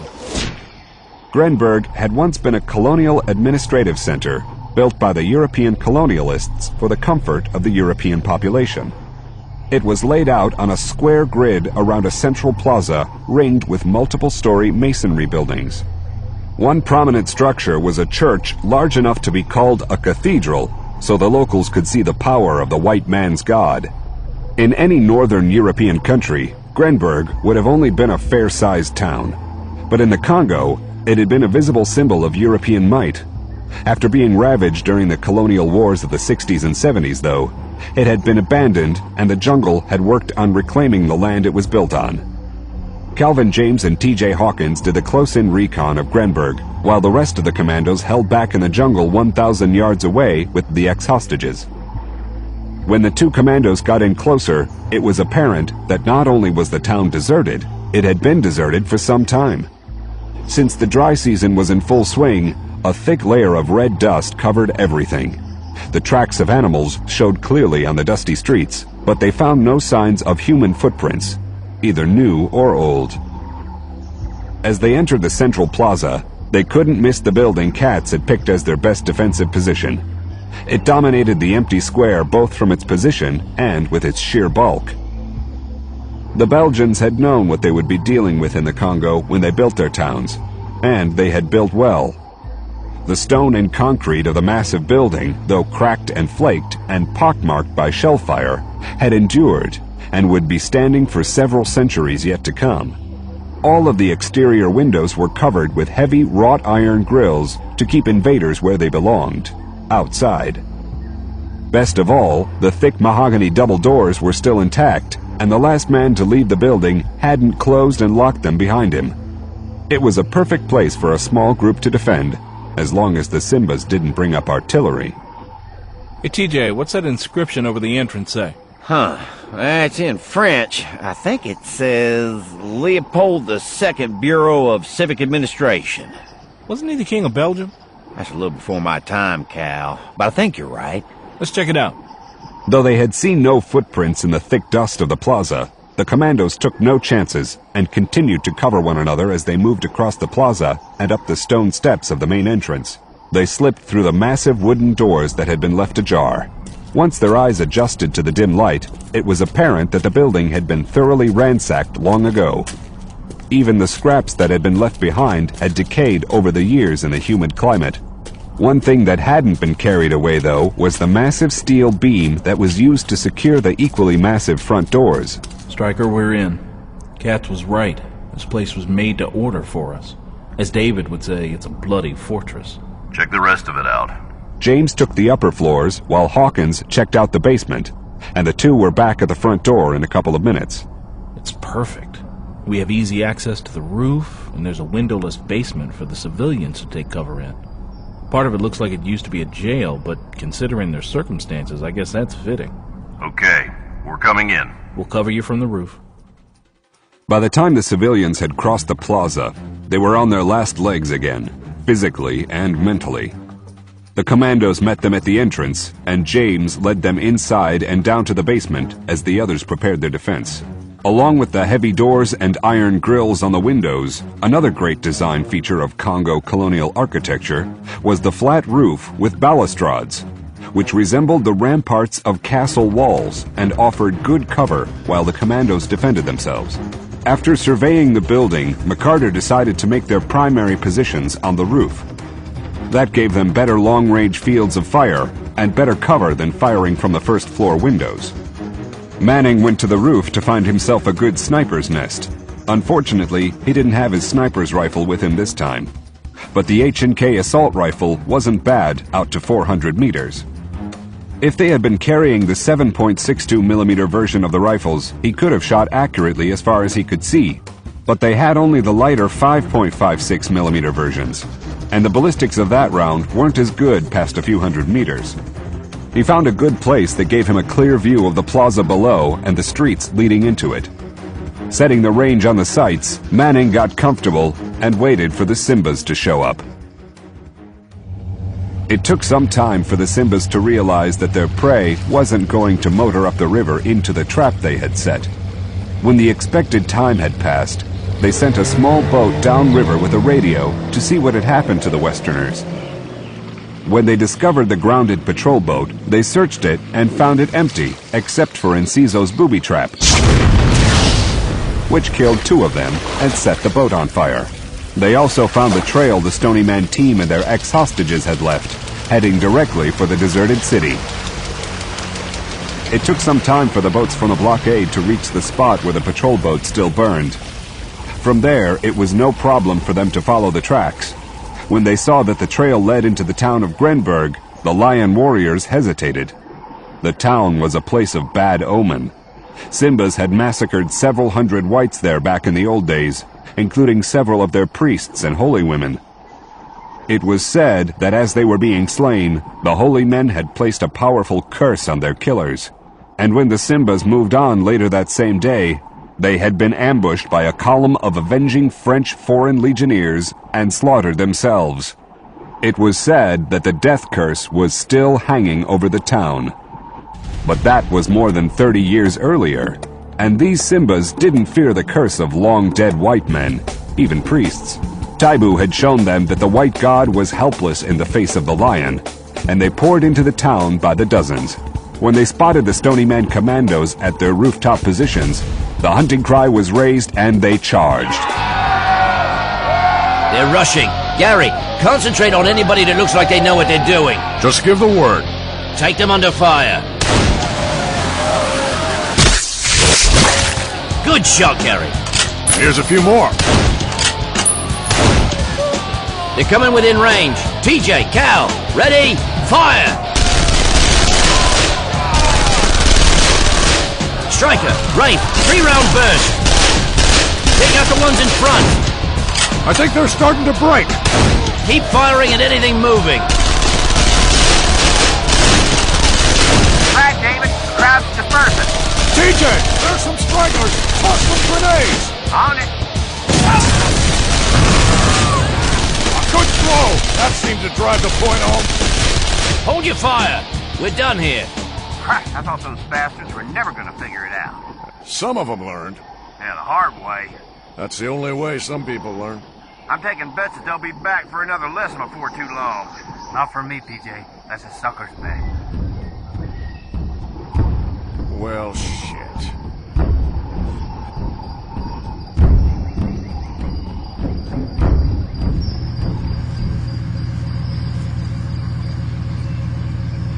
Colonel Taibu, most unfortunate news. They have beaten the men back. They were equipped with many guns. There is no rush. In fact, we have them right where I want them. Taibu? Think about it. If they were truly innocent, they would have argued at the trial we had planned. They wouldn't have run, and they certainly would not have shot at our men. This simply proves their guilt to us and the world, as well as exposing America's bald-faced lies and imperialism. But, Taibu, how can we capture them to put them on trial? They can't be carrying enough food and water to last them more than a couple of days. But we can't wait that long. We must capture them alive and soon. Bring me the vial. Taibu's mother had told him that only the sun could stop his greatness, and he knew that the sun wasn't going to come down from the sky. A few Westerners weren't going to keep him from his destiny of being the greatest African of his day.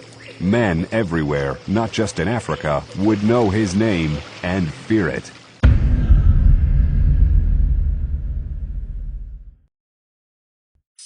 Stonyman Farm, Virginia.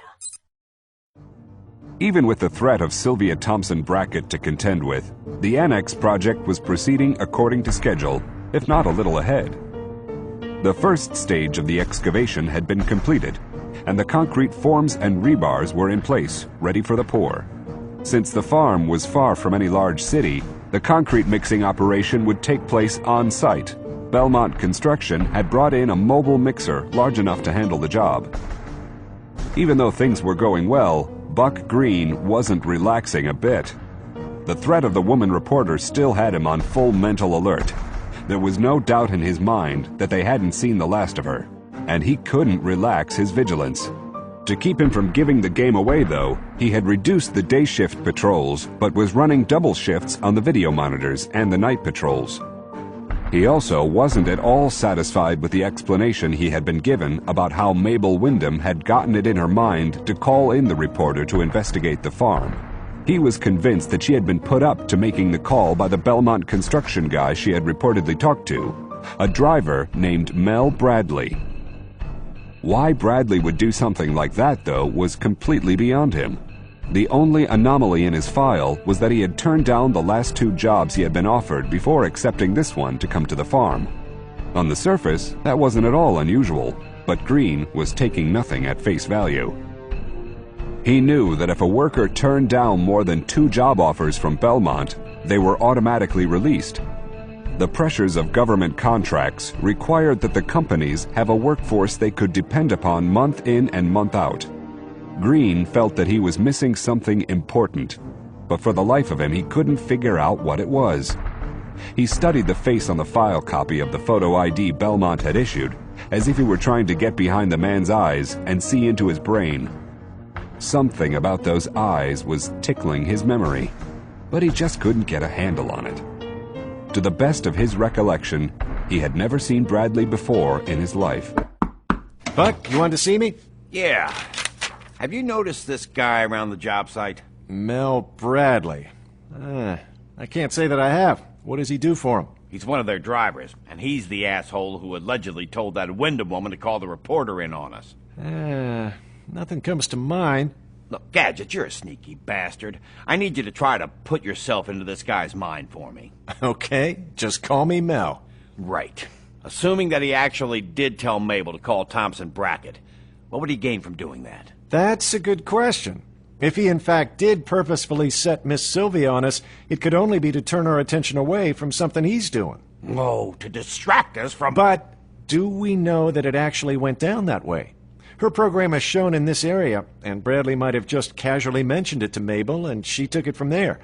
From what we know of her, she's a determined, devious old biddy all on her own. She might not have needed any prompting. If I had her in here, I'd find out what the hell's going on and nothing flat. Pragnola's never going to let you do that.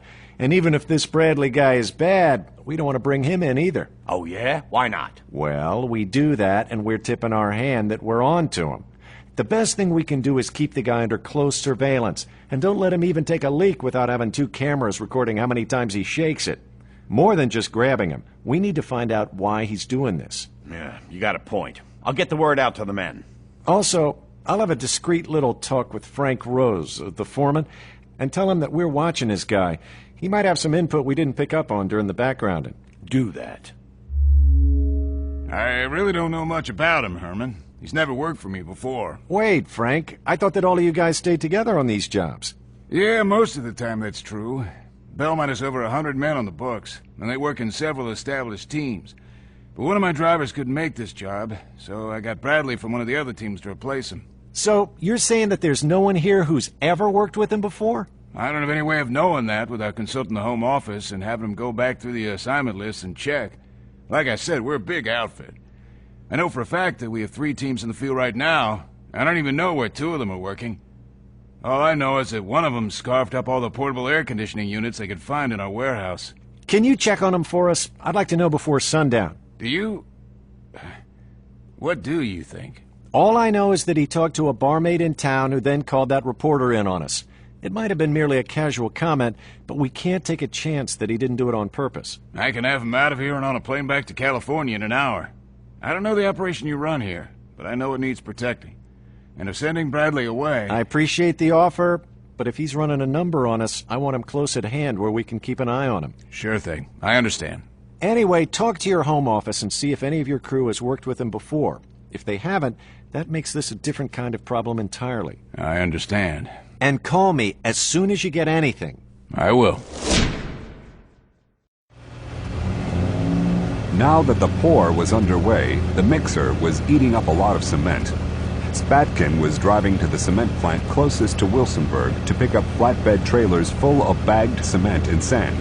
The gravel had come from a local quarry and had already been dumped on site. Belmont's mobile mixing unit made short work of making concrete without having the trucks drive in. When he brought a load up to the main gate, 3 black suits swarmed over the vehicle, inspecting each and every bag visually and with a portable explosive sniffer. If they used that machine on every vehicle that showed up, he was going to have a difficult time bringing his pickup in. When he saw that they weren't checking the truck, however, he realized that it was just the trailer and its load they were interested in. It wasn't a Belmont vehicle and had originated somewhere else. Before he made any final plans, though, he would wait to hear from Sylvia Thompson Brackett. She had promised to warn him before she made her move, and he was still counting on her to provide a diversion for him. A speeding helicopter coming in low to the ground would push the black suit's buttons big time and take their attention away from everything else.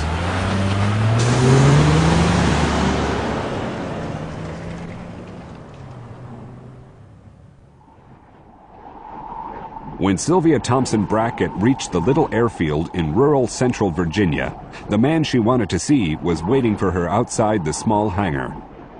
She had met him one time before and had been impressed with his laid-back but coldly professional attitude. He knew that he was good and hadn't needed to show off to prove it to anyone. That was the kind of no-nonsense pilot she needed for this venture. To get the conversation going, she handed over the thick envelope containing $12,000 in $100 bills. It was an expensive airline ticket, but if the flight landed in the right place at the right time, it would be worth every last penny. And with the flight schedule up to her, it would arrive exactly on time. Okay, lady. You just bought yourself a high-speed ride in a helicopter flying about 6 feet off the ground. What the hell is this place you're trying to get into, anyway? A prison? Almost. It's a large farm outside of Wilsonburg. I hope to hell they aren't growing pot or anything like that out there. Those damn dope growers are inclined to shoot at low-flying planes. I give you my word that they aren't growing grass. I don't exactly know what they are growing, but I know it isn't dope. When you want to go? Sometime in the next 24 to 48 hours, and I'll need to be able to reach you around the clock. Here's my card. This number's hot at all times, and you'll never get a busy signal. The card had a drawing of some kind of armed helicopter on the front that bore a shark's mouth on the forward gun turret and a Maltese cross on the rotor tower. The word Crusaders was all it said, and under that was the name Rick Hansen and a cellular phone number. Okay, Mr. Hansen. I'll call you sometime within the next 2 days. Make sure you do. Like I told you, the ticket price is non-refundable. I'll call. I'll be waiting.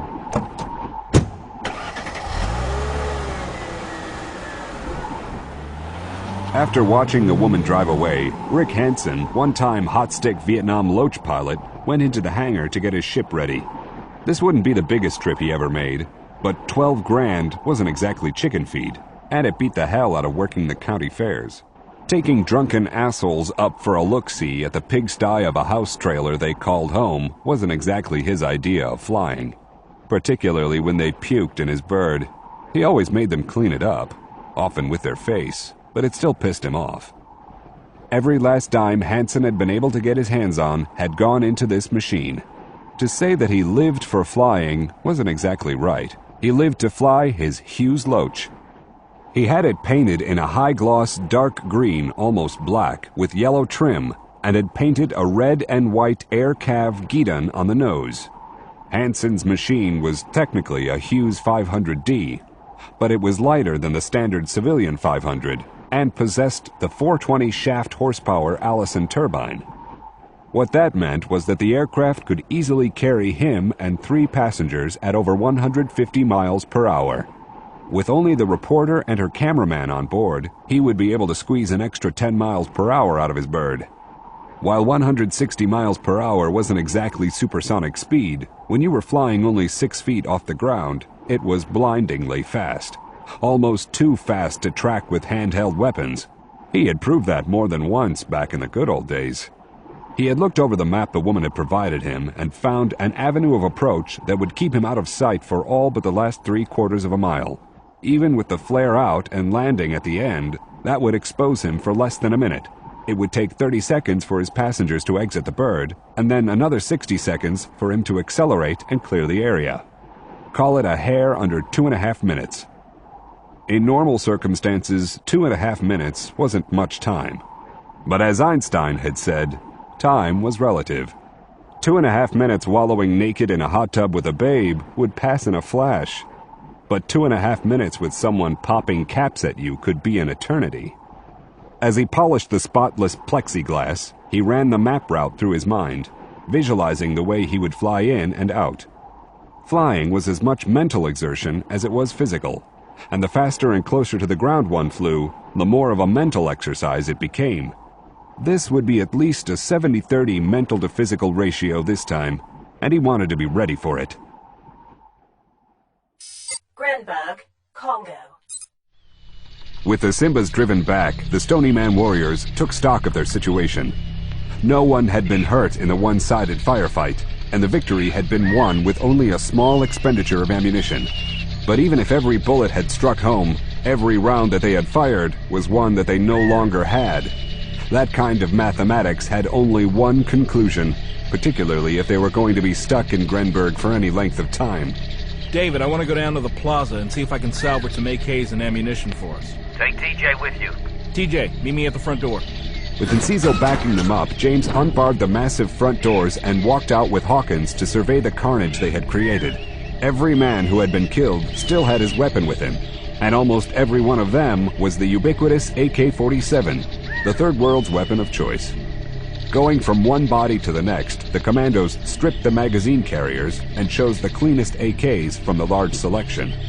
The sturdy Kalashnikov assault rifle would fire even if the chamber was packed with mud, which was what made it so popular with the semi-trained troops of Third World armies. But with so many weapons to choose from, it made sense to pick the best. While James's back was turned, one of the Simba bodies rose up behind him with a machete in his hand. Cal, get down! Oh, shit! Oh. Thanks, partner. Janata. Cal, TJ. One of the bastards was playing possum. I cured him of that nasty habit. We're on our way back with a dozen AKs. Get a move on it. I think we might have more visitors coming. The commandos stood ready to repel another attack. But the Lion warriors seemed content to just drum, dance, and let off the occasional AK salvo off into the air as they got their fires going again. Seeing that another attack wasn't in the immediate offing, the commandos stood down. In his rooftop sniper's nest, Gary Manning snuggled up to his sniper scope again. The Simbas might not be in the mood to kill right now, but he sure as hell was.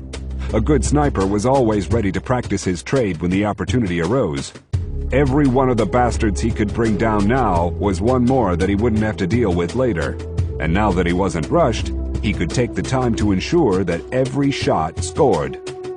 At about 400 meters, the maximum range for accurate aimed fire from his 5.56mm rifle, he saw a Simba all decked out in feathers, waving some kind of decorated stick in one hand and an AK in the other. That guy had to be some kind of officer, which made him a prime target. These guys were going to have to learn that their leaders didn't need to dress up like Mardi Gras to be effective. In fact, on the modern battlefield, standing out in the crowd could be downright fatal. Manning lined up the scope crosshairs on the decorated Simba and dialed in the range. Through the scope, he saw the Simba take the round high in the chest, only an inch or so from his aiming point. Not bad for a 5.56mm weapon at that range. Satisfied that his eye was in, the Canadian marksman went looking for another target. The last thing they needed was for the enemy to make a good close-in recon and discover a way to breach their defenses. In the basement rooms of the administrative building, Frank Bullis was trying to organize his charges. There was little for them to make beds out of except their clothing, so they'd be sleeping rough. But there was a latrine in the basement, and even without running water, it would serve for the short time they would be there. Bullis knew that one way or the other, they wouldn't be staying long. After distributing an MRE meal, he went looking for Boland to make his report. We're right back where we were before, short on both food and water. We can handle the water easily enough. There's an old spring-fed public fountain on the east side of the square that's still running a trickle. Since it's groundwater, it should be potable. Get the empty canteens together, and one of the men to escort a water detail out there. Food, though, is going to be a problem. Go to 1 meal a day and see how far it will go. They already calculated that and came up with 2.5 days. I guess that we'll just have to wrap this up before then, won't we? Bullis couldn't help but be encouraged by the commando's professional optimism. No matter what they had faced, Velasco always had a calm assessment of the situation. How's the militia coming along? Calvin is doing a hell of a job trying to teach them the basics. But the fact of the matter is, hardly any of us have ever handled a weapon before. You'd think that in a land that has constantly been racked with warfare for the past 50 years or more, every man here would have been born with a gun in his hands. But the majority of the Africans I've met have never fired a weapon in their lives. That's part of why there's so much warfare here. When the locals don't have guns, anyone who does have one is automatically in charge. Just look at Taibu's mob out there. They're not much of an army, but they have guns. No one can defend themselves against them because they don't have anything to do it with. We're doing the best we can. But I don't know how good they're going to be when the bullets start flying. No one ever knows that until they have it happen to them. Combat is the ultimate test. Some pass, some fail, and you can never tell how it's going to fall beforehand. I'll have a couple of us up there next time. I guess we'll see then. That we will. When night fell, the Stony Men team gathered on the roof for a battle planning session. They had survived the first day, but they all knew that it was only going to get worse. They would hold out as long as they could, but their ultimate fate wasn't up to them. The decision would be made in the Oval Office. It's too bad that we can't do something to disrupt their sleep. You know, I used to be a real drum fan before this shit started. We can try the old night harassment drill. Sneak down there, kill as many as we can, and pull back. We can take the AKs we've collected and try to hit their command group. If we can pop Taibu himself, the rest of them will fade away pretty fast. We're not really armed well enough to do something like that. We don't have any fire support weapons to cover your withdrawal. For fire support, I could make up a couple of monsters to toss on the way out to slow them down a bit. The way they're clustered together down there, they could do a lot of damage. A monster was a fragmentation bomb made from blocks of C4 plastic explosives with nails or small rocks embedded in the plastique, anything to cause shrapnel wounds when the bombs detonated. They were usually a terrorist's weapon, but this was no time to be picky. And there's another thing that'll come out of raiding them tonight. I think we can count on them being drunk, and they're gonna go crazy when we hit them. They'll start firing at everything in sight, and we'll probably kill more of their own than we'll be able to. Good point. You want to lead the raid? Well, sure. Gary, you make the bombs, and... You know, I'd like to take TJ and Cal with me as well. The more noise we can make out there, the more panicked they're gonna be. Go ahead. Stryker and I can hold down a fort while you're gone. For this mission, the commandos carefully covered all of their exposed skin with matte black combat cosmetics. They stripped down to their assault harnesses, ammo pouches, and weapons so they could move fast and light. The move in would be slow and careful, but they'd have to withdraw as fast as they could, and they didn't need the extra weight.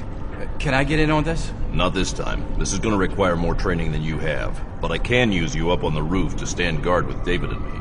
Glad to help. I'll bring Mimbali too. He's the best rifleman we've got so far.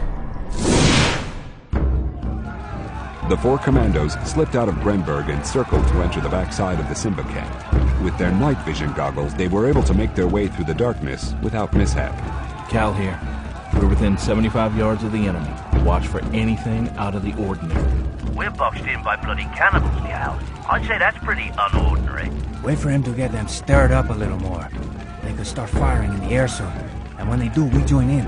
And remember, 2 magazines on full auto and we bug out. The 4 commandos were spread out in a line a few yards apart so they could cover more targets.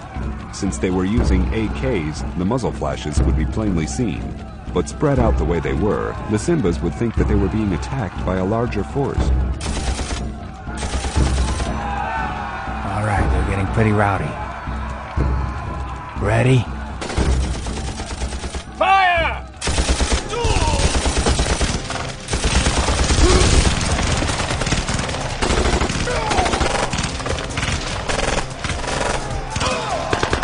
Second mag, switch to semi-auto! It was Taibu who first realized what was happening to his followers.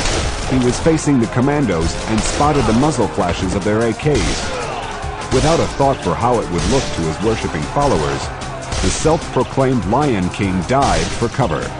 Once he was safe, he resumed his position of leadership. We're under attack! Turn and fight, you fools! They're onto us! Gary!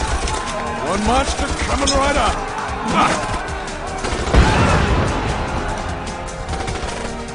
Pull back! We're withdrawing! What's your back drill? Got it covered. After running toward the river for several hundred yards, Enciso halted the rest of the team. Spreading out in the dark, they got ready to discourage any Simbas who might have gotten it into their heads to avenge their bushwhacked comrades. Normally, the Simbas didn't like to venture into the darkness, but this might be an exception. Their blood was up, and Taibu would be screaming at them to kill. Through their night vision goggles, they saw a dozen or more Simbas charging into the darkness. Some of the warriors carried torches, but the others ran blindly into the night. This was one time when low-tech was at a distinct disadvantage. MV goggles on. Take out the ones with the torches. With the lights extinguished, they could see clearly again, and quickly finished off the rest of their pursuers.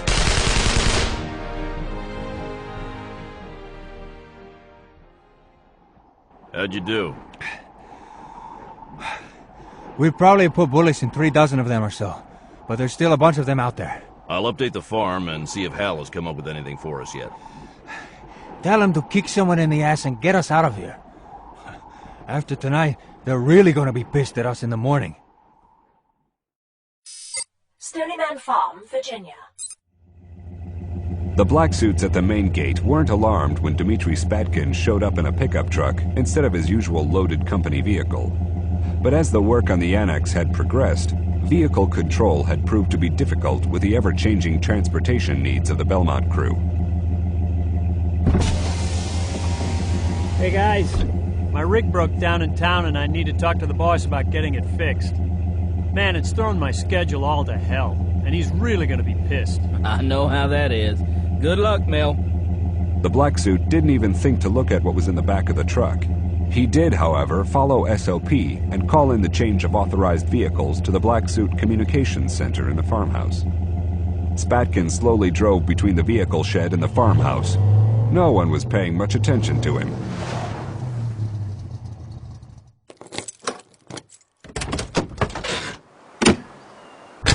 Spatkin didn't want to try to fake a breakdown here because he knew that the first black suit who came by would stop and try to help him get his truck started again.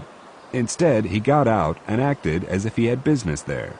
According to the timetable Sylvia Thompson Brackett had given him, she would be making her appearance any time now, so his wait wouldn't be long. When Green walked out of the armory, he saw the pickup truck parked by the farmhouse and frowned as he didn't recognize it. But if it had been passed in, it had to be a Belmont vehicle. With so many of their people inside the perimeter, it was hard to keep track of all their rigs. He started over to take a look at it anyway when the farm's alert siren started wailing. Mother of God! Green broke into a run and was halfway to the farmhouse when he saw a small helicopter clear the ridgeline to the south and head straight in at him on what looked like a gunship run. All black suits, incoming hostile aircraft, take it under fire. This is not a drill. Repeat, all black suits, incoming hostile aircraft. The pickup truck was forgotten as he completed his dash across the open ground for the farmhouse. There was no telling what kind of weapons that aircraft was carrying, and it was already too close to be stopped. Rick Hansen hauled up ever so slightly on the collective control stick of the speeding helicopter, and the nimble little Loach rose a few feet off the ground to clear the ridge. In the right-hand seat, Sylvia Thompson Brackett thought that her stomach, contents and all, was going to come out of her mouth as the chopper hopped up into the air. A split second later, they were back on the deck, the chopper's skids a few feet off the ground. If she could somehow package this experience in a carnival ride, she'd make millions. She couldn't hear the farm sirens wailing over the roar of the copter, but she could see the farmhands running for cover. A thrill shot through her, and she felt the power of swooping down on an unsuspecting enemy. Hansen also saw the men diving for cover and instantly realized that he was flying into a shitstorm. Whoever these men were, they were well trained and were taking cover against what they thought was a gunship attack instead of panicking. Even though he hadn't fired at them, he knew that in seconds they'd be firing at him.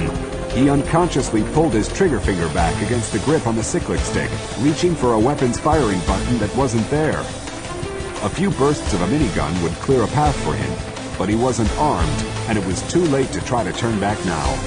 All that would do would expose his belly to their fire. He was glad that he had taken the time to rig the armor around the cockpit and hunched lower in his seat. He was being paid very well for this trip, but he was beginning to think that no amount of money was going to be enough to pay for what was coming. The bitch had lied to him big time, but he was totally committed to the landing, so all he could do was keep on course and hope that he didn't pick up a round before he could put down. Getting out of there, though, had just become an act of flying suicide. Thompson Brackett had unbuckled her seat harness in preparation to jump out once the chopper set down, and she was almost jostled out of her seat when Hansen suddenly jinked the ship to the left. Oh, what the hell is wrong with this? Oh my God! They're shooting at us! Shit, goddamn son of a bitch! What the hell have you gotten us into, you crazy bitch? Get us out of here! This story's not worth dying over! You don't have to tell me! Holy God, they got anti-aircraft missiles! Where in the fuck did you take me? When the alert sirens went off, the farmhouse crew went into alert procedure and prepared for the worst. Like everything else at the farm, the house wasn't what it seemed to be either. The blast doors slammed shut, and the internal ventilation system cut, as did the emergency generators. As long as the chopper wasn't carrying a 1,000-pound bomb, the crew could withstand the attack, and they went to their alert stations to wait for the all-clear. Dmitri Spatkin watched the speeding helicopter approach. He didn't know who was behind the controls, but the pilot sure knew how to fly. It was too bad that he was going to get his ticket punched hard in just a few seconds. If he wasn't killed outright, he'd be lucky to survive the crash.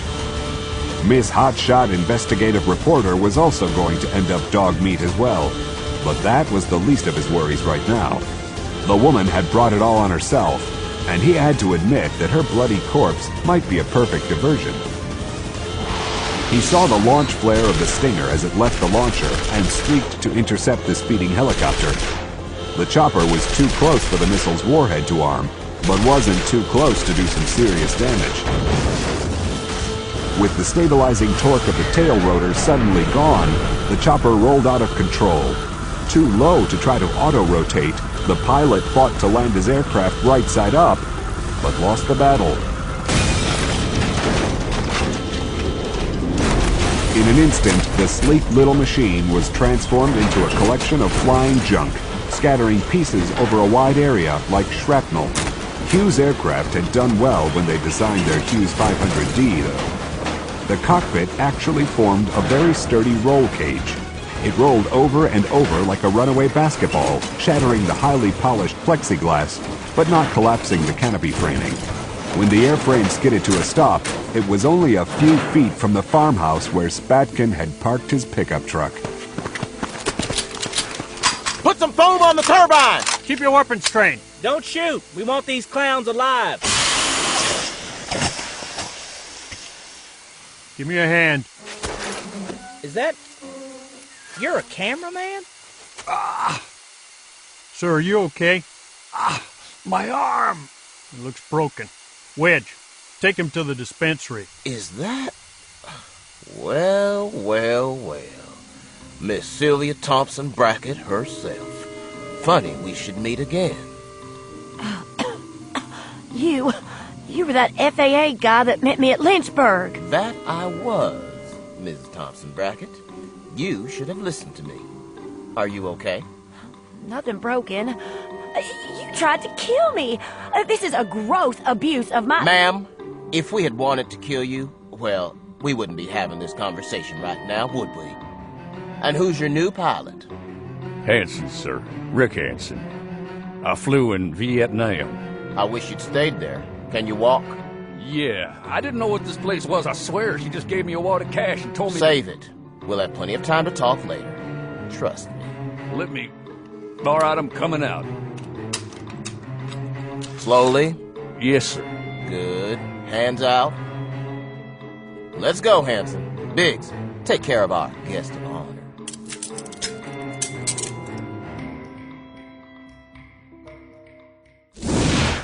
In the rush to cover the people in the downed chopper, Spatkin managed to join the black suits, most of whom were in their work clothes too. Only the barracks alert teams were wearing their black combat gear. But they were clustered tightly around his pickup, making it all but impossible for him to get close enough to set the fuses for the bomb as he had planned. He still might be able to pull this off, but he would have to wait until things cleared out a little. There was no way that he could light the fuses with so many people standing around. The fuses he had constructed for his truck bomb were crude black powder trains and rifle primer igniters. But they would work. He had made extras and had taken them into the countryside to test. 3 of the 4 he tested had functioned properly, and all it would take was 1 to detonate the bomb. But being made of black powder, they emitted white smoke when they burned. Spatkin continued to hold back from the front of the crowd as the black suits hooked the wreckage of the chopper to a tractor to drag it away for further inspection. Other guards were gathering the scattered bits and pieces of the wreckage and hauling them off as well. As soon as his pickup truck was free from the clutter, he started for it, the cigarette lighter in his pocket forgotten for now. It had been a good idea to use the chopper as a diversion, but there had been no way that he could have known that the thing would nearly crash on top of his rig. He had lost his window of opportunity here, and would have to come up with another plan, fast. With the weather warming up, he couldn't risk the crude explosive mixture in his truck to get too hot and become unstable. The fertilizer and diesel mix shouldn't sit more than 24 hours, and his was going on 2 days now. He had to explode it as soon as possible. Who the hell belongs to that truck? Spatkin froze when he heard the security chief's voice, but forced himself to keep walking. I don't know, Chief. Well, get it the hell out of here, now! Yes, sir. Spatkin no longer had a choice. He couldn't let the black suit drive it away and discover what he was carrying in the back. Sir? Yes? That's my truck. And who are you? Mel Bradley. Here's my ID. I don't care. Just get it out of here. No sweat. Spatkin headed out through the cleared orchard to the back gate rather than drive past the farmhouse again. He cursed his luck.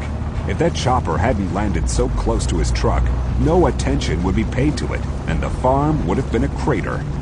He would only have one more chance to attack it, and he didn't want to risk being stopped. The 2 black suits at the back gate were openly carrying their H&K subguns, but they weren't watching the approaches and waved him right through. As Spatkin headed toward Wilsonburg, his mind was racing. He had to find another way to get the explosives inside, and the warm air coming in the driver's side window reminded him that he had little time to do it.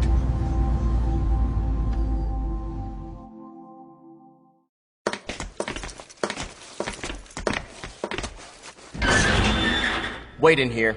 Are you going to... That isn't a request, ma'am. Oh! Sit down. I assume that you're the man responsible for this outrage? You might say that. Who are you? I'm Hal Brignola, and I'm with the Justice Department. Am I under arrest? You can call it that if you like. Under what charges? How many would you like?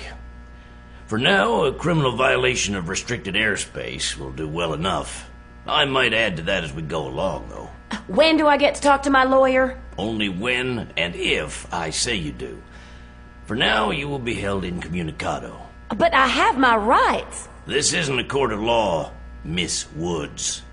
Right now, the only right you have is to answer my questions. Now sit down. What did you call me? Oh, I'm sorry. Are you going by Donna Moore today? It's so hard to know with people like you. I don't know what you're talking about. My name is Sylvia Thompson Brackett. Okay, Miss Thompson Brackett it is. But in case it slipped your mind, your legal name is Tracy Woods, and you were born on October 3rd, 1970 in Los Angeles, California. You didn't start using that phony Thompson Brackett tag until you were in school in Atlanta.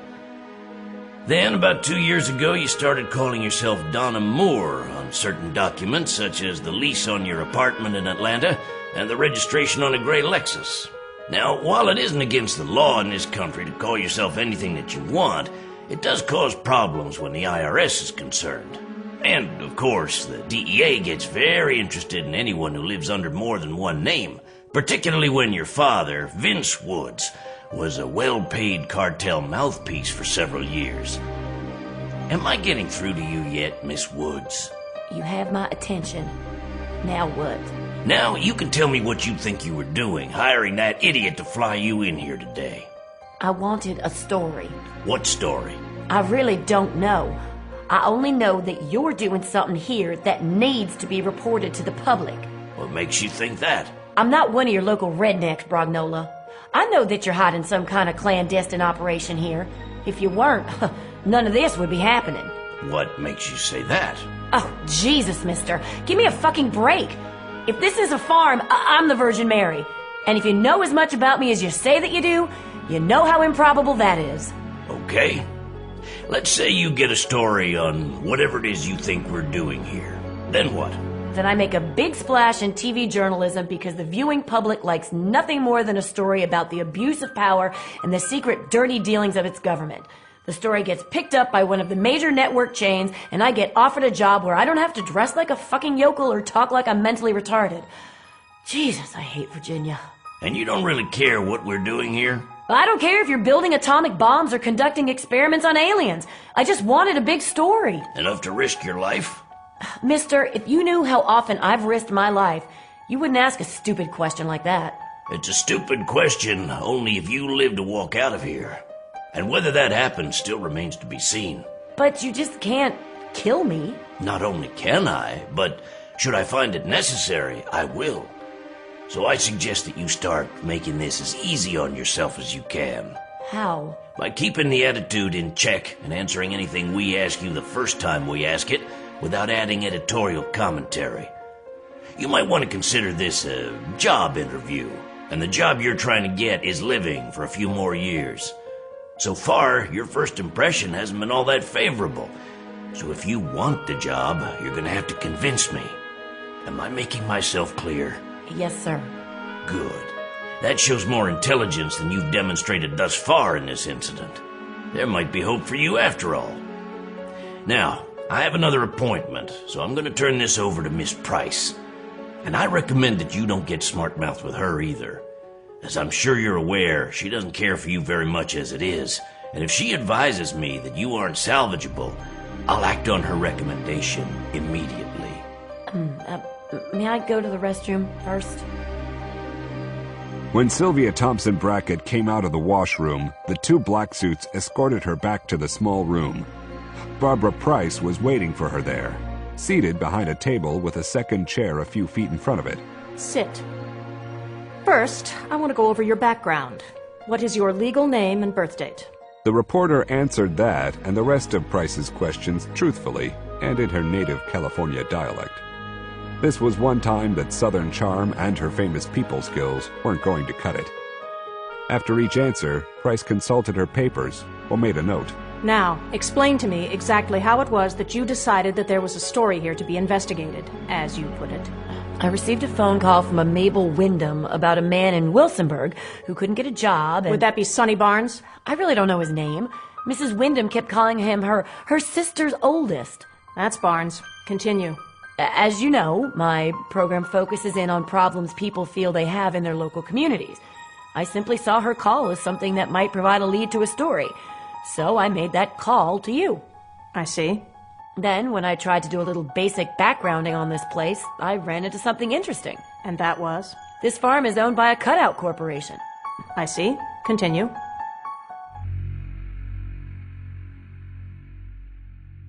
When Barbara Price got tired of interrogating their prisoner, Carl Lyons took over.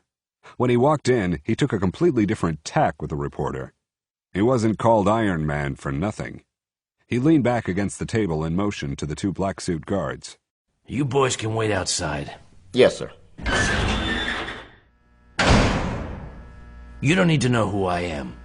All you need to know is that if I decide that you're lying to me, I will cancel your ticket immediately. Do you have any questions? No, sir. Good. Now, I want to know about your contacts with the man you know as Mel Bradley. Mel... Oh, my God. Did he set me up? That's what we're going to find out. What do you want to know? When and where did you meet him, and why? Now that everything was more or less under control again, Buck Green was going over the tapes of the chopper crash and its aftermath. He had witnessed most of it himself, but the video cameras would have picked up what he had missed, and he knew that he had missed a lot. No one man could witness something like that without missing most of the peripheral action. Running back to the last minutes before the alert siren sounded, he watched the pickup truck being driven up and parked next to the farmhouse and saw the driver step out. A few seconds later, he reacted to the siren and looked over to see the chopper coming right for him and took cover. Considering the circumstances, that was a sensible thing to do, but something about that man was still nagging at the back of his mind. Forwarding the tape, he studied Bradley as he watched from the edge of the crowd as the reporter, her cameraman, and the pilot were taken out of the wreckage. The man made sure to stay out of the way of the black suits, but his eyes kept going over to his pickup. There was something in that truck he wanted to get to, but what? What could a truck like that carry? When his eyes caught a view from one of the high cameras, Green saw that the truck's bed was covered with a blue plastic tarp. Those tarps were as common as dirt around construction sites, but this one was neatly tied down as if to keep whatever was in the back dry, or to keep it from blowing away. He ran the tapes back and watched Bradley drive up and park again. He hadn't just found that place to park when he heard the siren, as he had said. He had parked before the siren sounded, and that meant that he had known that the chopper was coming. Considering the report that he had been the one to prompt Mabel Wyndham to call Thompson Brackett, that wasn't surprising. He was about to key his comlink and order the black suits to take Mel Bradley into custody when it clicked in his mind. He remembered going over his videotapes before, watching a new probationary black suit named Jim Gordon as he went about his treachery. The walk was the same as Gordon's, as was the general way he carried himself. The face was different, but facial surgery was easy. Even though his photo and description had been sent to nearly every law enforcement agency in the country, Gordon had never been caught. Green had no idea why he would have wanted to come back, but he knew that he had, and it wasn't to renew old acquaintances. Running with his hunch, he pulled one of the tapes from the Jim Gordon incident and played a few minutes of the marked sections. He didn't have to watch more than a couple of scenes to be convinced that Bradley and Gordon were the same man. Ah, shit! This is Green to all black suits. I want the Belmont worker Mel Bradley apprehended and brought into me immediately. I also want his pickup confiscated. He might be armed, so watch him. Don't take any chances, but I have to have him alive. All black suits, respond. Chief? I think your man just left through the back entrance a few minutes ago. We passed him out, and it looked like he was headed for town. Damn! Hal, I just figured what in the hell's been going on around here. It's about time. We have a mission going tits up in Africa, and I don't have time to mess with this. Do you remember that black suit ringer who I took on, Jim Gordon? Well, he's back as Mel Bradley. Are you sure? 100%. I've got both of them on tape, and they match up. Take care of him. Use Carl's people if you have to, but take him down immediately. With pleasure. A quick call to Carl Lyons had Able Team in his office in a few minutes. It took less time than that to brief them and get them on the road.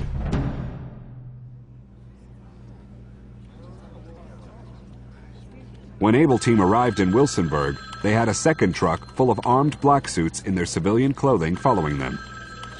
Their first stop was the police station, and lions walked right into Chief Bauman's office. What's up, Carl? We have a situation here, Ed. I need to inform you that the Federal Anti-Terrorist Act has been invoked in the Wilsonburg area. Oh, shit. Who are you after? The guy calling himself Mel Bradley. We think he's a leftover KGB agent. You're not serious. I got a dozen federal agents with me, and we're going after him. You might want to inform your people to keep out of the way because we think he's armed. I don't need a shootout in town, Carl. I don't have any way to get people off the streets. I'm sorry, Ed, but that's going to be completely up to Bradley. I promise, though, that we'll do our best to keep the collateral damage to a minimum. Jesus. Grenberg, Congo. When Charles Taibu appeared in front of his assembled Simbas the next morning, he was in his full Lion King regalia. Naked, except for a loincloth, a feathered headdress, bands of feathers on his upper arms and legs, and a long-bladed spear in his hand. It was the traditional uniform of an African king, and he was wearing it to remind his followers of his power over them. The attack the previous night had cost him almost 100 men dead, wounded, or deserted, and he was hearing about the curse that had been laid on the earlier Simbas who had attacked Grenberg.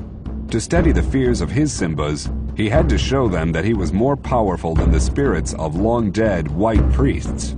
One of the Ebola vials was on a cord around his neck, resting against his naked chest like the badge of office of the Mayor of London.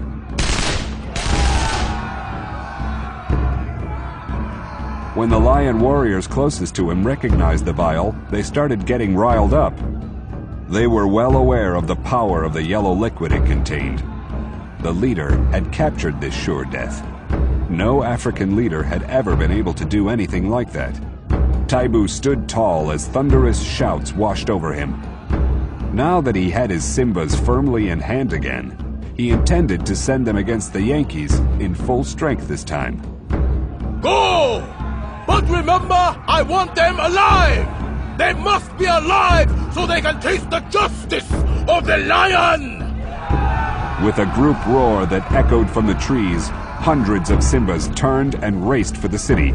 When this day was over, he would have the CNN TV news crew brought to him so he could start showing the world the proof of his power. We have incoming. There's a whole bunch of the bastards, and they look like they're gonna get serious with us this time. You think they want us alive? I think old Lion King wants this whole thing to be over. At the very least, they want us out of ammo. Come up quick, David, and bring as many others as you can. There's gonna be more than enough to go around this time. We're on the way up. When bullets joined the commandos on the roof, he took one look at what was coming their way and felt his guts contract. For the first time, the reality of facing the entire Simba army was hammered home to him. All of the streets leading into town fed into the central plaza in front of their fortress, and every one of those streets had its own column of lion warriors flowing towards them. Swallowing his fears, he sought out Poland. Velasco, I have 5 of my militiamen with me. Where do you want us to go? Put your people in between my men and leave one to watch the other side of the building for us. They might try to sneak someone around the back while we're busy out front. Yes, sir. I'll put them in position. Gary, fire when ready. There doesn't seem to be any rhyme or reason to these guys. They're all riled up. There aren't any commanding officers. So it doesn't matter who you shoot? Not looking like it. I'd have us all just open up. I'll take that to heart. Everybody, fire! There's so many! Just keep firing! They're heading straight for the door! It's reinforced. They won't get in. The locking bar is solid iron. They're trying to scale the walls! Good luck. There's no footholds. I'm almost out of ammo. Get to the balustrade and drop some grenades. On it! 1, 2, 3! Good throw, TJ. Get through at head level. 1, 2, 3! Great, I'm out! Can you clear out the rest of the entrance? Whoa! I think so. TJ, that burst wasn't even close. Yeah, come to think of it, they haven't been really firing at us. No. I think they've been told to take us alive. In that case, we just might make it out of here. God help us if they do take us alive. David, they're trying to take us alive. Recommend single shots to conserve ammo. I noticed that too. Everybody, start picking off. Calvin, you got any more ammo? I'm down pretty low. Sorry, I'm gonna be out. Oh, they got grenades! On it! I'm out of ammo! Rafe, cover the door with me. Right. You're starting to retreat. This side too. Looks like they've had enough. Try to take out those running with guns. We're gonna need that ammo. All right, that's looking like a lot of them. Gary, any stragglers? Not anymore. Right. Calvin, TJ, Rafe, it's your turn to scavenge.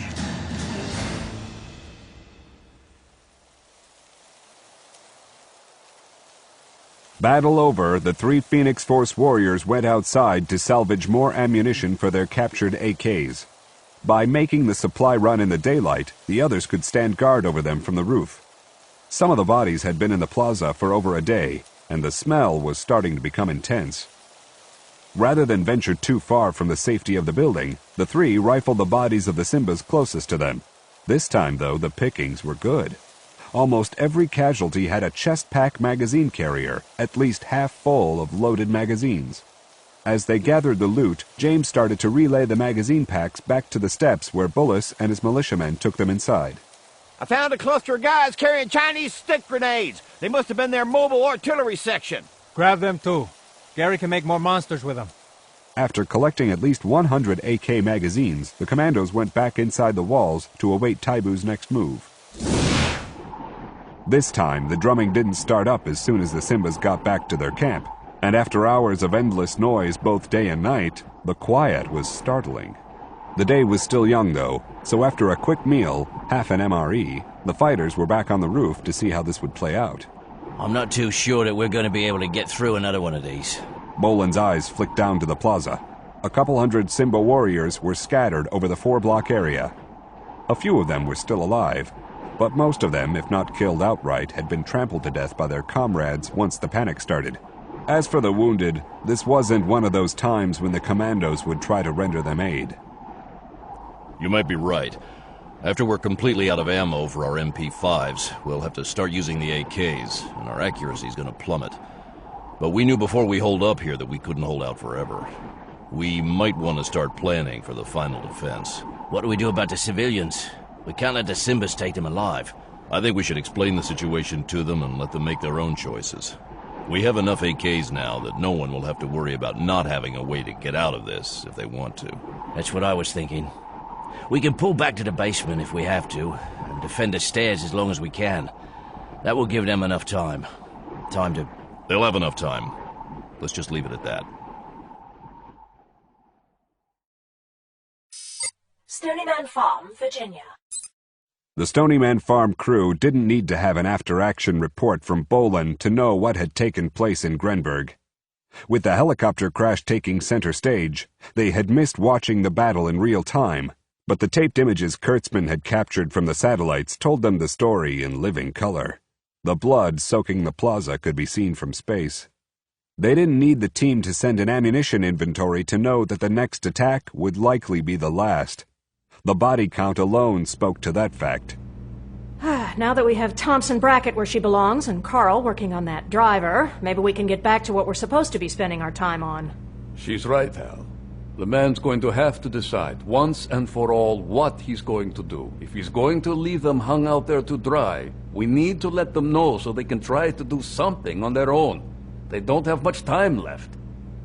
I still think this situation can be put to bed with a single cruise missile armed with the proper warhead. The target is well grouped, and knowing how a guy like Taibu works, he'll undoubtedly have the Ebola samples with him. One strike of the right size will make that part of Africa a lot safer, as well as save our people. I have to make a report to him anyway. I need to let him know what went on here and get his guidance on how he wants me to handle our prisoners. Then I'm going to explain that he has to decide the future of Stony Man, and he has to do it right now. Not only have we been attacked here, we are about to lose our main strike force if he doesn't get his head out. And if he doesn't act to save Stryker and his people right now, I'm going to ask him to disband this operation immediately. I'm not going to be part of something that asks men to die without giving help when they need it, and it's available. Are you going to fly up there again? No. If I go up there to see him again, I'll have to go through a couple of layers of his flunkies to get to him, and that'll take too much time. This time I'll do it over the Red Secure phone, because I know he always takes those calls. Good luck. When Hal Brognola returned from using the secure phone, his face was coldly neutral. We have permission to use a surgical low-level nuclear strike if we can positively identify the location of the Ebola virus samples. The USS Seawolf has been ordered to break from its scheduled cruise in the South Atlantic to divert to a launch position and be ready to fire on command in under an hour. Did the man check that with his friends and enemies in Congress? No. He's briefing the National Security Council, but he's going to go solo on this one. He'll invoke the War Powers Act right before the launch, and then argue with Congress about it later. His staff is gathering all the uncensored Ebola footage they can find for a congressional show and tell about what he kept from happening to us. It shouldn't take much of that footage to convince even the most knee-jerk liberal that he did the right thing. I've seen those films, and they're grim. Bleeding to death through the pores of your skin and every bodily orifice while your internal organs turn to sludge isn't a pretty picture. What size did they authorize? A 1.5 KT. That's a baby nuke. But it should do the job. Even though the use of nuclear weapons was still the ultimate taboo, the new dial-a-yield tactical weapons in the American arsenal made them a practical solution for many battlefield situations. With the smaller weapons, one no longer had to eradicate several square miles of real estate to eliminate a small target. A precision nuclear strike was no longer an oxymoron, and a 1.5 kiloton warhead was a good tool for delicate work. It wasn't quite the surgical strike the media so loved to talk about, but it wasn't Armageddon either. As the name indicated, a 1.5 kiloton nuclear warhead carried the same destructive power as 1,500 tons of TNT, or about 752,000 pound aerial bombs full of C4 plastic explosives detonated all at once. With the nuke, however, you didn't need a fleet of bombers to deliver the blow. A single Tomahawk cruise missile would do the job. I'll talk to Stryker about how they're going to need to designate the target.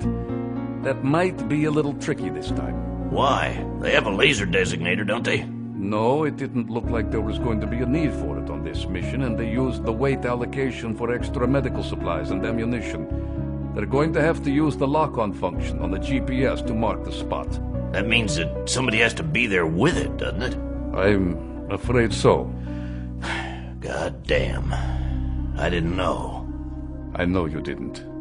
I'll talk to them and see if they can come up with an alternative.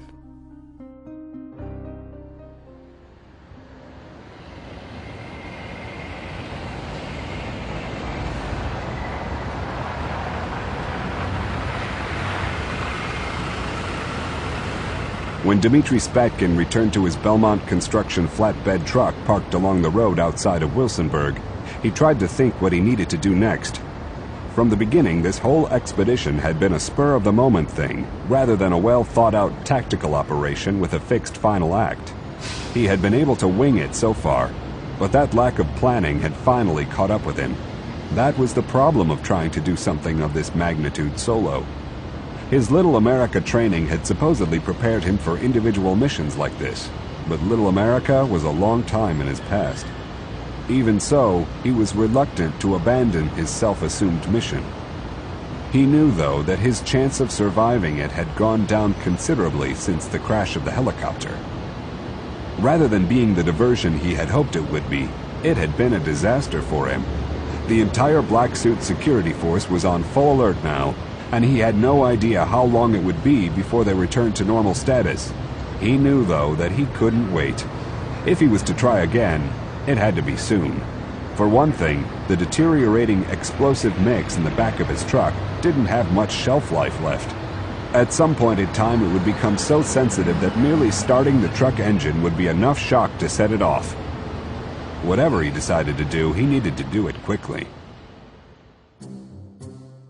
Carl Lyons had the Black Suits spread out in two-man teams to scour the town for Bradley and his truck.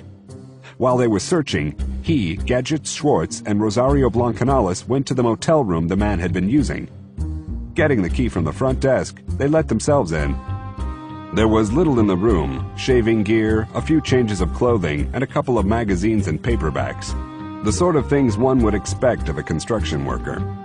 The only thing they found of interest was a half-full can of F black powder and a small box of large rifle primers, missing at least a dozen of the small metal caps. He's been making some kind of explosive device, but I'm damned if I know what. Unless, of course, he had more powder than that one can. Whatever it is, it's probable cause. Let's toss this place 1 inch at a time. While you guys are doing this, I'm going to have a talk with that barmaid. She might have some idea where he is. Do that, but don't let her put anything over on you. Put the blocks to her and make her understand that her ass is on the line here too. We've got Bradley, or whatever his real name is, on at least federal explosive charges, and we'll hang them on her too if she doesn't cooperate. I'll get her to talk.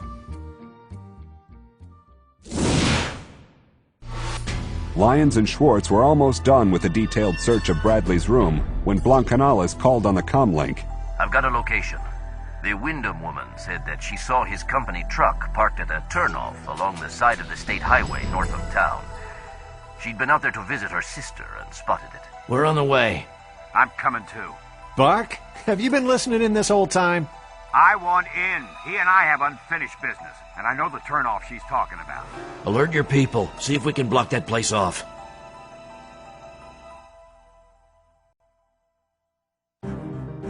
Buck Green quickly joined Able Team and guided them to the turnoff. Rather than drive up, they got out of their car and approached on foot. Lyons spotted the Belmont flatbed truck exactly where Wyndham said it would be, a turnoff and a dip in the road. He couldn't figure out, though, what Bradley thought he was doing.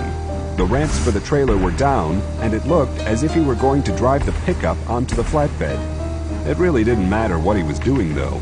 With Blancanales blocking the southern approach with their vehicle, and a pickup full of black suits around the bend to the north, they had him trapped. Bradley! We have you surrounded! He's gonna run us over! Get down!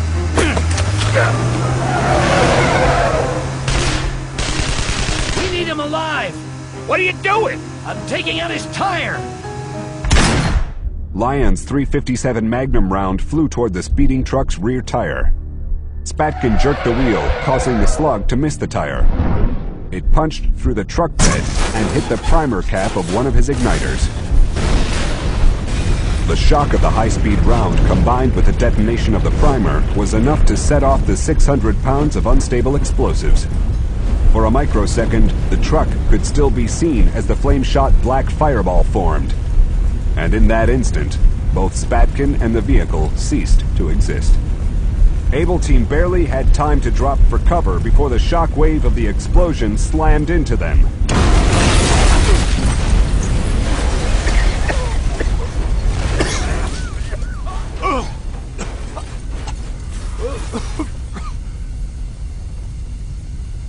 When the smoke cleared enough to see, all that remained of the truck was part of the twisted frame rails and the rear axle, driven 2 feet into the ground. Of the driver, nothing could be seen. Like the government he had so faithfully served, the Russian agent who had sought to take vengeance against his country's enemies no longer existed except as small, tattered remnants. Now we know what he was doing with that black powder. He was making a car bomb. And that's why he parked that rig by the farmhouse. I think he was gonna wait till the chopper showed up to divert everyone's attention before he lit the fuse. If that thing hadn't landed damn near on the top of the truck, Stony Man would have been wiped out. I still don't know who in the hell he was. I can't say that I really give a shit. He's dead, and that's all I care about. Green didn't think it was quite that simple. Someone had attacked the farm, and he couldn't rest until he figured out why. And as long as that question remained unanswered, Stony Man was still vulnerable.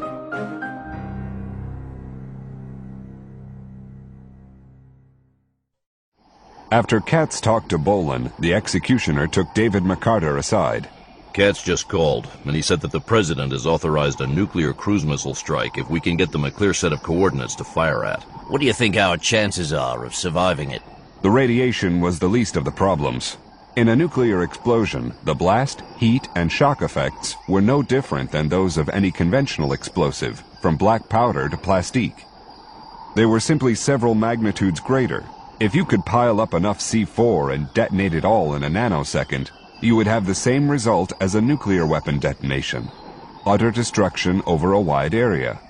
Well, we're at least a click from Taibu's camp, and we can take shelter in the basement, so we might stand a pretty good chance of surviving it. If the building comes down on top of us, though, we might have a hard time digging our way out. I'll have Gary put some explosives aside in case we need to blast our way clear. Good idea. Do you want to tell the civilians? I don't think we should tell them much. They're barely holding on as it is. If we start talking about a nuclear strike, they'll flash back to Hiroshima, and we don't need any hysteria right now. I'd like to tell Bullis, though.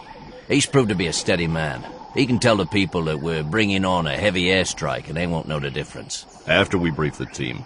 The Phoenix Force commandos took the news of the cruise missile strike calmly. This wouldn't be the first time that they had been in the neighborhood when a nuke went off, either accidentally or on purpose. It would, however, be the first time that they would be so close to ground zero.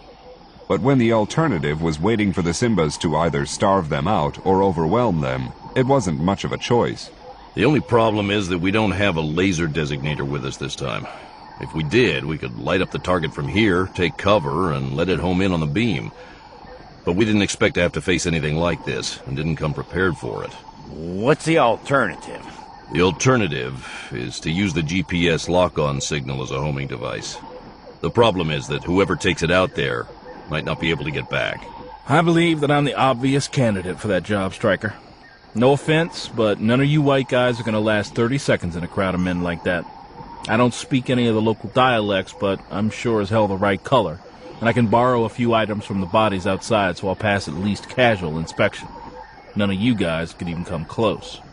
You'd end up on the dinner menu. You don't need to do that, Calvin. Someone has to go out there, and I have the best chance of pulling it off, and I'm not going to go out there to commit suicide. I figure I can work my way in close enough to lock in the coordinates, switch the GPS to transmit, leave it someplace, and get the hell out of there. My mama didn't raise no suicidal fools. It was a good story, and most people would have believed it. But the Stony Man warriors knew that there was too great a chance of one of the Simbas discovering the GPS transmitter and shutting it off or destroying it. To guarantee that the missile could home in on its signal, the device would have to be transmitting right up to the last second. For this to work, he would have to stay with it at what would become a nuclear ground zero. While they all knew that he was planning to go to his death, none of them questioned him or tried to change his mind. He had freely made the decision, and they would all honor his decision to die so that the rest of them and the ex-hostages could hopefully live. Every man died, but few got the chance to choose his death. There's one other thing. Hal says that the President wants to make sure that this strike will take out the Ebola as well as the Simbas. Supposedly, we can't call for the fire mission unless we can verify that Taibu actually has the stuff with him. That's the biggest load of crap I've ever heard. What are we supposed to do? Send 2 men out there to die? One to find the Ebola, and another one to call the missile down on himself? I can do both jobs and get my ass out of there before the package arrives. Call the farm and let them know that we can provide the confirmation and target illumination. Are you sure, Calvin? Just call them. I'll start getting my gear together. Stony Man Farm, Virginia. Barb? Hal, did you hear about Carl told me about Bradley's car bomb. The picture's starting to come together, and I'm going to the interrogation room to wrap up the loose ends. The President wants us to put a lid on this episode ASAP. Good luck dealing with her. I'm in no mood to mess around. One of our men is about to die in Africa. I think I can handle her. Sylvia Thompson Brackett didn't know how long she had been held, but knew that it had been several hours. During that time, the guards had been changed, and she had been offered a meal. She'd not been particularly hungry, but ate it out of boredom. When she asked how much longer she could expect to be held, the guards hadn't answered her.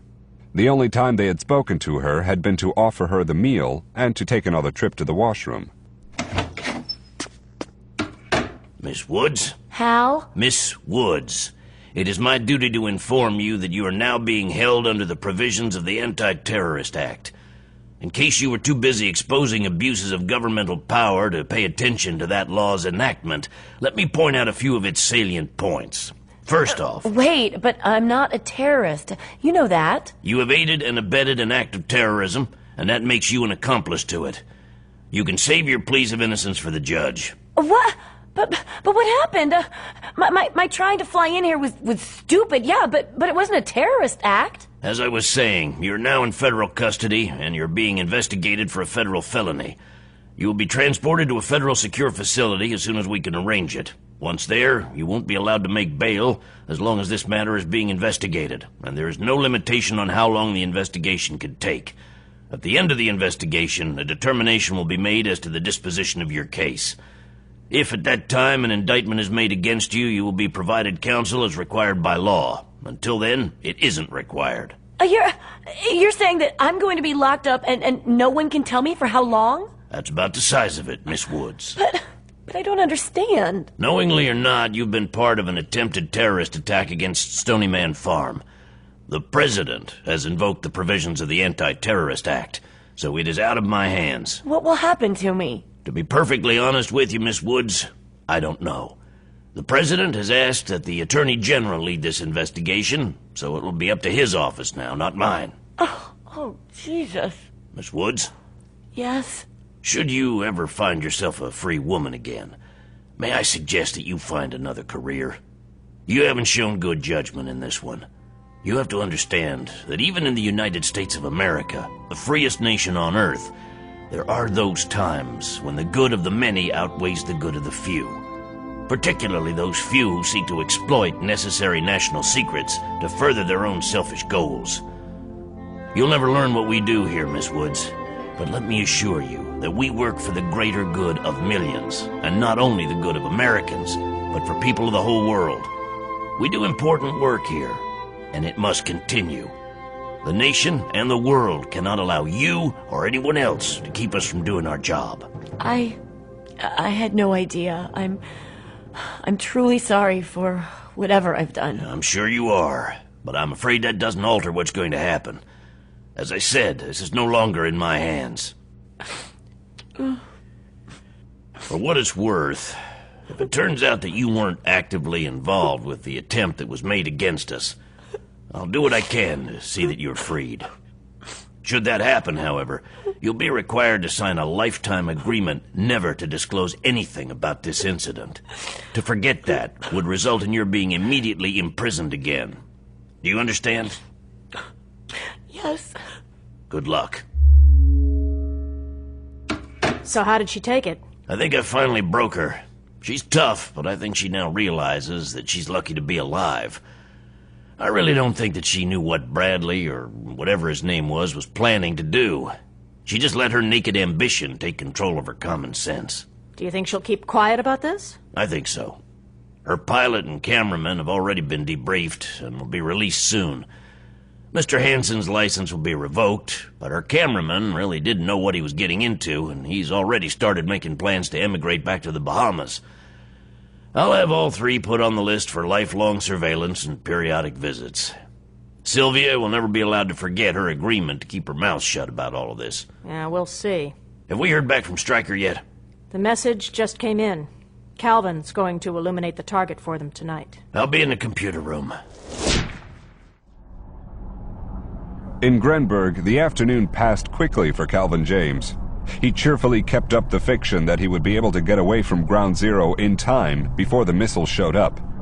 Though the commandos knew it was only a facade, they understood and honored his unrealistic optimism.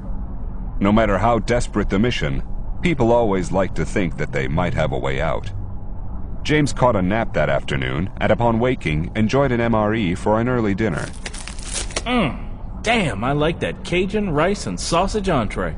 Man, that stuff isn't anything like real Cajun food. When we get back, I'll show you some real Cajun. I'll hold you to that. As soon as darkness fell, the drums started again. The day had been quiet, without any probing attacks. But now, Taibu needed to get his people back with the program.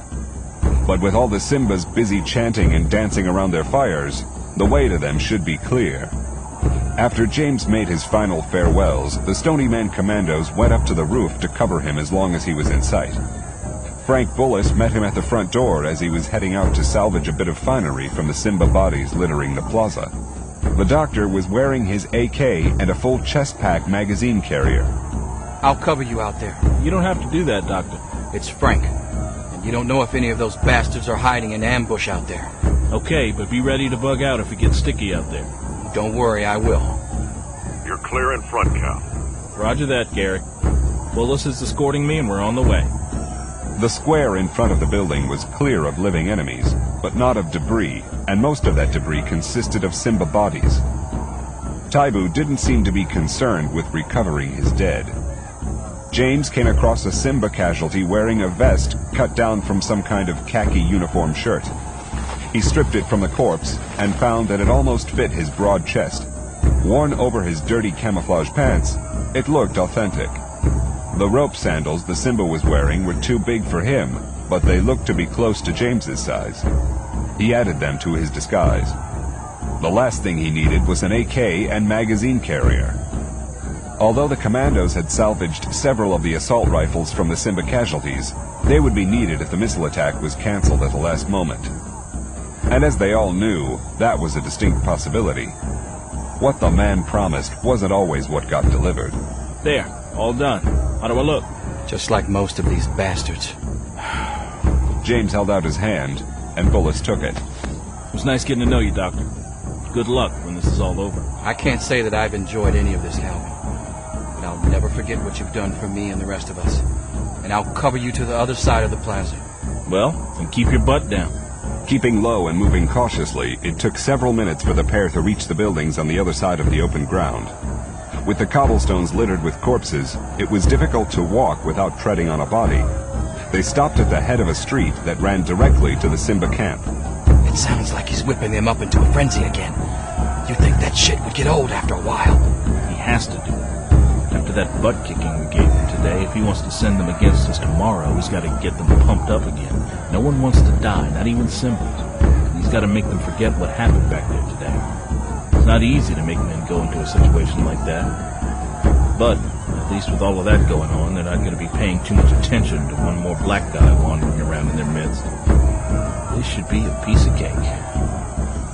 Well, I guess I'll let them know I'm launching.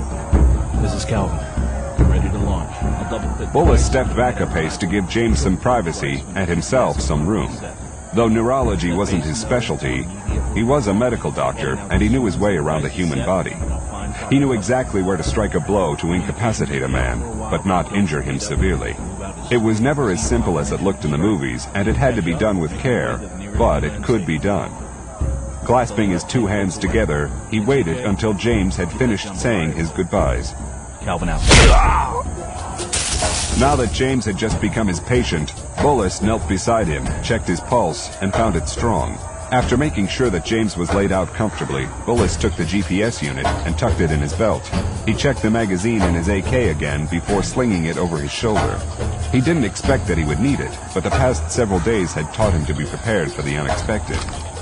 Now that he was equipped for his mission, Dr. Frank Bullis was ready to face the greatest event any man would ever have to face: his own death. He was surprised at how calm he felt. James woke with a sore head, and when he saw that the GPS transmitter was missing and Bullis was nowhere in sight, he realized what had happened. He was almost ashamed that he felt a wave of relief sweep over him. Bullis was a good man, and he deserved to live. A man who had given so much to try to help others was now giving everything to save lives. Stryker, is Bullis with you? No. Why? He bushwhacked me and took the GPS unit. I think he's going to light up the Simbas for the missile. Get back here as fast as you can, then. We need to take cover. On the way. Grabbing his AK, James hurried for the protection of the building. Hawkins and Enciso raced out the front entrance to cover him as he came back in. McCarter and Bolin were waiting for him right inside the doors. What the hell happened out there? Man, I don't know. I had just finished talking to Stryker, and the next thing I knew, I was waking up with a sore head. For a doctor, he cold-cocked me good. There was little to be said. Bullis had decided that he should guide the missile, and they would honor his decision. Their job now was to see that the people Bullis was giving his life for were protected from the wrath he was calling down out of the sky. Let's get down to the basement. Outside town, the drums and chants echoed in the dark and drew Frank Bullis toward the Simba encampment. He was running on pure adrenaline, and it was taking him to a place he hadn't known even existed.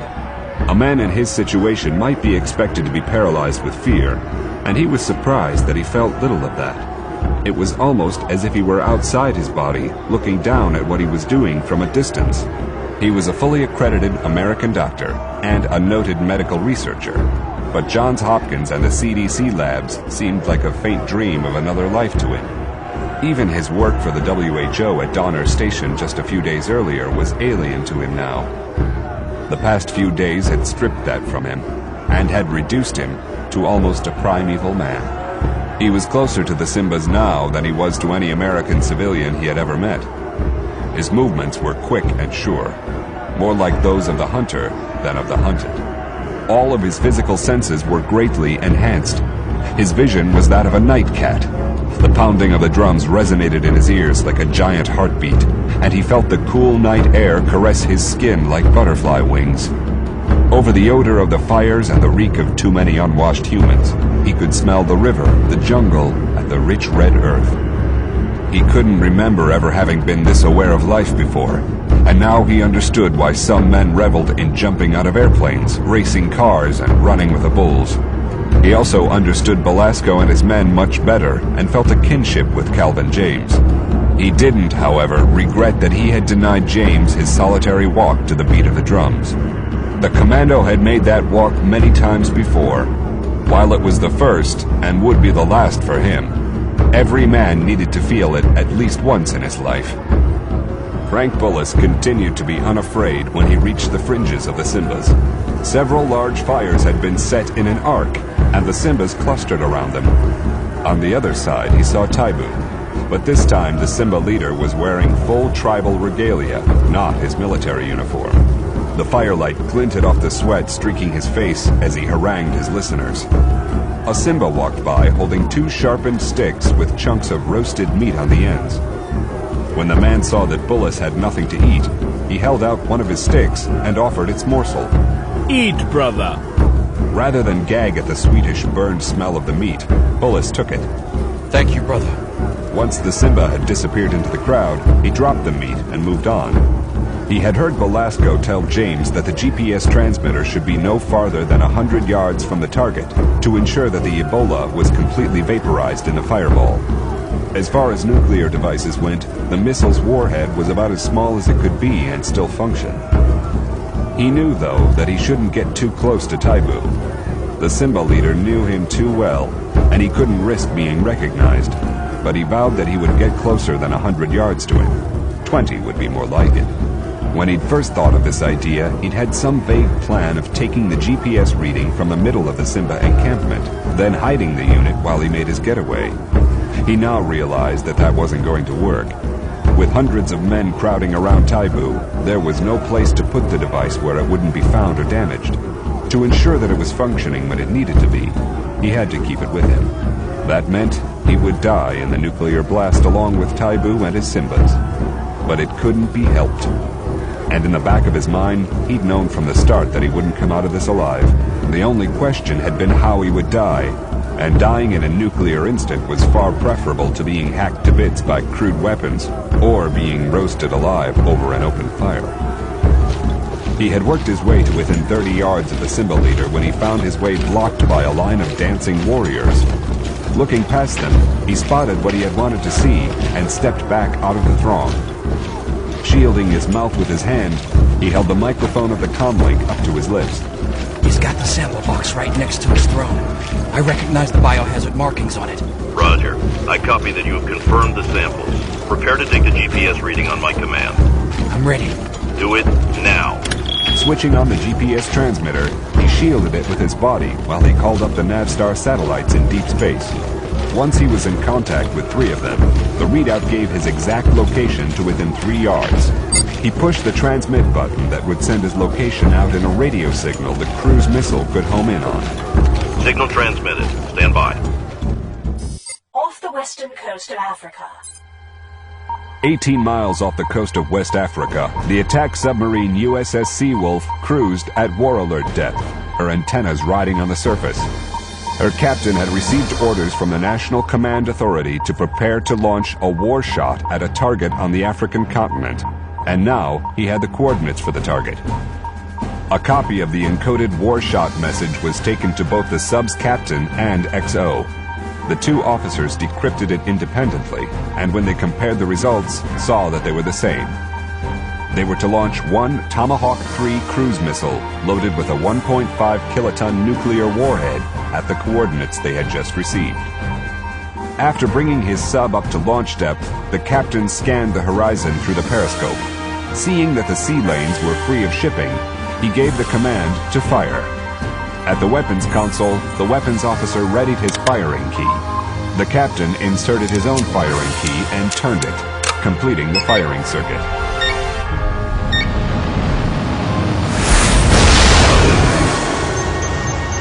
The Tomahawk 3 cruise missile leaped from the silo on a blast of compressed air. When it surfaced, its wings snapped open and the jet engine ignited. Once the missile had oriented itself, it headed east toward Africa at a mere 500 feet above sea level and cruising at a little less than 600 miles per hour. After the successful launch, the Seawolf slipped back under the waves and took up its station again to wait out the missile's flight. The nuclear clock was ticking.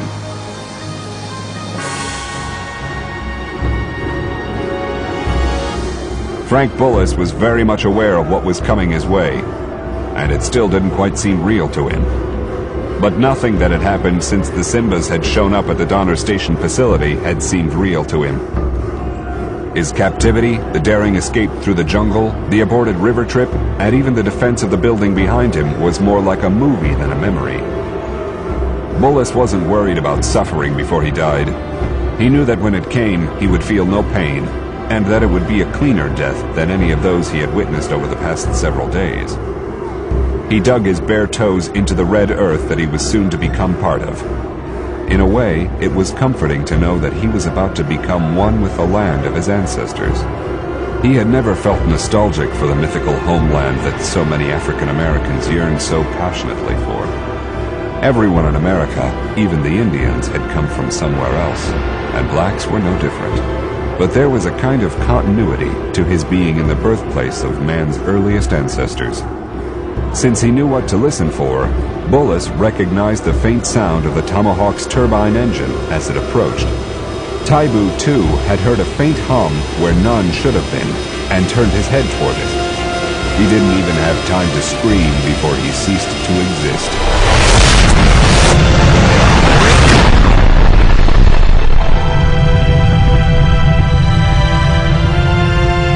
In a heat that could only be found on the surface of the sun, every living thing that the man-made sun touched was converted back to its component atoms. And that included the virus that man had no defense against. Being almost directly below ground zero, the box and its contents were instantly vaporized. As with all explosions, both nuclear and non-nuclear, the flash was followed by the shockwave. While the massive building bearing the proud name of a dead Belgian king blocked the radiation and heat pulse, the shockwave rocked it. Though the Belgian matrons had never imagined a nuclear blast, their work withstood the fury as if they had specifically built for it. The battlements on top of the roof were scoured off, stones cracked under the stress, and windows shattered. But the building stood. Bear, how long is the screen going to be out? It shouldn't be much longer. I set it to blank out at a certain level instead of risk overload. It'll come back on and... Ah! It was night again in the Congo, except for the glowing circle half a mile wide that was centered on what had been the Simba camp. As they watched, the glowing cloud of superheated dust started to move as the surrounding air swept back. I'm having difficulty getting a clear digital picture, and the IR's going crazy with all the heated dust in the air. I'm switching over to radar mapping to see what it can pick up. The radar pulses punched through the glowing dust cloud and showed the city of Grenberg. The building's still standing. Looks like there's been some damage to the roof, but it doesn't look serious. They should be okay. I'll wait for the call. He knew it would be some time before they would get it. A nuclear blast rendered atoms into their atomic particles, which ionized the surrounding atmosphere, making both transmission and reception of radio signals impossible until the energy was dissipated. The team's tight-beam SATCOM radio was shielded against the EMP of the nuclear blast, so it would still work. but even it would have to wait until the torn atoms spent their brief energy. That should be it. Hey! All right! We made it! We made it, everybody! Hee-haw! Gary? Over here, Stryker. Bring the SATCOM radio. We're going to the roof to see if we can get through to the farm. On the roof, the glow hanging in the sky over the Simba encampment gave a twilight effect to what should have been the middle of the night. Fires raging in the jungle added to the light, and they could see that most of the town had survived the blast more or less intact. A few of the smaller buildings showed structural damage, and one had collapsed. Manning quickly erected the tight beam antenna on the radio and handed the mic to Bolan. Give it a try. Stony Man Base. Stony Man Base, this is Stryker. How copy, over? Stryker, this is the farm. We have you with a lot of static, but we copy, over. Everyone made it okay. Even Calvin. I'll explain later. We need food, water, and transport ASAP, over. Roger. Hal says job well done, and the choppers will be in the first light. The soldier's eyes went out to the glow where a damned good man had died so that others wouldn't. It was the oldest story in the world, but it would continue to be played out again and again as long as there were men who lusted for power. This chapter of it, though, was closed.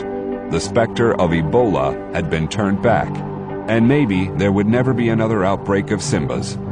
We'll be here. Stony Man Hostile Instinct is a graphic audio production. Copyright 2007, Don Pendleton. Production copyright 2007, The Cutting Corporation.